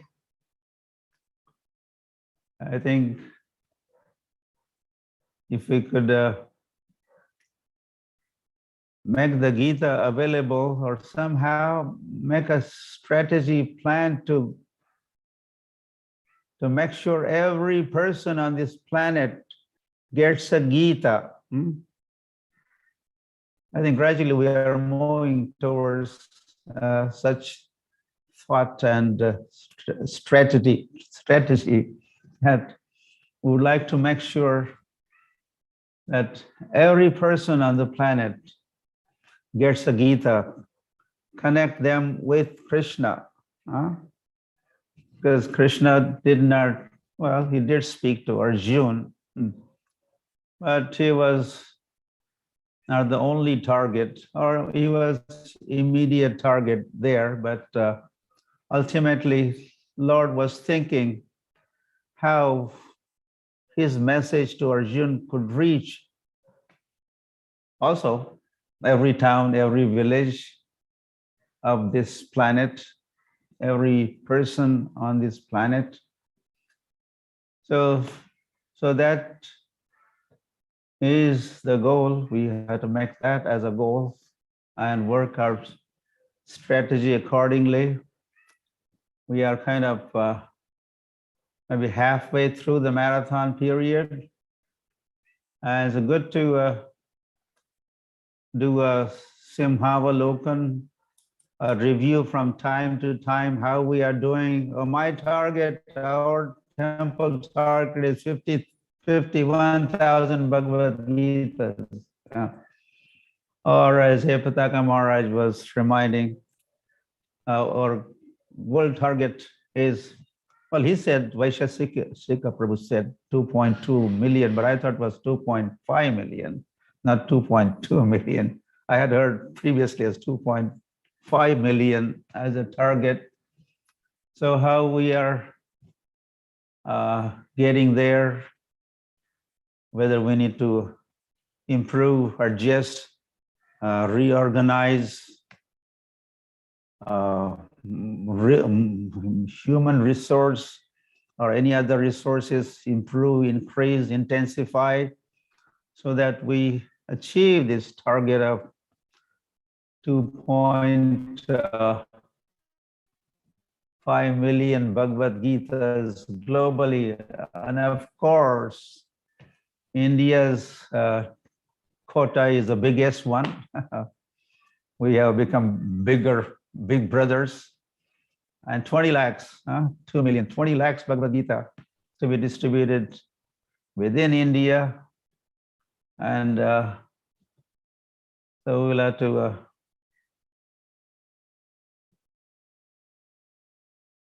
work now, samadhi later, as we hear in ISKCON, work now, samadhi later.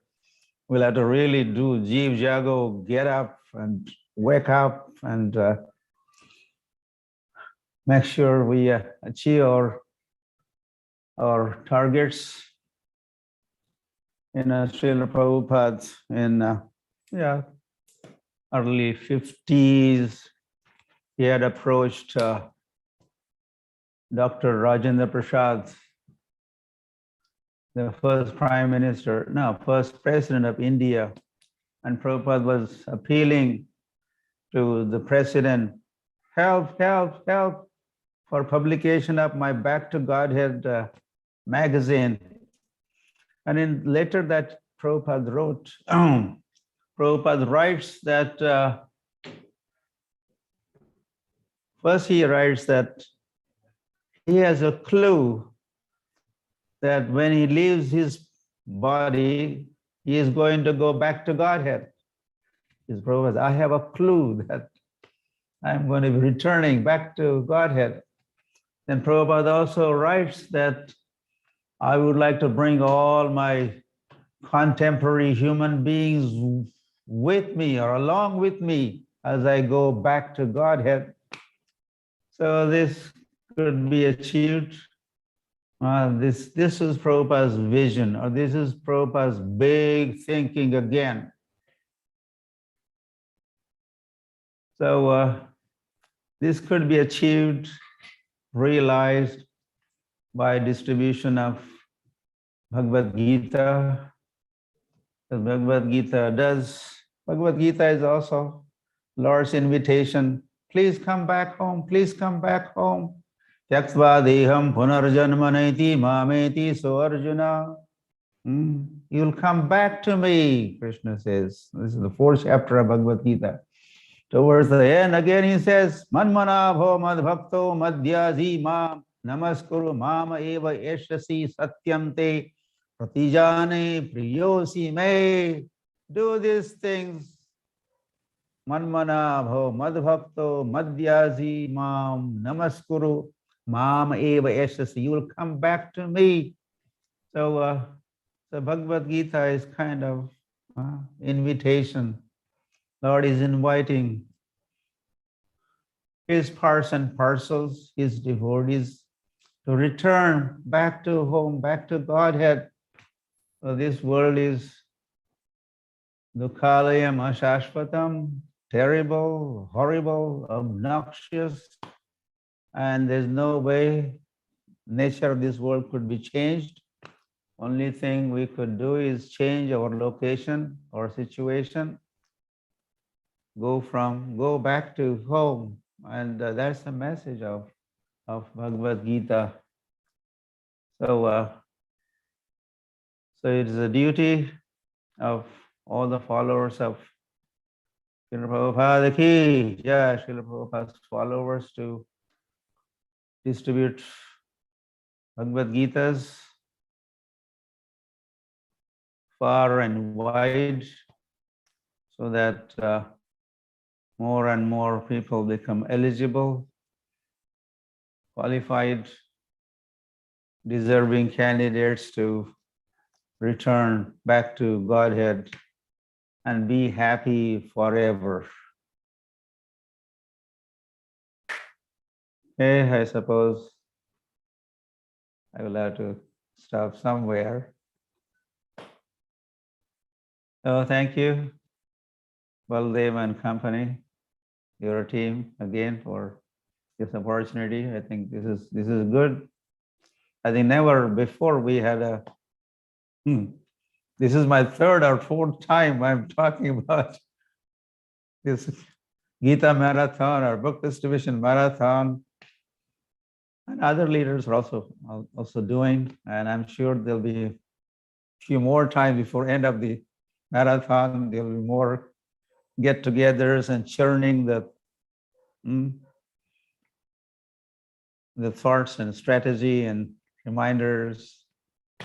So this is good. This will give further boost to our book distribution. So well-coordinated efforts are going on, and I wish you all successful marathon, and World Gita Day ki jai, Bhagavad Gita as it is ki jai, Srila Prabhupada ki jai, Sri Krishna Arjuna ki jai, Kurukshetra Dham ki jai, Nithai Gaur Premanande, Hari Hari Bol. Hare All Krishna. the book distributors ki also jai. They are the first ones. Okay. Thank you very much, Maharaj, for your very inspirational talk, especially asking us to do a Simhavalokan, the reviewing of what's happening all over India. We'll take a clue from there, and we will definitely work on that parameter of how whether the devotees all over ISKCON India are doing their pledges or not. And especially thanks for that information of the desire of making it that all the every person in the world gets Prabhupada's Bhagavad Gita. Indeed, that's a very important thing. Prabhupada always told us to think big, and devotees in ISKCON should gear up for that task of at least reaching out everyone and making sure that Srila Prabhupada's Bhagavad Gita is with each and every person on this planet Earth. Thank you, Maharaj, for your inspirational talk as always. And thank you for agreeing for future also to join us. That's very positive of you. We'd like to thank Vedant Chaitanya, who is our national convener for Book Distribution Marathon. And he'll also take a clue that next time we have the awards ceremony, we'll also have with you, you for our awards ceremony as well. Thank you, Maharaj, for joining. So taking the clue from Loknath Maharaj about the reviewing part, we take you now to ISKCON Pune. And we have with us the Vice President of ISKCON Pune, His Grace Sarva Lakshana Prabhu. Sarva Lakshana Prabhu is a very, very senior devotee in ISKCON since the year 2002. He has been very accomplished corporate person. In fact, he worked for the as an educational consultant for World Book of Encyclopedia, and before he joined ISKCON in the year 2004 in Pune. And under his leadership and guidance of Radhesham Prabhu and His Holiness Gopal Krishna Goswami Maharaj, we all know that ISKCON Pune has been standing the #1 temple in the whole world for book distribution marathon. So we are here now with His Grace Sarvalok Lakshan Prabhu, and he's going to share us how ISKCON Pune stood first in the whole world last year in spite of the pandemic. Over to you, Sarvalok Prabhu. Hare Krishna. Hare Krishna. Thank you very much for giving me an opportunity to speak here. And I am not qualified here to speak in front of very senior devotees. So I take the dust of His Holiness Lokanath Swami Maharaj, His Grace Mahaman Prabhu, and all the senior devotees assembled here. So actually, last year when we started book distribution, and all the devotees, they wanted to offer something to Srila Prabhupada, because this year we are going to celebrate 125th year of Srila Prabhupada's appearance. So keeping in mind, we have kept a very special gift for ISKCON Pune devotees, that whoever distributes 125 Bhagavad Gitas, they will get one Srila Prabhupada's beautiful murti, which is very specially designed by one of our devotee, His Grace Sundarvar Prabhu. He personally went to Mayapur, and very special murti was designed, and everybody knew that if we at least distribute 125 Bhagavad Gita, then we will get that very special murti. And that was the actually devotees distribute for the pleasure of Srila Prabhupada. And this year, everybody got that very beautiful murti. And in ISKCON, we have one thing, very special thing is that we have counselor system introduced by His Holiness Radhanath Swami Maharaj. And each and every counselor is having minimum of 30 to 40 counselees under them. And we have minimum 80 to 90 counselors like that. And we have all the datas of all the counselors as well as counselees. And we communicate through the counselors, and that counselors will communicate to their counselees. And very nicely, that the communication system is there. Whatever new techniques of book distribution is there, we circulate through those WhatsApp group. And all the innovative book distribution methods by His Grace Vaisheshika Prabhu and other temples also, we immediately communicate through WhatsApp system. And another thing is that His Holiness Gopal Krishna Goswami Maharaj, he comes every year, beginning of marathon, and he gives one talk to all the congregation devotees as well as brahmacharis, and he gives us charge. And then at the end of the marathon, he will personally come to Pune to distribute the prize. And devotees very eagerly waiting for His Holiness Gopal Krishna Maharaj to come for that prize distribution, and they want to take gift from his holy hand. So another thing is that we have Bhagavad Gita contest. Actually, last year during pandemic, it was not possible, but in Bhagavad Gita contest, all our brahmacharis as well as congregation devotees wholeheartedly they take part. Another thing is that His Grace Radhesham Prabhu, being a president of temple, he will distribute personally. He will go to railway stations and bus stands and everywhere. Personally, he distributes books. So when president of the temple himself is in the street and he is distributing, then congregation devotees as well as brahmacharis, everybody will become enthusiastically. They will also take part in book distribution. Another thing is that brahmacharis, they distribute through bus party. We have 3 buses all over Maharashtra. We distribute Bhagavad Gita. and brahmacharis are distributing to their counselees as well as to relatives. Another thing is that all the devotees, children, matajis, and congregation devotees, they're also taking part. And for prize distribution, we are spending abundantly. And because of this prize distribution, our book distribution has increased very nicely. This year also we are distributing prize for those who distribute even 32, 1 box or 2 box or 3 box or 125 as Srila Prabhupada's appearance we are celebrating, or 500, whoever distributes those number of books, we are distributing prize. Another thing is that we have some devotees who are very stalwart book distributors. Those who are distributing like 25,000, 30,000, 40,000, one devotee distributor.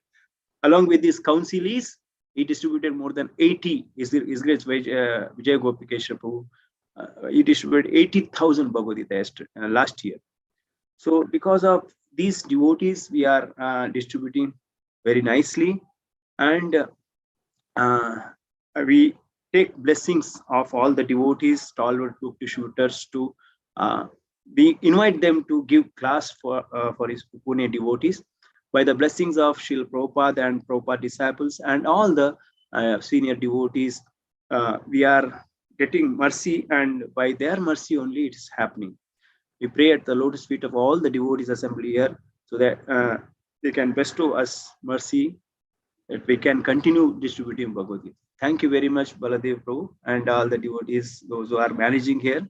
Give me a chance for speaking something. Please forgive me if I speak something wrong. Hare Krishna. Thank you very much. Hare Krishna. Thank you, Sarva Lakshan Prabhu. Thank you very much. And really, you have so much to speak, Prabhu. I think the 5 minutes was very less for you. And we have concluded now that we'll have a video of ISKCON Pune strategy separately on the ICC book distribution YouTube channel. We'll have it. So at this, as we are winding up our India thing here, at the end, we want to conclude with a 2-minute speech from our ICC chairman, Sahadev Prabhu. And thereupon, then in the end, we will have a beautiful soothing kirtan from Mayapur by Nitai Madhav Prabhu and his team of Gurukul students. Yes, Sahadev Prabhu. Okay, Prabhus, all the best, and Maharajas, and our ISKCON team, ISKCON Global, we are one word. Finally, Shankaracharya, just Eko Mantra, let there be one mantra, Hare Krishna Mahamantra, one book, Shastram Devaki Putra Gitam, let there be one book, and one activity, distribution of Bhagavad Gita, practicing and preaching about it. And this is the way we got to do it now or never. We are at a critical point in the human history. The civilization around us is crumbling. And I'll just one incident. A sweeper in Poland, His Holiness Indradimna Swami told this story a few years ago. He just visited a public bath shop, WC public toilet, and as he washed his hand and he was coming out, the sweeper called him over and said, "Do you have a few minutes, sir?" He said, "Sure." So he opened his drawer, and the sweeper the janitor took out a Bhagavad Gita. Maharaj was very surprised, and he started preaching about this book.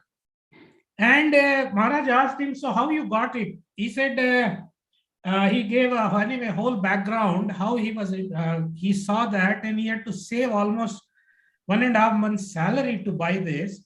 And he does it. Whoever comes to and has a few minutes, can spare a few minutes, he's allowed to. He talks about it. And Maharaj asked him, why you are talking? Because he says this conveys the best news, that you never die. You are not this body, you are the spirit soul. And so a sweeper in Poland can do, certainly all of us can do. Hare Krishna, Jai Srila Prabhupada ki, Bhagavad Gita Day ki Jai.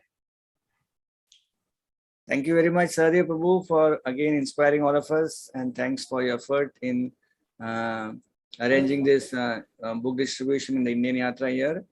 Now we'll conclude with our Mayapur Gurukul students leading us beautiful small kirtan, and then we give the baton back to Rukmani Mataji to take the next yatra. Thank you. Hare Krishna. So the effect of Srila Prabhupada's purports, Bhagavad Gita was spoken by Krishna 5,000 years ago, but the effect and impact of Srila Prabhupada's purports has been so amazing because of the way in which Srila Prabhupada is presented.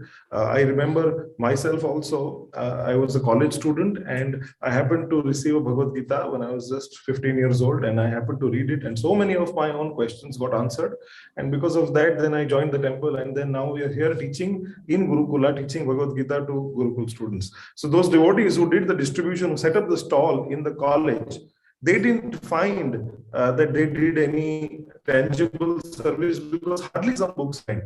But we don't know what may come out of our preaching. So it is Srila Prabhupada's purports which have such an impact, and because of that we are trying to still serve and teach the same Bhagavad Gita in the Gurukul. We have with here Gurukul students who are going to now chant the holy names. So we request you to also chant along with them.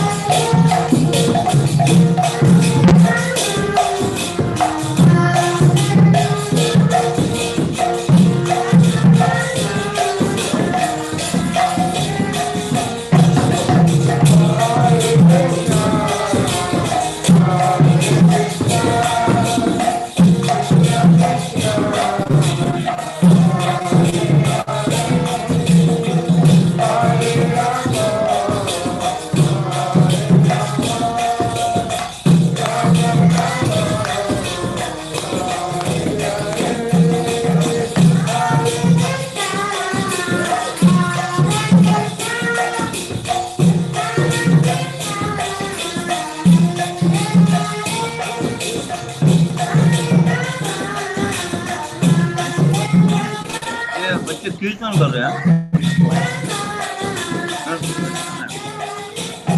Loknath महाराज थे, महाराज थे।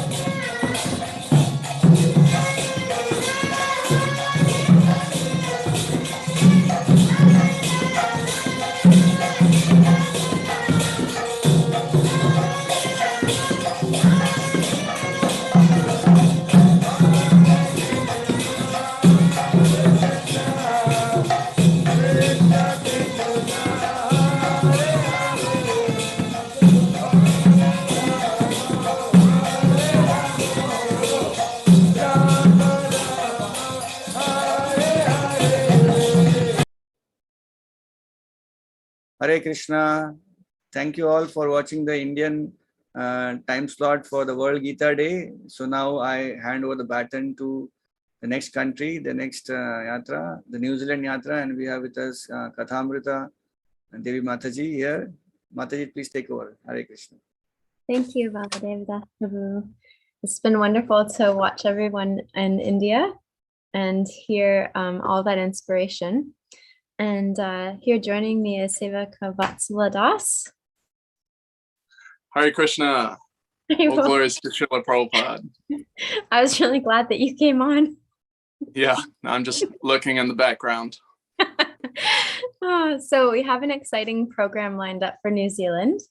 Have you had a chance to have a look? Yeah, absolutely. First, I'd like to introduce you, Katamrita Prabhu. So Katamrita Prabhu has her Bachelor's of Fine Arts in Creative Ensemble Devising and has studied teaching and facilitation at Mayapur Institute, India. She currently serves at the Loft Yoga Studio in Auckland, New Zealand, as a yoga instructor, meditation teacher, and vegan chef. I'm yet to try her cooking, but if Krishna blesses me. And please allow me to introduce you more formally, Prabhu. Okay. Sevaka Vatsala Das is a servant of Lord Chaitanya Mahaprabhu and his devotees, Das Anudas. And some people call him a Kiwi and others call him a rascal. However, he, in either case, allows people to call him and usually responds with, yes, I'd love to do that service. So we have this wonderful, amazing devotee with us joining us to, usher on a new era here in New Zealand, hopefully bringing in some more light of the Bhagavat.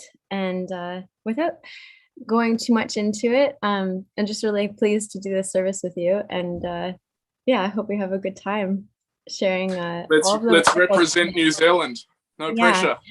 We have, I think, I've been a part of this program coming in and out today, and New Zealand has a really cool program lined up. So please stay tuned, everyone in New Zealand. There's a lot of talent here and a lot of love. Speaking of love, one of my sisters in Wellington, Narangamai, has put together an incredible presentation about what inspires her about the Bhagavad Gita, how she reflects it back to her upbringing in a Maori and Samoan background, and how she's utilized it to overcome struggles in her own life. Rangamai has dedicated most of her life to playing basketball as an athlete. And despite a lot of achievements and success, she found herself searching for more and found herself quite dissatisfied. So she was looking for some real satisfaction, real happiness. So this next film that she put together called Bhagavad Gita in Aotearoa is a bit of a homage to her search and the Bhagavad Gita, what she's found along the way and how she connects it back to her culture. It all started on a battlefield, a conversation between a great warrior, Arjuna, and Krishna, God himself, who was playing the role of Arjuna's charioteer. It was a family divided as enemies in a colossal war, which was an outcome of a family feud within their dynasty. Overcome by anxiety, Arjuna was conflicted with how to take action in such a bewildering situation. So Arjuna asked for guidance from Krishna, who instructed him on what to do. This is the Bhagavad Gita as it is, an ancient book that not only talks about the science of self-realization, but also the spiritual intricacies of how to navigate life. Ko rongo mai tuku ingoa, haere mai. Let's explore the people's experiences of Bhagavad Gita in Aotearoa. I'd been, previous to coming across Bhagavad Gita, I was searching for books. I would go to bookstores and search through all of the sections on spirituality and all of the traditions, and I'd pick ones out that I felt had some resonance and some sincerity, maybe some truth behind it, but I was still, wasn't satisfied completely. To be honest, at first it was like, whew, all these words I don't understand, and all the Sanskrit and the quite in-depth sort of introduction to what was coming in the book. That was a bit overwhelming at first. I quite struggled through that first sort of introductory chapter. But once I started getting into the chapters, I kind of understood the importance of that first part and how it laid sort of a bit of a glossary of what was going to be coming up. Bhagavad Gita kind of reinforced the whole sort of materialism sort of world, and how we're quite driven by materialism and how we don't need to be. And so that was quite a good sort of refresher of that, because it's quite easy to forget.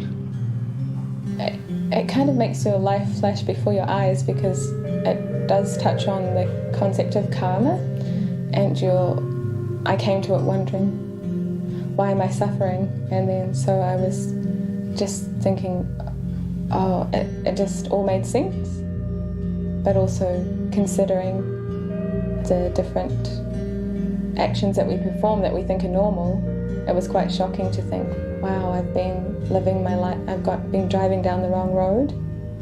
So that was quite, I mean, I already had a feeling about that, but it just kind of confirmed it, so. Like, it was quite strange. I sort of had a feeling when I was reading it of there was something else going on, like a sort of, now and again I'd have quite intense feelings of realization. Sometimes I'd have surprise, like I wouldn't quite comprehend, or I'd find it hard to accept what was written there. Yeah, but I'd always finish sort of feeling peaceful and quite sort of centered. It was just a sort of a constant sense of just feeling a bit more in touch with something that I had been looking for but didn't really know how to access. I sort of found myself surprised the effect it had on my sort of consciousness. And it seemed to be kind of all-encompassing. To me, that's what I really liked about it. I didn't feel it related to a specific culture. It was beyond that. That's what really stood out for me, that it wasn't attached to, it didn't seem to be attached to any particular culture. It was for everyone. That's what I really felt when I read it. Like, yeah. A concept that really resonated with me from the Bhagavad Gita was how it acknowledges the different components that make up oneself with real emphasis on the spiritual, your spirituality and your spiritual self. The Bhagavad Gita acknowledges that your spiritual self and spirituality makes the essence of who you are, and sometimes that's forgotten a lot of the time. The link that I found was that the Māori culture also doesn't forget that side. You know, we also have a strong spiritual connection, not only with other people, but also our surroundings as well, which is very similar to the Bhagavad Gita. Yeah, I mean, it changes the way that you live your life and that you interact with others. It helps your relationships, actually, because Bhagavad Gita is all about the ultimate connection. So if we read it, then it will help us with all of our connections in life. Yes,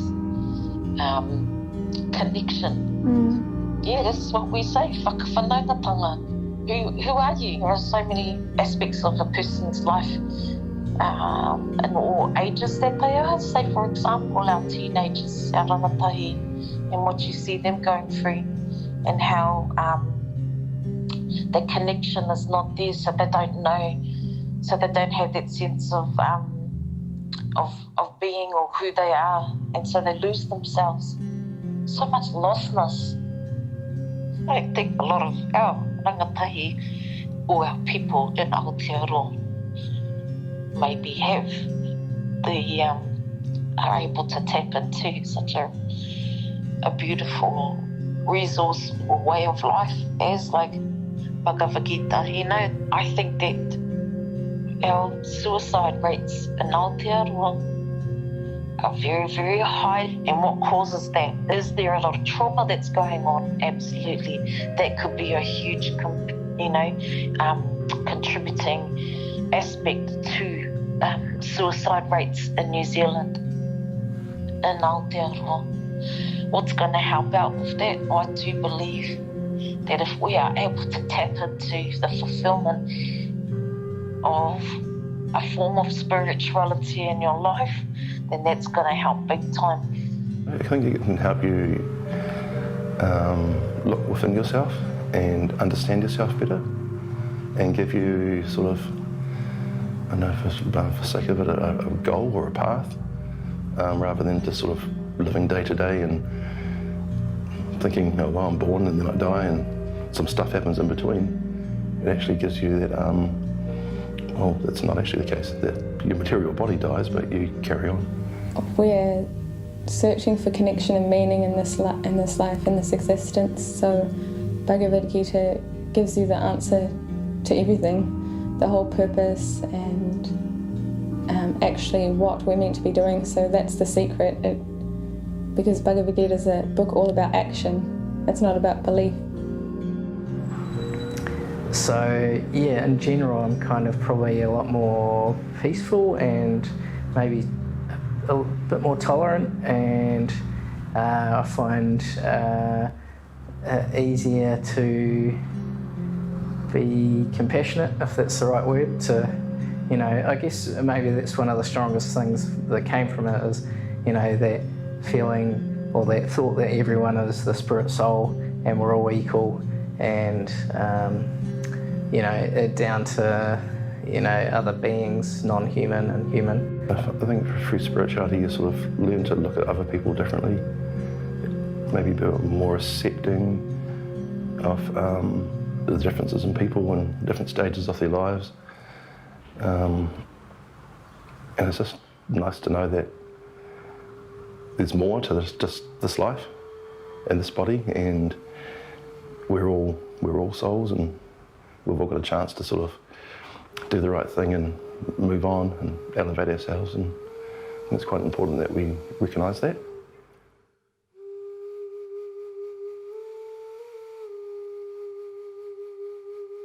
New Zealand may be a small, beautiful, remote place, but it doesn't make us immune to the struggles of life and the many mystical opportunities to be in touch with such profound knowledge as Bhagavad Gita as it is.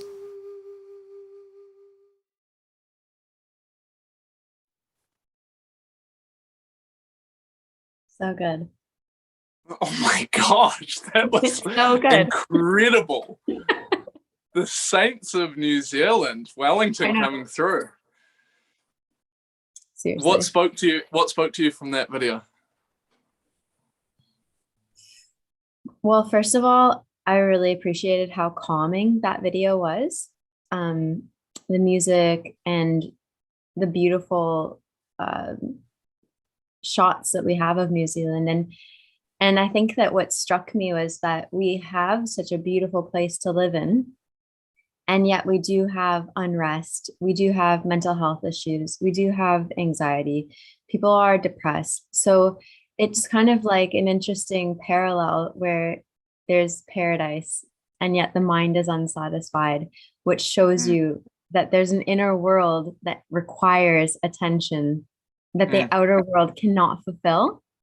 And when that man at the end, I'm not sure what his name was, maybe look it up, but he with the long hair or the blue shirt? Blue shirt. When he was saying it's a relief to know that there's something beyond this, actually. I thought that really connected back to the aspect of the conversation around, the mental health issues in New Zealand, and how the one lady that she was speaking to on the phone was saying, I really think that if people get reconnected to their spirituality in whatever form that is, that is actually the key. That's going to be the thing that makes a difference. What about you? Yeah, 100%. I agree. That Māori midwife she was talking to.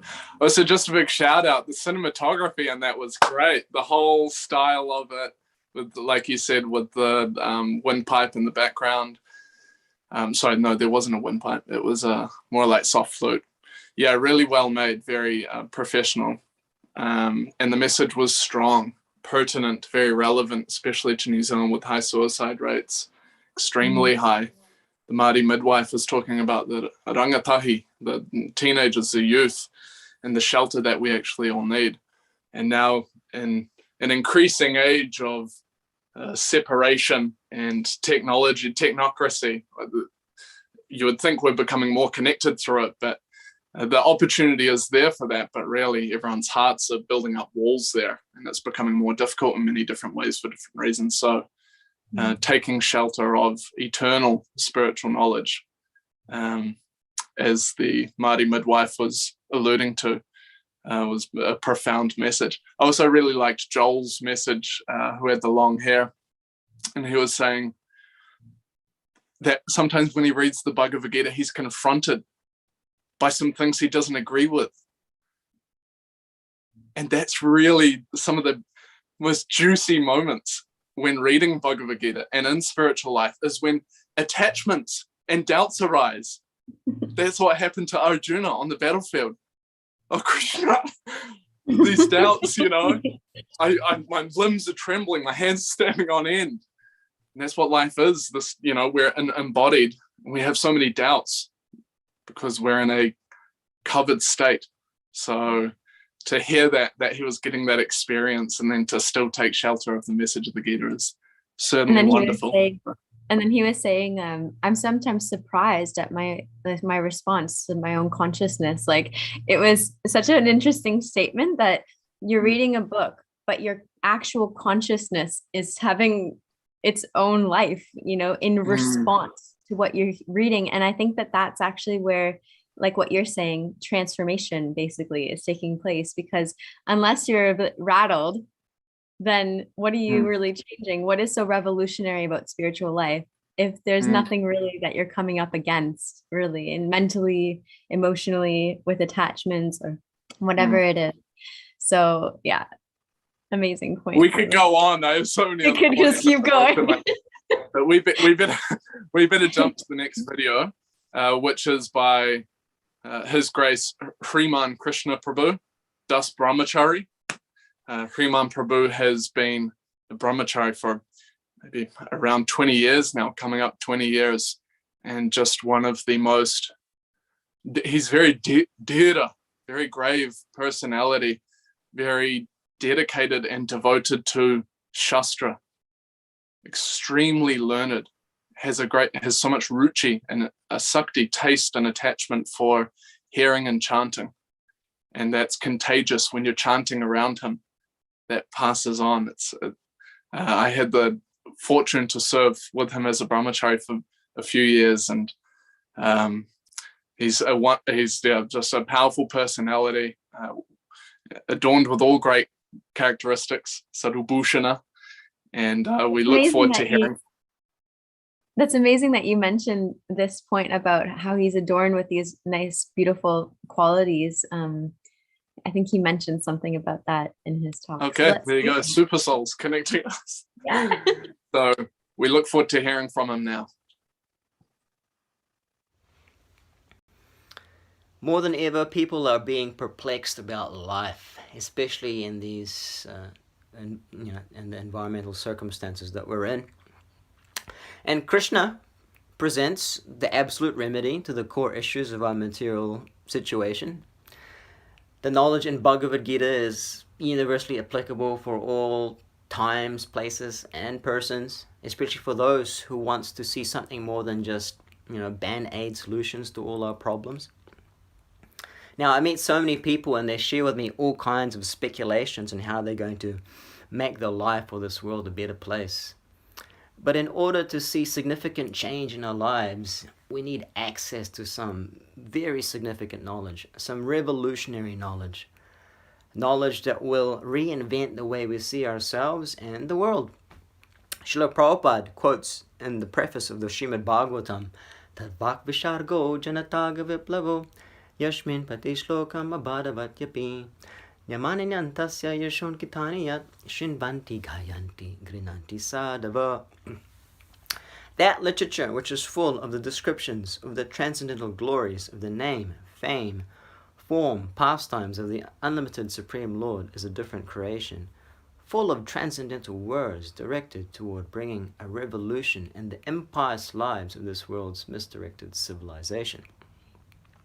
Such transcendental literatures, even though imperfectly composed, are heard, sung, and accepted by purified persons who are thoroughly honest. So it's always good to remind myself about this revolutionary mood, spirit that Srila Prabhupada has, and it comes out in all his books. His books have that potency to change, revolutionize people's lives from inside out.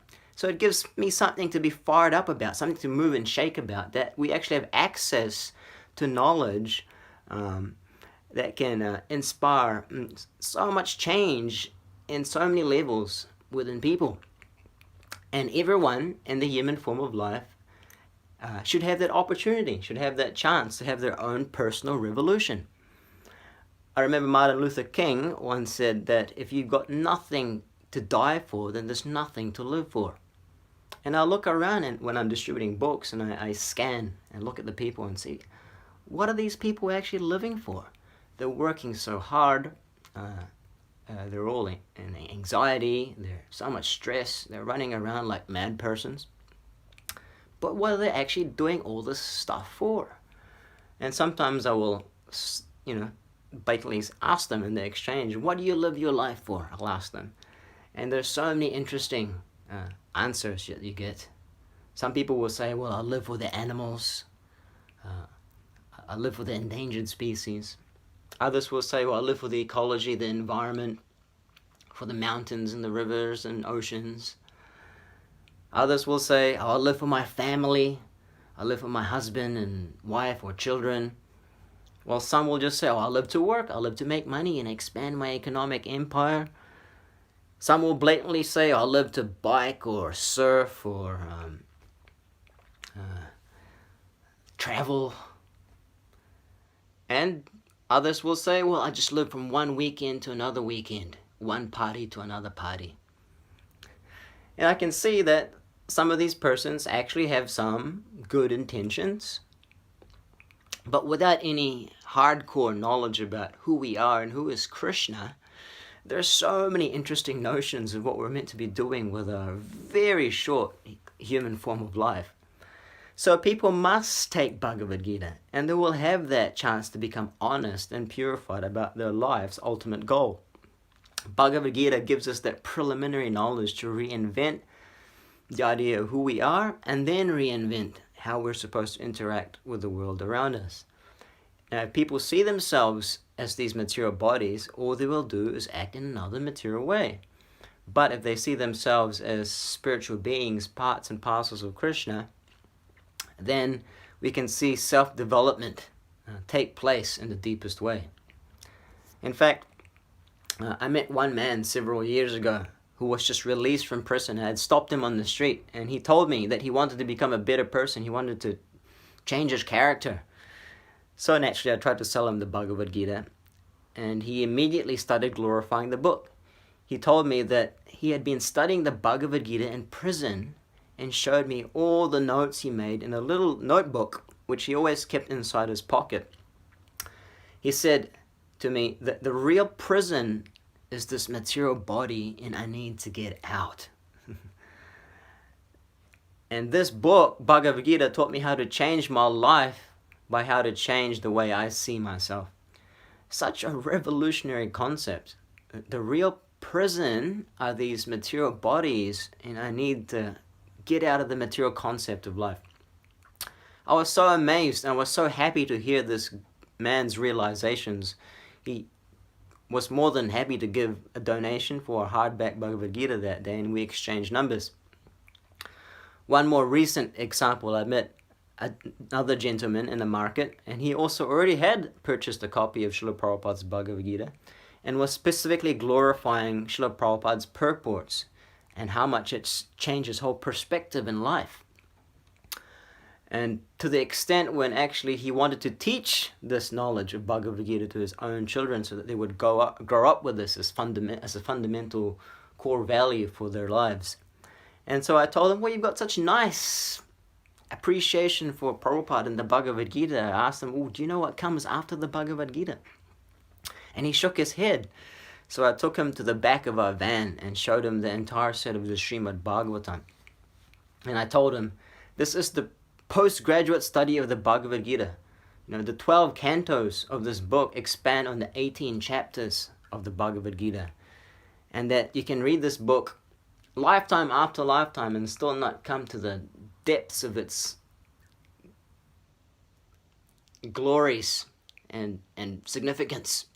He was in such ecstasy to see the Srimad Bhagavatam, he immediately took the whole set that morning. So these are just some small examples of how Bhagavad Gita can make such a revolutionary impact in people's consciousness. I myself, the first of Srila Prabhupada's books that I read was actually the Bhagavad Gita. When I was 19 years old, I had a background in philosophy, and so I wanted always a copy of the Bhagavad Gita, but could never afford a brand new one. So somehow or other, I found a copy of Srila Prabhupada's Bhagavad Gita in a second-hand bookshop, and I was determined to read it from front to cover.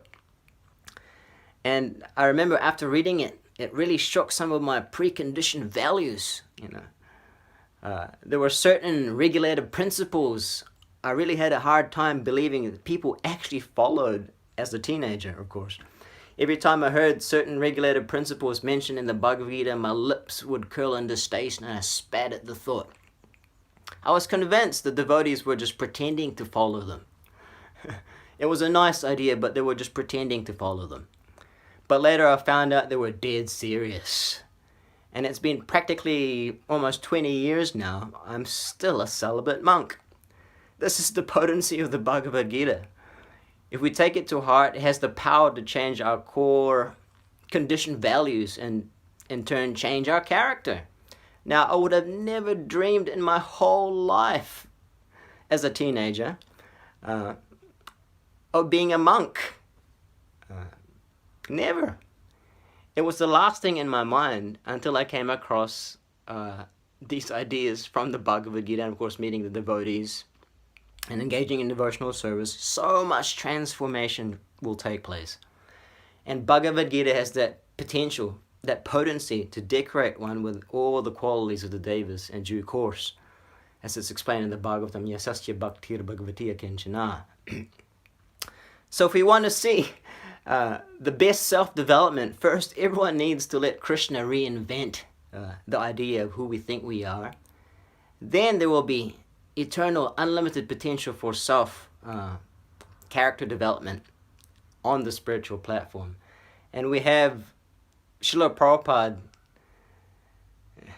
and the Disciplic Succession to thank for this amazing opportunity for everyone in the human form of life. So all glories to Srila Prabhupada, all glories to the Bhagavad Gita. Srila Prabhupada ki jai. Jai. Hare Krishna. Potent, huh? What a point. Transformation. That's a theme that keeps coming up. Mm-hmm. When we invite Krishna into our lives, then transformation will happen. Have you experienced that? I'm a product of Krishna's transformation. I've only known you as a devotee, so you might have come out of the womb like this. No, and it's actually it's startling, the change. But I mean, it's interesting because I think the main thing that you notice when you look back on your life before getting Bhagavad Gita and after getting Bhagavad Gita, and Classic before and after photo. Yeah. Right? And I actually think it'd be a really cool study if devotees actually put together a book of before and after pictures, even. But I think that the things that we used to be proud about are the things we're almost most embarrassed about now, which is really interesting thing. Yeah, amazing. So the things that you'd almost be proud about in material life are the things that you would be like the most horrified if anyone knew. Really what is day for the common man is night for the introspective sage, and vice versa. Actually, this is a really good segue into Sukanti Radha. She lives in Mayapur. However, she's from New Zealand, so representing. And she has put together a wonderful presentation. She's an amazing artist, singer, and she's worked with other devotees to put together a music video. I think it's somewhat about what we're talking about, this whole conception that actually there's like another person behind this mask, more or less. And yeah, that spiritual life helps us to actually excavate our real selves. And when we start living that life and we look back, it's almost like a nightmare.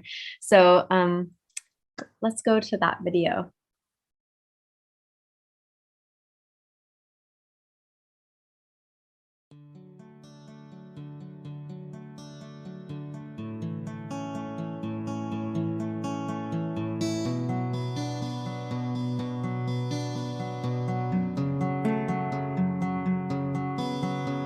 Acting in uncertain ways, certainly passing through my days, not knowing who I truly am. Does anyone give a damn? My mind roars like thunder.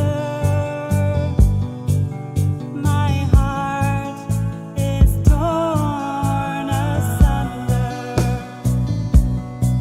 Should I ever stop to ask, am I hiding behind a mask? Or should I push my thoughts aside and make my truth alive?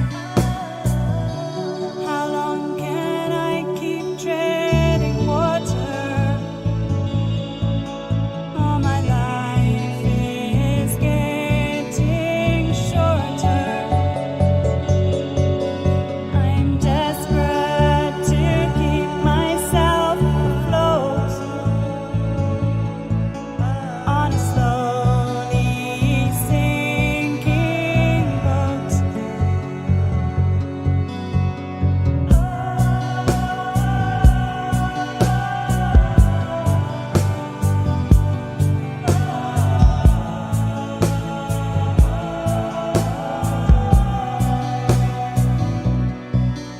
Is this mind and body really all there is to me? Or is there something more that I am longing for? Should I ever stop to ask, am I hiding behind a mask?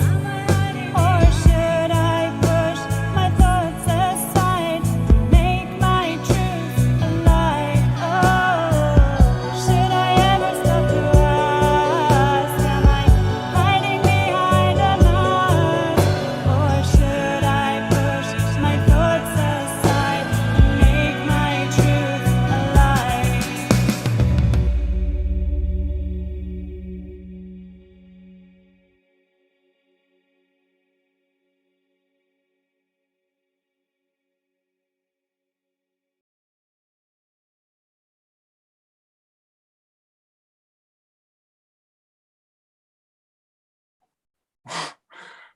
Hari Hari, Kavi Karnapur, Prabhu.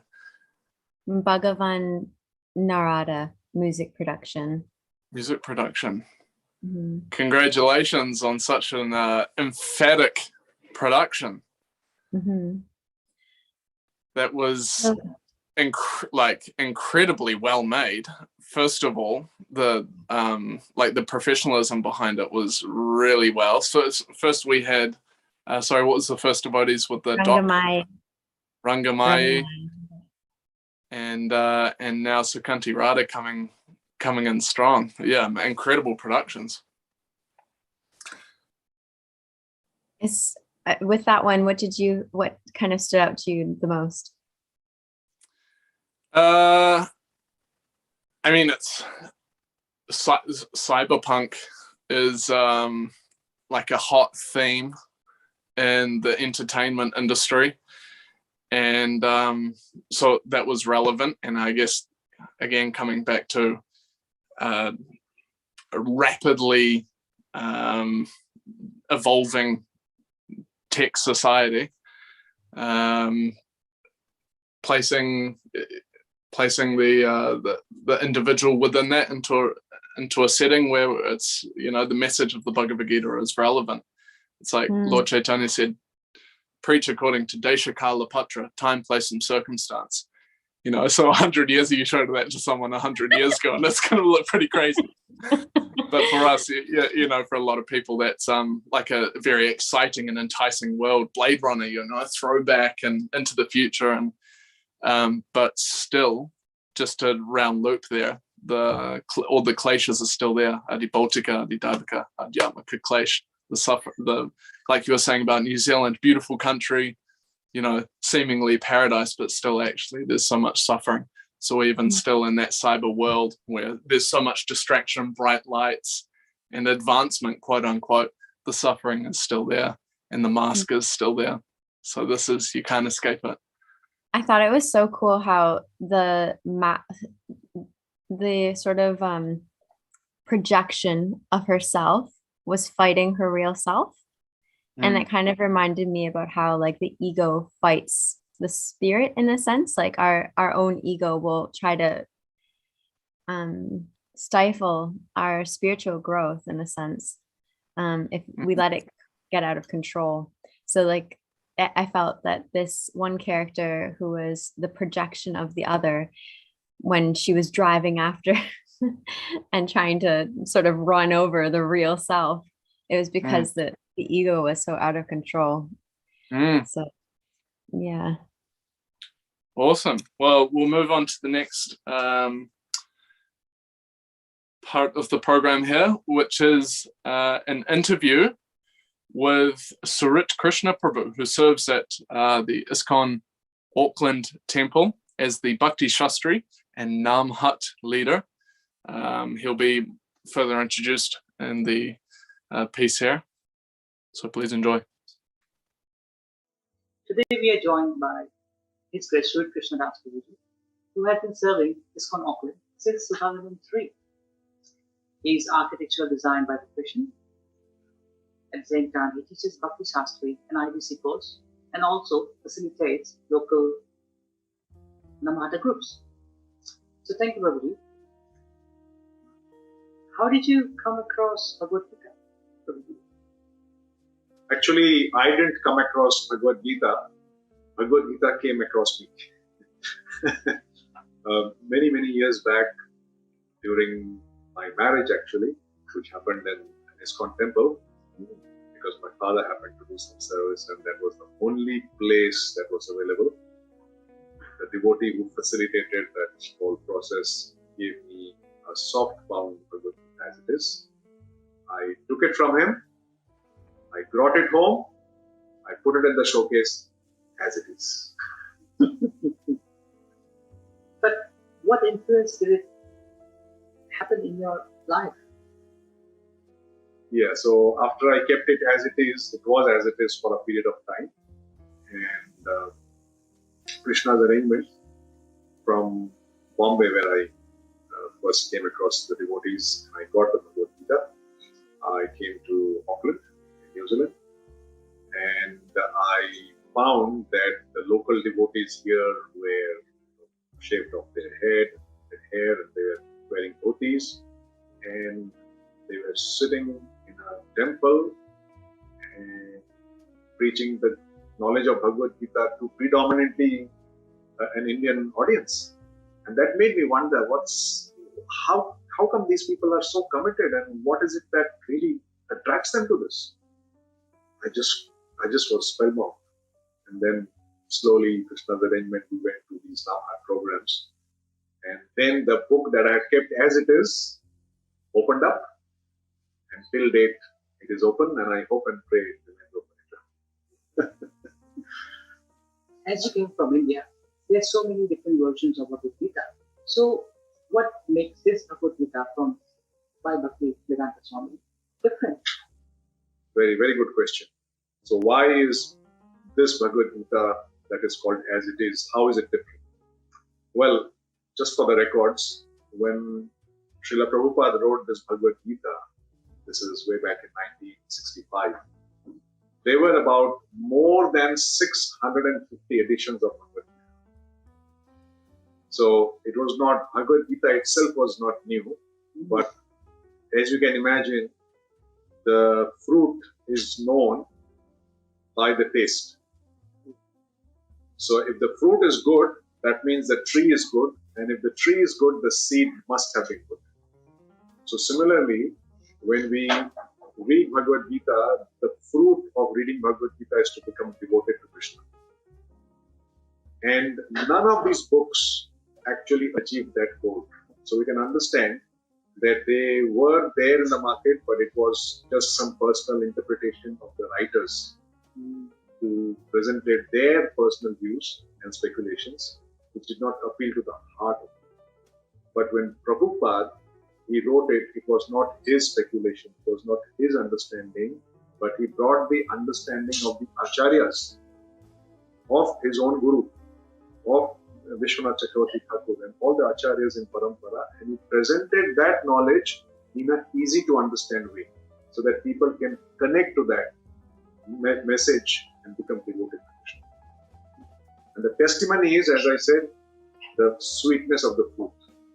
What is that sweetness? See the number of devotees that have happened after Prabhupada wrote that book. Even after Prabhupada left the planet, there are just devotees happening left, right, center. This is just proof of the fact that a pure, potent, powerful message can only be brought by a person who can be a good facilitator to carry from the source to give people at large. That's why it's as it is. Right. So, as you've been teaching Bhakti Shastri for such a long period of time, what is your favorite verse and why the verse? Many favorite verses, but one verse that really caught my attention, and it's still my favorite, and a lot of the devotees they find this, is the last verse of the Gita. It is very easy to memorize, and it's got 4 things that Krishna mentions that you will get as soon as you connect yourself to Krishna. Yatra Yogeshwara Krishna, Yatra Patho Dhanurdharaha, Tatra Sri Vijayo Bhutir, Dhruva Nitir Matir Mama. So Krishna says that, in fact Sanjay says that wherever there is Krishna and wherever there is Arjuna, meaning wherever there is the Supreme Lord and whenever there is pure devotee, 4 things happen. Sri, Vijaya, Bhuti, Dhruva Niti. So Sri, there's always opulence. You'll never have any problems in your needs being fulfilled. Sri, Vijaya, you'll always be victorious. Third, Sri, Vijaya, Bhuti, extraordinary power. We are always wanting help, but Krishna is there to give us that help. Not only give us help, give us extraordinary power to do what we want to do. And 4th, morality. So as soon as we connect ourselves to Gita, these 4 things are by default given to us. What do we do? Totally true. So, how is Gita relevant in today's time? Gita is relevant throughout history of mankind. We say that Bhagavad Gita is a message of yesteryears, but Gita talks about a holistic development to ensure that we've got a healthy body, healthy mind, and healthy spirit. Now, are these 3 things time-bound? Means people in the past, they wanted it, but now we don't want? Do you not want a healthy body? Do you not want a healthy mind? Do you not want a healthy spirit? Well, if you want it, Bhagavad Gita has the answers to it. So it is the most relevant manual of life that you can get today. And especially in a place like New Zealand where there is a maximum number of cow slaughters. You also have devotees here who are turning the tables slowly by not slaughtering cows, but by worshipping them as favorites of Lord Krishna. So there's a long way to go, but Bhagavad Gita will take us there. But for younger generations, those who are new to this knowledge, what will be your message for them?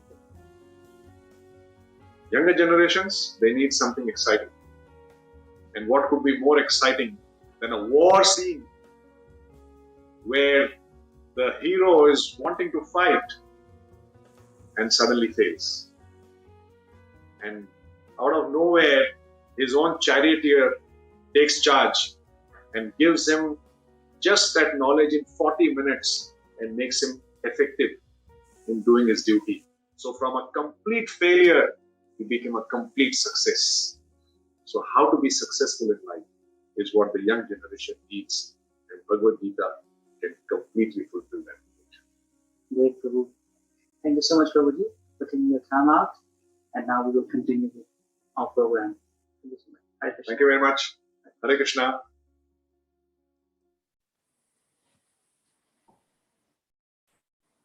Amazing.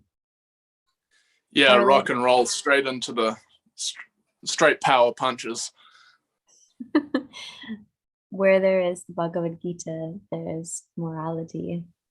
So it's kind of aligning with our theme of transformation, because yeah, there's so many things that we could be successful in doing, but not be moral, which isn't actually a complete success in a sense. So yeah, the Bhagavad Gita helps us to align ourselves with what real success is actually.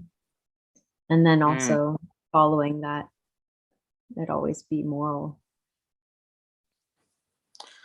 Yeah, absolutely. Okay, we've got, what have we got up next? You We got it have there? our wonderful teacher, David Murta Swami Maharaj has put together a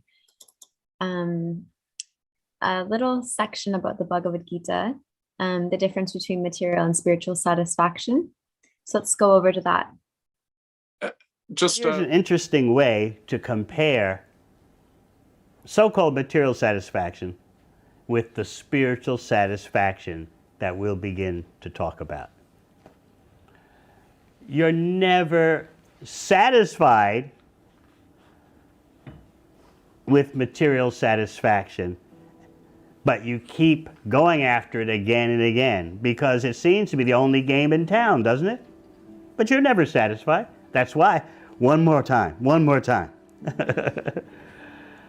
Or as they say in the city of my birth, New York, one more, one more. You're not satisfied. But there's nothing else to do except repeat the same process. Whereas in spiritual satisfaction, you are satisfied, but still you want more. There's the difference. The material way, you're not satisfied, and so you want more because, like, I've got to get satisfaction. I wasn't satisfied. In spiritual satisfaction, you are satisfied, but you want more and more because the taste is ever increasing in freshness. And material attempts at satisfaction, you know, are increasing in staleness. These are the hard facts.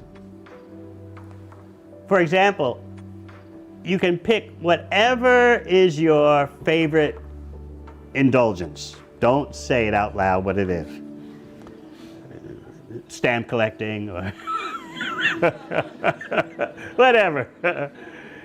Can you do it 24/7 without you becoming totally disgusted? 24/7. Now,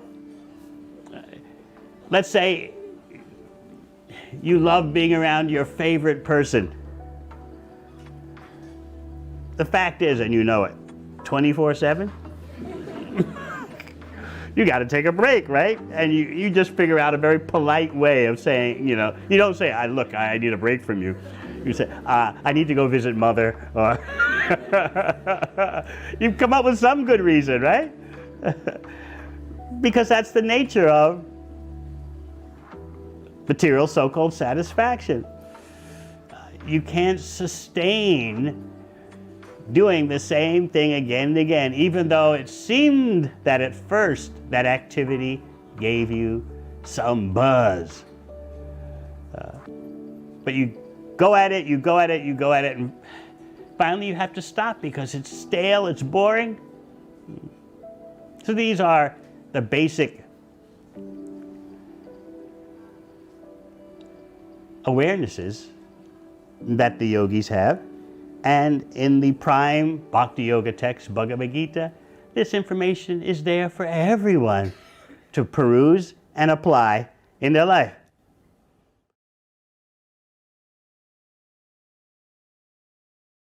All victory to His Holiness Deva Amrita Swami. Right. Do you feel like you can Where- relate with? Oh yeah, sure. Yeah, 100%. It's an interesting point. I've been hearing different explanations about material satisfaction versus spiritual satisfaction recently. And one other one I've heard is that material satisfaction is conditional. So given certain circumstances, then I'll be happy. Whereas, yeah, spiritual satisfaction, the linking process is unconditional.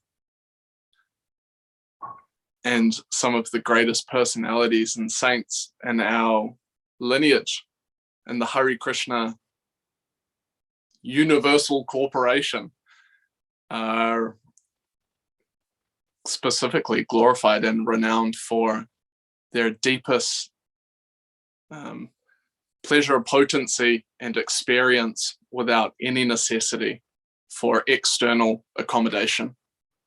Yeah, or being under excruciating material circumstances and at the same time being completely transcendently connected and unconditionally happy. But Bhagavad Gita, right? Arjuna. He's out there lopping heads, killing his family, friends. Yeah. Excruciating pain. Yeah, however, he was actually, after hearing from Krishna in such a state of joy of knowing his connection with Krishna and ultimately knowing the connection of Krishna to all those people and understanding that this material world is not all in all. There is a deeper sense of connection. There is even a deeper place in which we can connect that, isn't so temporal. I've heard that you can give us insight, a window into this reality with the next presentation coming up. I would be honored, Prabhu.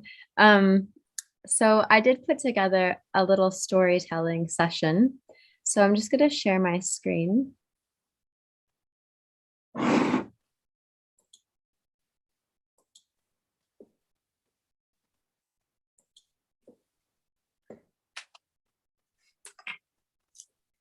And bring you through some of my reflections and thoughts. I really loved this title, Bhagavad Gita and Aotearoa. So just keeping it close to home, but also I think this is a transcendental message, it goes beyond all borders. So wherever you are in the world, hopefully this will relate with you as well. So in Aotearoa, there is a deep sense of spirituality. The Maori people who were the Aboriginals to this land, they have a deep sense of connection with the earth, with the water, with the trees, the life, and the dominion of those places. So there's a great deal of respect in honoring the spirit.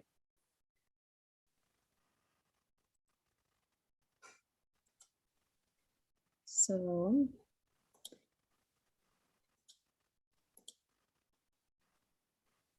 one of the many phrases for this is mahitahi, which means that it comes from a sense of a deep understanding that we're better together, and not just us as people, but us as living entities, that we share a common spirit, and that common spirit is within all living entities, within the tree, within the grass, within the birds, within the bees, within the flower, within the sun, within the moon, the stars, and this deeper sense of unity in diversity, this spirituality which penetrates all living entities is brought up in Maori culture as well. I don't know te reo so well, but I can try to pronounce this phrase. So, ki te kotahi, te ka kaho, ka fati, ki te ka puia, e kore, e fati. When reeds stand alone, they are vulnerable, but together they are unbreakable. This unbreakable sense of unity is a part of what brings us as spiritual entities into the realm of love, into the realm of experiencing a deep sense of connection with one another and with our physical world around us, as well as a deeper spiritual nature which underlies it. However, that connection seems to be weakening. And through this presentation that we've been making tonight, through our friends in New Zealand and the devotees here, we've been constantly bringing up this sense that maybe in mental health, maybe in the relationships that we have, that there could be a deeper sense of connection. So there's this wonderful story that I heard Radhanath Swami talk about. He's a wonderful personality. And I thought to relate it back to an experience I had. So he was saying, and he had a friend who he would go through walks in the redwood forest in California. And I was lucky enough to go through the redwood forest here in Rotorua. And I had heard a very similar story from this guide. And he explained that there is a secret to the forest, a secret of unity, a secret of strength. So the redwood forests, the forests in New Zealand, they actually go through quite a lot with the weather changes here. There can be wild storms, fire, earthquakes. However, these redwood forests, they stand very tall. And he was explaining that they can withstand so many things. But what is it? They must have very, very deep, deep roots. But the answer is that actually their roots are very shallow, and yet they're still able to withstand all of this stress from the environment. And he explained that the reason why they're able to do so is because their roots flourish underground by connecting with one another into tight, interjoining knots. Not unlike what our hands look like when we're joined together. And that is their strength, is their unity. And that is also our strength, when we're able to trust one another, when we're able to rely on one another, when we're able to take shelter of one another in weak moments, when we need guidance, when we need love, when we need strength, that we can turn to one another and get spiritual wisdom, we can get spiritual insights, we can be reminded of who we are spiritually.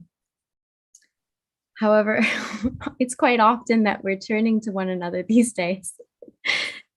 And we're at a intersection of values, perhaps interests, maybe just we're distracted or uninterested, and maybe just caught up in our own selfish pursuits sometimes. And it's really on a bigger level as well, with the world around us, how we treat the earth, how we treat the animals, how we treat nature. It comes down in how we treat one another, how we're treated. And the Bhagavad Gita has this wonderful way of trying to help us to understand what it is that we're striving towards. What is the goal? So Krishna, he says here, fearlessness, purification of one's existence, cultivation of spiritual knowledge, charity, self-control, performance of sacrifice, the study of the Vedas, austerity, simplicity, non-violence, truthfulness, freedom from anger, renunciation, tranquility, aversion to fault finding, compassion for all living entities, freedom from covetousness, gentleness, modesty, steady determination, vigor, forgiveness, fortitude, cleanliness, and freedom from envy and from the passion for honor. These transcendental qualities, O son of Bharata, belong to godly men endowed with divine nature. So when we think about how it is that we connect and make these deep bonds, we have to remember these qualities we have to strive for in our dealings with one another. And you can see here that one of these qualities is that we actually study the Vedas. Vedas literally mean knowledge, and the essence of all the Vedas can be found in the Bhagavad Gita, in which this text is from. So just by studying the Bhagavad Gita, by understanding how to develop these qualities, we can actually have stronger relationships with one another. We can understand how we're better together. And we can re-embrace and come together, understanding that when we are together, we are stronger and we are unbreakable. We can be fearless, and we can break through some of the programs or conditioning that we might have that make us see one another as separate, as somebody who is unrelated to us, and start to see how we're a part of just one world. We all belong to this earth, and ultimately we all belong to one spirit. And the Bhagavad Gita is our message from the divine spirit, saying to remember this. So thank you so much for allowing me to share. Victory to you, Katamrita. By golly, if anyone follows all of those instructions, you'll be in a good situation. Recommended. A+, trade again. I mean, I'm just trying to myself follow these instructions, but at least we have this knowledge, so we don't have much of an excuse, right? Yeah. One thing to hear it, one thing to live it. How do you go from hearing that to living that? It sounds good, but look, where I'm at, So how do you transition that? Well, what do you think? I could tell you how I might help myself, but I'm also interested in it. Yeah, absolutely. No, I'm your student, so I'm here to ask questions and to listen. Certainly not. I mean, I can only speak from personal experience that, if you're trying to be forgiving, for instance, it also means that you also seek forgiveness, I think. You can't actually be much of a forgiving person if when you make mistakes, you don't ask to be forgiven. Because when you have to go outside of yourself to ask somebody else to forgive you, and you're really hoping that they do, then it helps you to understand how painful it would be if, the tables are turned, and how that person might feel if you don't forgive them. So I think that I always try to, I guess just in my own experience, that just there's always a counter to everything, and that it kind of comes full circle when you embrace the whole package. And that's our promotion tonight, folks. Embrace the whole package. It's on special. It's free. Actually, the only cost is your willingness. Yeah, the only price is your faith. Yeah. There was a comment that I saw in thank Baba Sundhi. Yes, big shout out to Baba Sundhi, who helped to organize our New Zealand Yatra. And I also just wanted to say, I saw here in the comments too,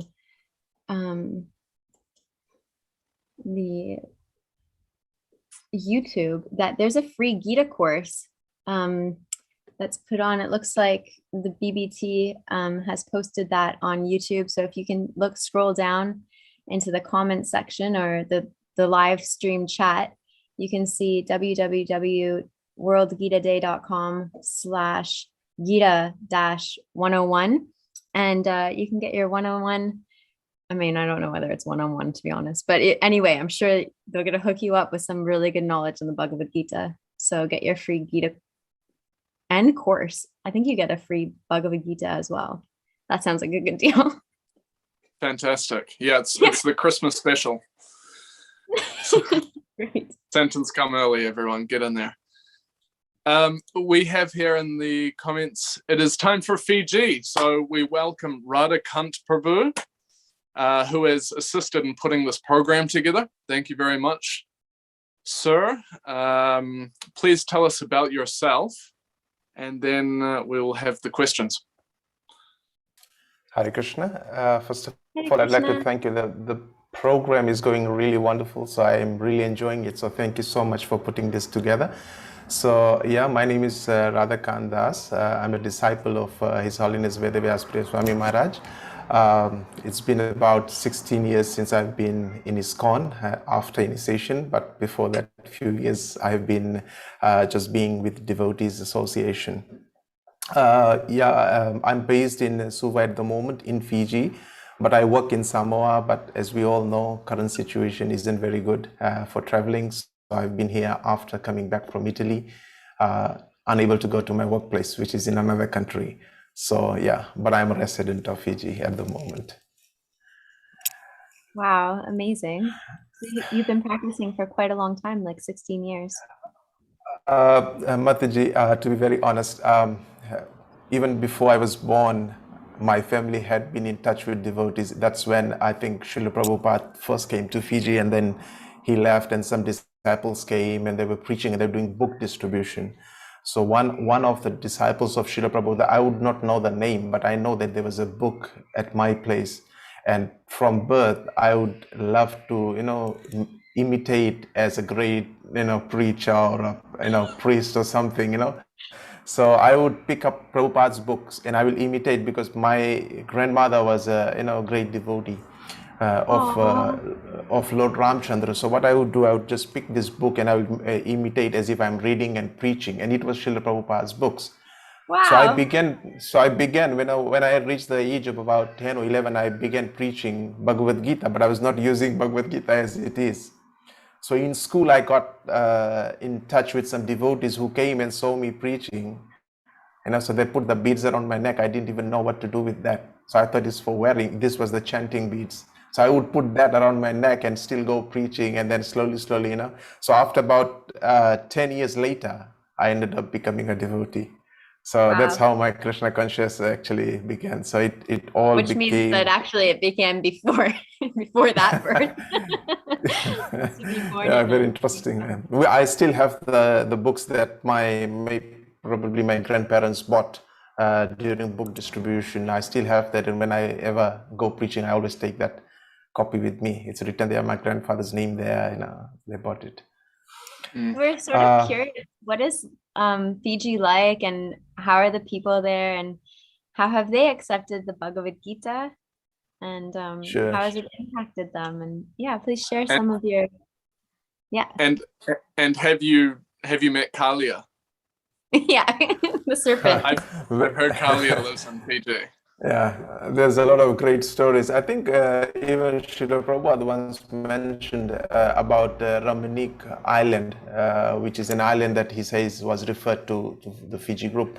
But Fiji is a very small island nation. It's about close to 1 million population in size. And we have 3 major races here. So we have the indigenous community, which is the Fijians, the Itoki Fijians, we call them. And then we have the Indian migrant population, which came as indentured laborers from India under the British rule. And then we have a very small community of the Chinese and the Europeans that make up the overall population of Fiji. So predominantly there's Christianity, Hinduism, and Islam in Fiji. But interesting thing is that despite having 3 major races, 3 different religions, we see that people accept each other with all openness, and they're willing to listen and to hear. And the preaching activities, if you come to Fiji, you'll see, when we go chanting, people will dance with you, people will listen to you, people buy scriptures, especially Bhagavad Gita. And the way Krishna consciousness has been spreading in Fiji, as I mentioned, there has been devotees who have really, really worked hard. And now we have, despite being a very small island nation in the Pacific, we have 3 major temples, one in Singatoka, one in Lambasa, and then we have also one in Suva. So Lautoka, Singatoka, and Suva, and then we have one in Lambasa as well. And many well-developed centers as well, preaching centers. And we have regular programs there. People come to attend these programs and they benefit from the very different, even university preaching. I remember when I was a student in the university, most of the times, one of my friends said, if you feel, disappointed or depressed, or you are not doing well in your exams or something, probably just go and pick a book in the library and that book will help you. And I asked him, which book was that? And he gave me a copy of Srila Prabhupada's Bhagavad Gita as it is. And it's still there in many libraries in Fiji, you find. Even the devotees have placed Bhagavad Gita in many schools as well, in their libraries. And we've also got many wonderful outreach programs happening here. University preachings, food distribution, Harinam. So basically very much what ISKCON does throughout the world, in terms of preaching. But one thing very interesting in Fiji is that on a national level, we have had for the last maybe 15 years, regular Bhagavad Gita programs on the national radio program. So we have devotees who go and conduct, yes, so it has been happening every Sunday. And many people in Fiji will eagerly wait for Sunday Bhagavad Gita program over the radio. And sometimes you'll have feedbacks, people will come and ask, so you spoke about this, I'm more curious to know. And people also have come to Krishna consciousness. I know of a devotee. One time I went over the radio station and I gave a class, and then one Mataji after that called and he said, I want to speak to you, I just heard your program on the radio. And then she's now my god sister. So I mean, people do join Krishna consciousness even by radio programs in Fiji. So yeah, of course. So wonderful programs happening in Fiji. And the interesting thing is, I think Bhagavad Gita has united the major races in Fiji as well. I'm sorry, there's a very bad rain just started. Oh, that is rain. I was going to say, is there a hurricane coming from you? We have been getting some cyclone warnings and then flooding as well. It's been very difficult moment, raining for last 2-3 days. Yeah.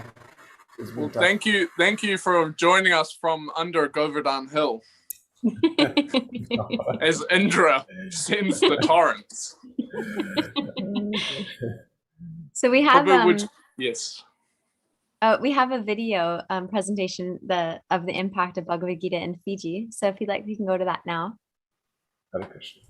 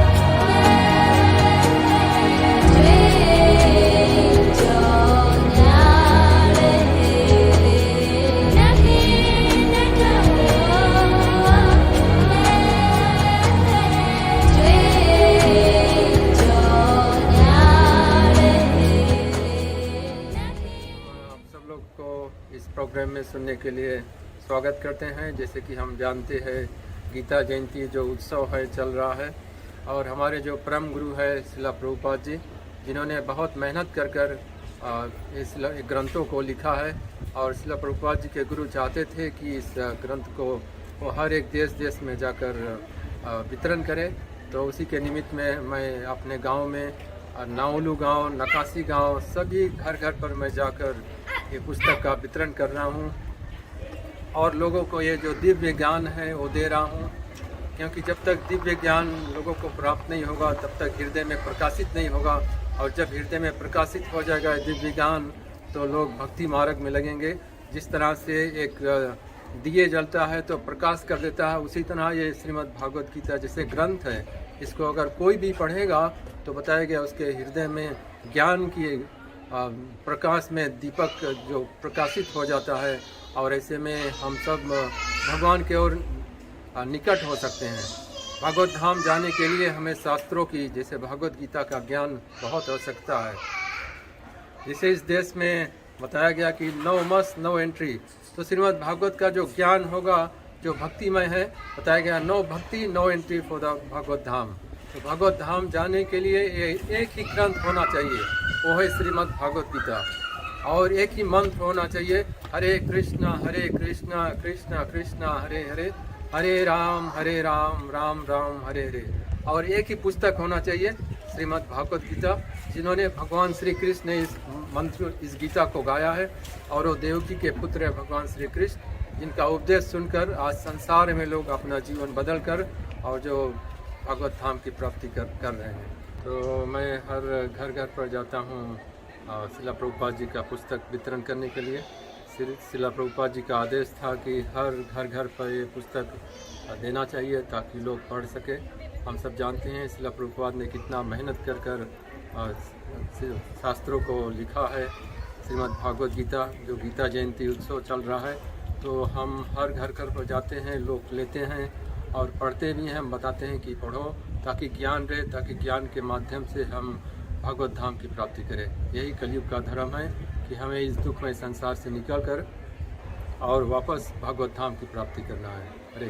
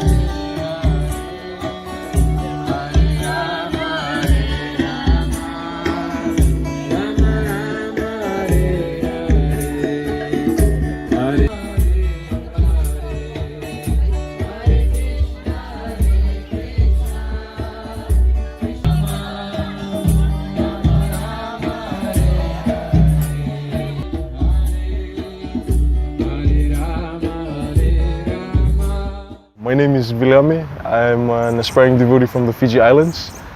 I come from a country that's predominantly Christian, and coming into Krishna consciousness has been one of a unique experience in my whole life, I would say.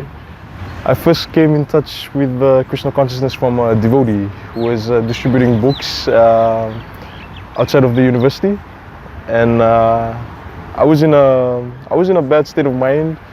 I think I did not prepare for an exam, and I had a feeling that I didn't put my best effort, and I was just feeling really down. So I came across this devotee, and he was offering me a book. I took the book, I left it on my dorm room for 2-3 days, and then when I actually felt bored and opened the book, I just felt inspired. I felt a connection, with the philosophy that he was teaching about, and I inquired more, and then apparently this devotee had Bhagavad Gita classes in USP, and that's when I came into touch with the Bhagavad Gita. So, fast forward 2-3 years later, I'm now living with devotees, amongst devotees, and I'm learning so much.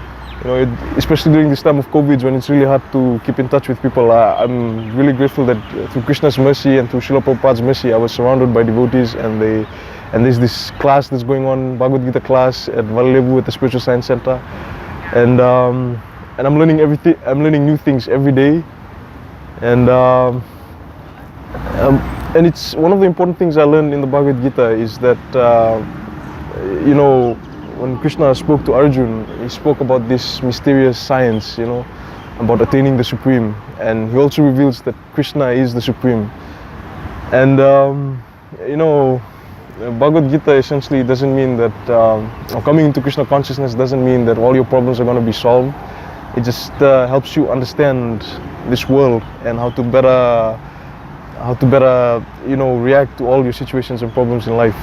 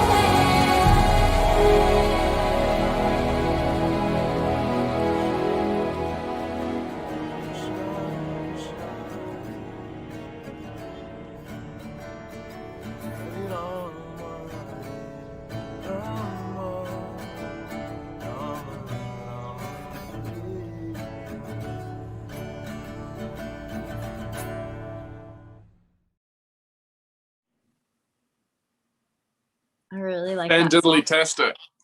Yeah. That was really beautiful how he was playing in the backseat of that car. It was so simple, but really touching, heart touching.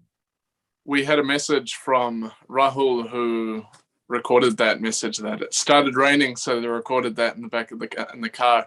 But also when Viliami was speaking about his experiences, they were sitting out the front of the Fiji Parliament building. So in good time, we will also be spreading the message of Bhagavad Gita in that Parliament building, establishing Varnashram Dham and the principles of Sanatana Dharma. Prabhupada said, I'm sure somebody who's sitting in that parliament has just seen this video and be like, oh, they're just sitting right out front talking about the Bhagavad Gita. What's that? perhaps, yeah. Gaudiya Vaishnavism will run the world. Srila Prabhupada wanted a thorough overhaul of society, devotees to run the world. So this will also be there. Nitai Gaur Premanand. Hari Bol. So I just want to thank everybody who has partaken in today's event. We're almost at a close. However, I just want to remind everyone that we are back in 7 hours. More from Russia, Привет. Africa, no, Haribol.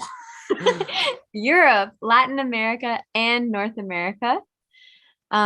So just a huge thanks to all of the organizers of the World Gita Day, Anakuseva, Shama, Mohini, all the wonderful people in the back, pulling all the strings and making us look good.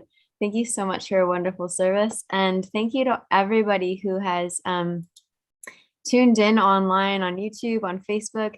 Please share this with your friends, especially if they're from part of the world that you saw today, and let others know about what's coming up in 7 hours, a whole other world tour happening on the other side. Any closing thoughts, Sevika Vatsala? Prabhu? Yeah. Srila Prabhupada said that this Krishna consciousness movement will save humanity from its darkest hour.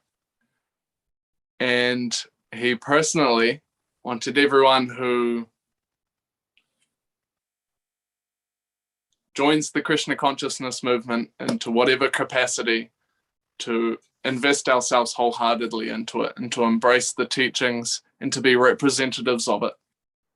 And my realization is that when we offer ourselves for that opportunity, very wonderful and mystical things take place in our life. Not just the joy of it, but the entire experience and realization of it. So thank you for this opportunity to be able to serve you all.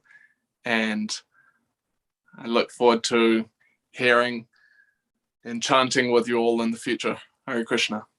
Haribol. World Gita.